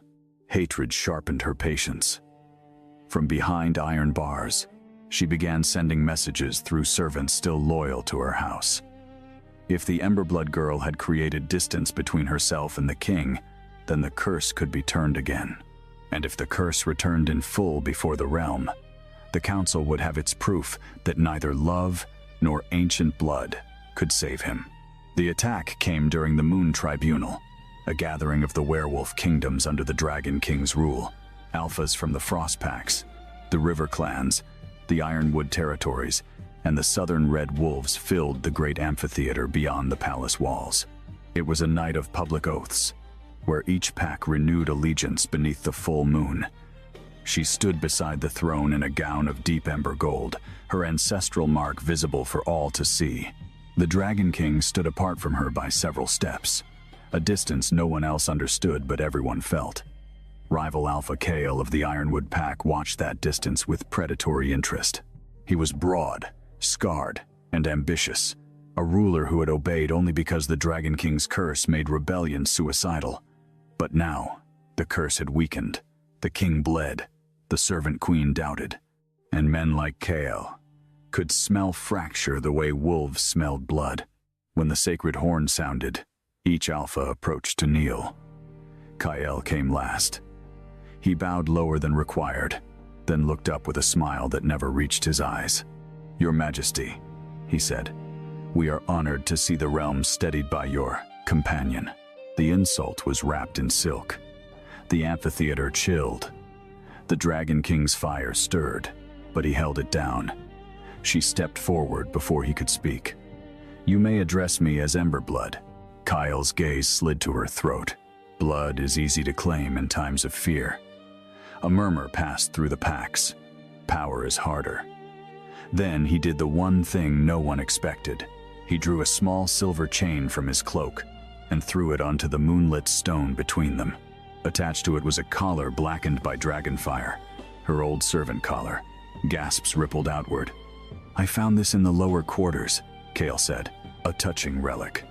Tell me, my lady, does royal blood remember the feel of a chain?" The humiliation hit like a slap. Not because the collar exposed her past, everyone knew what she had been, but because for one moment she was back there again. Barefoot, nameless, laughed at, by people who believed cruelty was proof of rank. The Dragon King moved. She felt his rage before the flames appeared. The air warped. Stone groaned. Kale wanted exactly that. If the king unleashed fire before the assembled packs over an insult, he would look unstable, ruled by attachment, weakened by the woman he claimed as equal. She reached for him through the bond, not with magic, but with a single, silent plea. "Do not let him make me your wound." The flame stopped inches from the ground. The king's eyes burned white gold, but he did not strike. She bent, picked up the collar, and held it before the entire tribunal. Her voice carried across the amphitheater. "Yes," she said, "royal blood remembers the chain. It remembers who fastened it, who ignored it, who benefited from it, and who now fears the neck beneath it was never bowed, only waiting." Then she closed her fist. The collar melted not from his fire, but from hers. Golden flame poured between her fingers, clean and controlled. The packs went silent. Alpha Kale's smile faded, but Seraphine's true plan had not been humiliation. It had been poison, not in wine, not in food, in the sacred horn itself. When it sounded again for the final oath, the note carried a forbidden resonance, an ancient anti-dragon spell hidden in music, designed to awaken the curse and sever any balancing bond. The sound ripped through the amphitheater. The Dragon King staggered. Fire burst from his skin in a violent ring. Wolf screamed as heat slammed into the stone seats. She rushed toward him, but the force threw her back. For the first time since the bond formed, his fire did not recognize her. His eyes turned molten and empty. Wings of black flame tore from his back. Scales climbed across his face. The monstrous form returned, larger and more terrible than before. The assembled alphas drew weapons. Kale shouted, "Behold your king!" And the rebellion began. The amphitheater descended into war beneath the moon. Wolves shifted mid-leap. their bodies twisting into massive beasts that charged the throne. Dragon fire spiraled upward, uncontrolled, striking pillars and turning banners into suns. The Dragon King fought himself harder than he fought them, roaring as he tried to pull the flames inward before they reached her. She could feel him somewhere beneath the curse, trapped behind burning walls. She ran toward him again, but Alpha Kale intercepted her in wolf form, a massive iron-gray beast with jaws wide enough to crush her spine. He lunged. She raised her hands, and golden fire formed a shield just as his claws struck. The impact drove her to her knees. Around her, loyal guards battled traitors, packs turned on packs, and above them all the Dragon King's monstrous shadow blotted out the moon. Kyle shifted back just enough to speak, blood on his teeth. "You are not his salvation," he snarled. "You are the leash, and I will free the realm from both of you." He struck again, and this time her shield cracked. She was still learning power that her ancestors had carried from birth. He was a war, Alpha, forged through decades of violence. He drove her backward across the broken stone until her shoulder slammed into the base of the throne. The Dragon King saw it, even through the curse, even through the spell tearing his mind apart. He saw Kale standing over her. Something human awakened inside the beast. He roared Kale's name with such fury that every wolf in the amphitheater froze. But when he tried to move toward her, the anti-dragon resonance twisted tighter around him, turning his own fire inward. Black cracks spread across his chest. He was burning from within. She understood then that Seraphine had not meant merely to expose him. She had meant to make him destroy himself before the realm. There are moments when fear ends not because courage arrives, but because love becomes more unbearable than death. She rose despite the blood at her temple, despite the trembling in her legs, despite the ancestral queen's warning that balance must never become sacrifice. This was not surrender. This was choice. She stepped past Kale and walked into the inferno surrounding the Dragon King. The flames struck her like 1,000 blades. Her skin lit gold. The Bond screamed. He saw her coming and fought to retreat, but chains of sound held him in place. "No," he growled, voice broken between man and beast. "Do not." She kept walking. "You told me I was your equal." "Yes, then stop deciding alone what I am allowed to risk." His monstrous eyes filled with pain. "I will kill you." She reached the center of the fire and placed both hands against his burning chest. This time, she did not absorb. She commanded, "Then find me before you do." The world vanished into flame. Inside the curse, she saw him. Not the king, not the beast, but the boy he had been before power became punishment. A child standing in a nursery of burning curtains while adults screamed beyond the door. A prince whose dragon blood awakened too early, too violently, incinerating the nurse who tried to comfort him. A young ruler taught never to touch, never to cry, never to desire closeness because desire made him dangerous. A man crowned, not by triumph, but by isolation. He had not rejected the world first. The world had recoiled from him, until his body learned to do the same.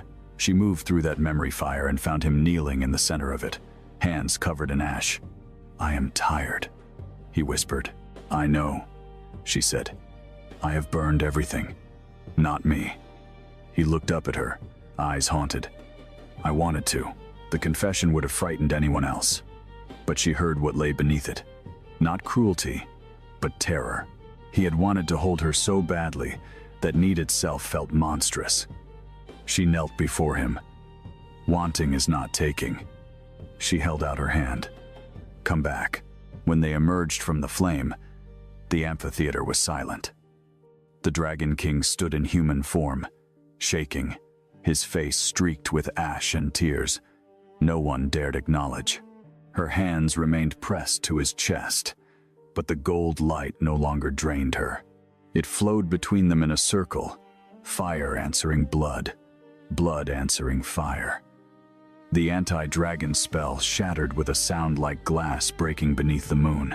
Across the amphitheater, the sacred horn cracked open, revealing a hidden black rune carved inside.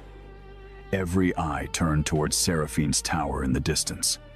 Her betrayal was no longer rumor. It was proof. Alpha Kale, seeing the rebellion falter, made one final desperate move. He seized a fallen spear and charged not at the Dragon King, but at her. The king turned, but she lifted one hand. This time, she did not need saving. The ground beneath KL erupted with golden flame, not burning his flesh, but binding his shadow to the stone. He collapsed mid-stride, unable to move. She walked toward him slowly, the entire tribunal watching. "You wanted proof of power," she said. "Here it is." Kyle strained, veins bulging in his neck. "Kill me then." She looked at the assembled packs, at the nobles, at the soldiers who had once watched her humiliation as entertainment. No. Death is too easy for men who mistake cruelty for strength. She turned to the Frostpack Alpha, an older woman with silver eyes who had not joined the rebellion. Let him stand trial before the packs whose sons he brought here to die for his ambition. The Frost Alpha bowed, not to the Dragon King, to her. That bow changed everything. One by one, the loyal Alphas knelt, not from fear of dragonfire, not from obligation to the throne, but because they had seen the girl once mocked as wolfless stand between madness and massacre and choose justice over vengeance. The Dragon King watched them kneel before her, and no jealousy touched him, only pride. Fierce, quiet, devastating pride. When she returned to his side, he did not reach for her in front of them all. He waited. She slipped her hand into his. The gesture was small, but the amphitheater felt it like a coronation. Seraphine was brought down from the western tower before dawn. She had traded silk for prison gray, but even chained, she held herself like a woman who believed beauty could still command mercy. They brought her into the damaged throne hall, where the sacred flame now burned gold instead of white. The council gathered, diminished and afraid. The packs stood witness. Seraphine looked first at the Dragon King, then at the girl beside him. Hatred flickered, but beneath it was something uglier. Grief. "It should have been me," she said. Her voice was raw now, stripped of courtly music. "I was raised for him, trained for him, promised to him. Every lesson, every ritual, every breath of my life was shaped around becoming queen. Then, a servant touched his hand by accident, and destiny threw me away. For the first time, the girl saw not only the villain, but the wound that had fed her. It did not excuse the murders, the fire, the poison, the rebellion, but it made the cruelty human, and somehow that made it worse. The Dragon King's voice was cold. "You tried to burn her alive, because she took the only future I was allowed to want." Seraphine turned to her then. "Do you think mercy makes you better than me? You stand there with his hand in yours because fate chose your blood. Had it chosen mine, you would still be scrubbing floors." The words struck deep because part of them was true. Fate was not fairness. Blood was not virtue. Power did not make suffering meaningful. The girl stepped closer. "You are right about one thing," she said. "If my blood had never awakened, this court would have left me in chains." The hall stilled. "That is why the court must change." Seraphine blinked, thrown by the answer. "You expected me to deny it. I will not. This kingdom does not become just because I rose within it. It becomes just when no girl needs ancient blood to be treated as human." The sacred flame flared behind her, as if the old queens approved. Judgment was passed before sunset. Seraphine was stripped of title and sent to the northern monastery fortress, not as a guest, not as a martyr, but as a prisoner under oath, where she would spend her life healing those burned by the wars her family had funded. Lord Vaer and the corrupt counselors were removed from office. Alpha Kale was delivered to the Pack Tribunal. The traitorous commander, who had survived the Hall of Ashes, confessed under sacred flame that half the rebellion had been planned months before the servant girl ever touched the king. They had always intended to overthrow him. She had merely become their excuse. That revelation spread across the kingdom faster than fear. People began to understand that the Dragon King's curse had not been the only danger in the realm. Men without fire had done just as much burning, but victory did not heal everything. In the days that followed, she struggled beneath the weight of her new name: Emberblood, Queen-marked, Flamebinder, Savior. The words changed depending on who spoke them, but each one tried to turn her into something larger than a person. In private, she still woke from dreams of the Mirror Crypt, seeing ancient queens vanish into the men they loved. Sometimes she pulled her hands away from the Dragon King before realizing she had done it. Sometimes he flinched from touching her, haunted by the same fear from the other side. Love had saved them in battle, but ordinary tenderness required a different courage. No prophecy could teach them how to sit together in silence without wondering who owed what to whom. One night, weeks after the rebellion, she found him in the old nursery of the East Wing. It had been sealed for years. The walls were still scarred by fire, though someone had tried to cover the damage with tapestries. He stood before a small blackened cradle, his face unreadable. She remained at the doorway. "Is this where it began?" He nodded. "I was 4. The number made her chest ache. 4 years old, and already treated as a disaster. They told me later I had killed a woman who loved me." His voice was steady, but she knew what steadiness cost him. After that, no one entered my room without gloves, chains, or fear. She crossed the room slowly and stood beside him. "You were a child. Children can still destroy." "Yes," she said softly, "but they should not be left alone with the ashes." He closed his eyes. For a long moment, neither spoke. Then he said, "When you first touched me in the throne hall, I wanted to lock every door in the palace and keep you where no one could take you." The confession hung between them, dark and honest. "I know. I am ashamed of that." "Good," she said, and his eyes opened in surprise. She smiled faintly, sadly. "Shame means you know the difference between love and hunger." He looked at her then, as if she had placed a blade in his hand and trusted him not to use it. "And do you trust me?"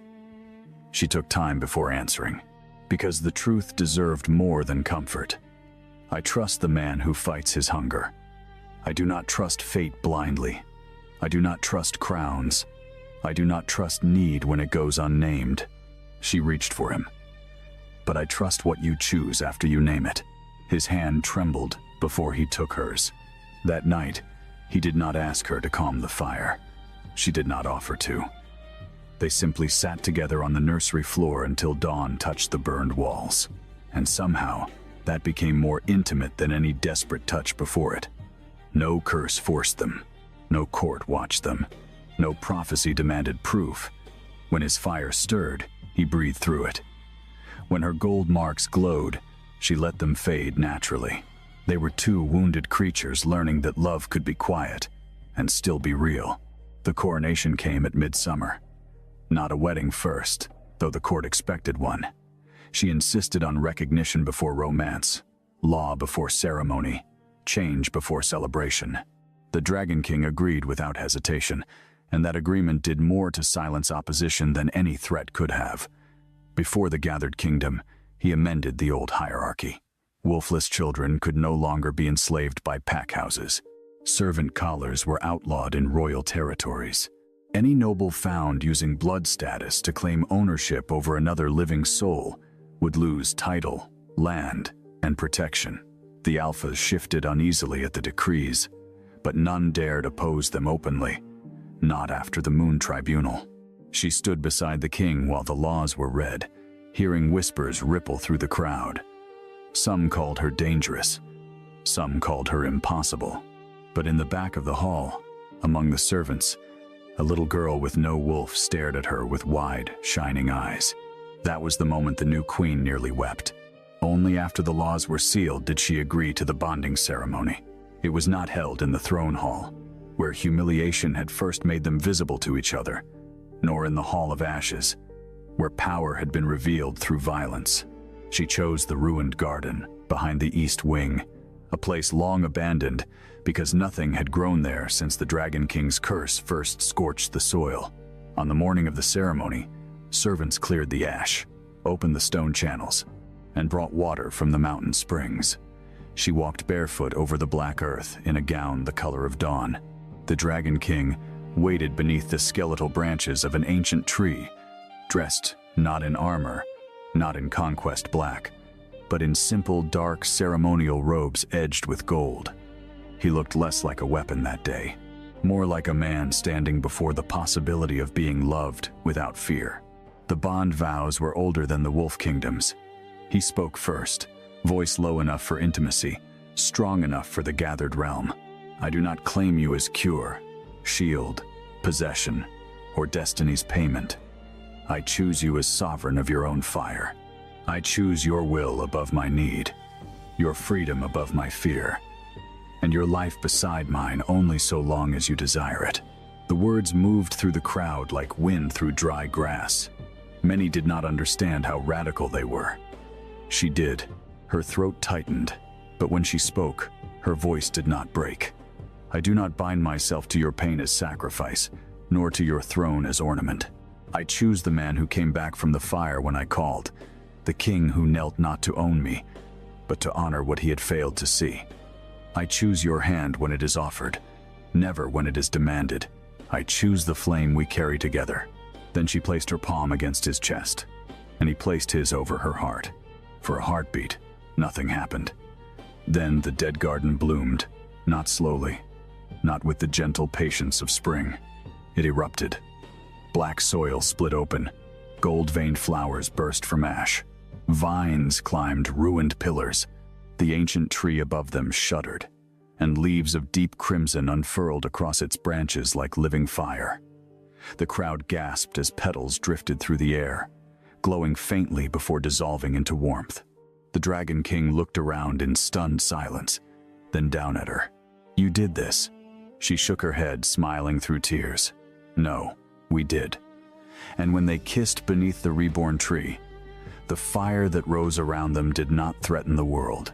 It illuminated it. Years later, songs would claim that the servant girl saved the Dragon King with a touch. Songs always preferred simple lies. The truth was harder and far more beautiful. She had not saved him by letting herself be consumed. He had not loved her by needing her more fiercely than anyone else. They saved each other in the places where power was not enough, in restraint, in truth, in the painful choice to unlearn every cruel lesson the world had carved into them. The Dragon King still carried fire beneath his skin. The Emberblood Queen still bore gold in her veins. The kingdom still had wolves with pride, nobles with ambition, borders with enemies, and histories that did not vanish because one crown changed hands. But in the palace where servants once lowered their eyes and no one dared touch the king, children now ran through the rebuilt garden, laughing beneath crimson leaves. Some had wolves, some did not. None wore collars. And on quiet nights, when snow fell over the volcanic mountains and the sacred flame burned low beneath the palace, the Dragon King would wake from dreams of ash to find her beside him, not as a cure, not as a chain, but as a choice renewed with every dawn.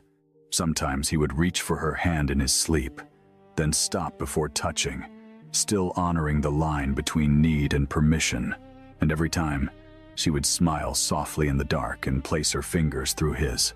Not because fate commanded her, not because the curse demanded it, but because she wanted him, because the world that once rejected him had become, in the circle of her palm, a place where he could finally rest. Welcome to Moonlit Romance Library. Please follow for more stories. Chapter 1: Blood on the Snow. The military parade square of Arventhor smelled like iron in winter. Alara Voss stood at the edge of the square, one gauntleted hand wrapped around the reins of her black warhorse, the other pressed flat against her own thigh to stop the trembling. The trembling was not fear. It was the aftermath of killing 7 men in the border ambush 3 hours ago, the last of whom had driven a serrated blade across her left wrist before she'd taken his throat with her sword pommel. The wound had been wrapped in a torn strip of her own cloak. The blood had frozen into the fabric. She could feel it cracking every time she moved her fingers. Behind her, Noctis, Her warhorse, her oldest companion, the meanest animal in the royal stables, snorted and stamped one massive hoof into the snow. He did this whenever he was bored, annoyed, or plotting to bite someone. At present, she suspected all three. "Easy," she murmured. Noctis flattened his ears and tossed his head sideways, yanking the reins hard enough to jolt her injured wrist. She hissed through her teeth. He had the temperament of a drunken tavern brawler and the intelligence of a war strategist, and he had never once in his life been easy about anything. She'd found him 6 years ago in a burned-out border stable, a half-starved yearling with hooves too big for his legs and fury in every line of his body. The stable master had warned her not to go near him. "He bites," the man had said. "He kicks. He'll kill you if you try to saddle him." Elara had walked in anyway, because she'd recognized something in those wild black eyes. She had been 15. She'd had no wolf form, no noble bloodline, no mother, and a father who drank himself to sleep every night in a guardsman's barracks. She understood what it meant to be angry and have no one to explain it to. She'd sat in the corner of his stall for 3 hours. She hadn't touched him. She'd simply sat there eating an apple, and when she was done, she'd placed the core on the ground and left. The next morning, the core was gone. The morning after that, she brought 2 apples. By the 4th day, he'd come close enough to breathe on her hair. By the 7th, he'd let her touch his nose. He'd bitten her on the 8th day, hard enough to leave a scar on her shoulder, and she'd bitten him back. Not literally, but she'd flicked his ear so hard he'd startled backward into the wall. They had understood each other perfectly ever since. Now Noctis shoved his massive head against her back, pushing her forward half a step. He wanted to leave. He had wanted to leave since they'd arrived. Horses were not stupid creatures, whatever the nobles said, and Noctis in particular possessed an uncanny ability to sense when a situation was about to become terrible. But she could not leave, not yet. Ahead of her, the parade square was arranged in the rigid formations of a royal acknowledgement ceremony. The Council of Elders occupied the raised stone dais at the center. 7 ancient werewolves in silver-trimmed black robes, their faces carved into permanent expressions of disapproval. Flanking them were the noble houses, arranged by rank. Fur-lined cloaks, jeweled circlets, gloved hands clasped over embroidered sashes. To the left, the soldiers of the Crown Guard stood in polished rows, breath steaming in the cold. To the right, the court ladies and lesser nobles clustered together like a flock of brightly plumed birds. And in the center of it all, standing on the frost-covered stone with his back to her, was Aldrich. Crown Prince Aldrich Veyron, her fated mate. Even now, even with blood frozen to her wrist and 7 kills sitting heavy in her bones, the sight of him made something twist beneath her ribs. Not the mate bond, though that was there too, that low golden hum that had lived inside her chest since she was 17 and first felt it snap into place. This was older than the bond. This was memory. This was the boy who had pulled her out of a frozen river when she was 12, who had taught her the sword forms the weapons master wouldn't teach girls, who had sat beside her on a parapet at dawn and said, "You don't need a wolf, Elara. You already fight like one." She had loved him since before she knew what the word meant. Aldrich turned. Even across the width of the parade square, she could see how the cold had sharpened his features. The strong jaw, the dark brow, the mouth that was too severe for softness but had once smiled at her like she was the only warmth in the kingdom. His black hair was pushed back from his face, and his golden eyes, wolf eyes always, found her immediately. Something flickered there, pain maybe, or guilt. Noctis snorted again, louder this time, and Elara felt the reins go taut as he shifted his weight. He never liked Aldrich. Even in the early days when she and Aldrich had been inseparable, the horse had regarded the crown prince with the particular disdain of an animal who could smell dishonesty long before it arrived. "Stand,"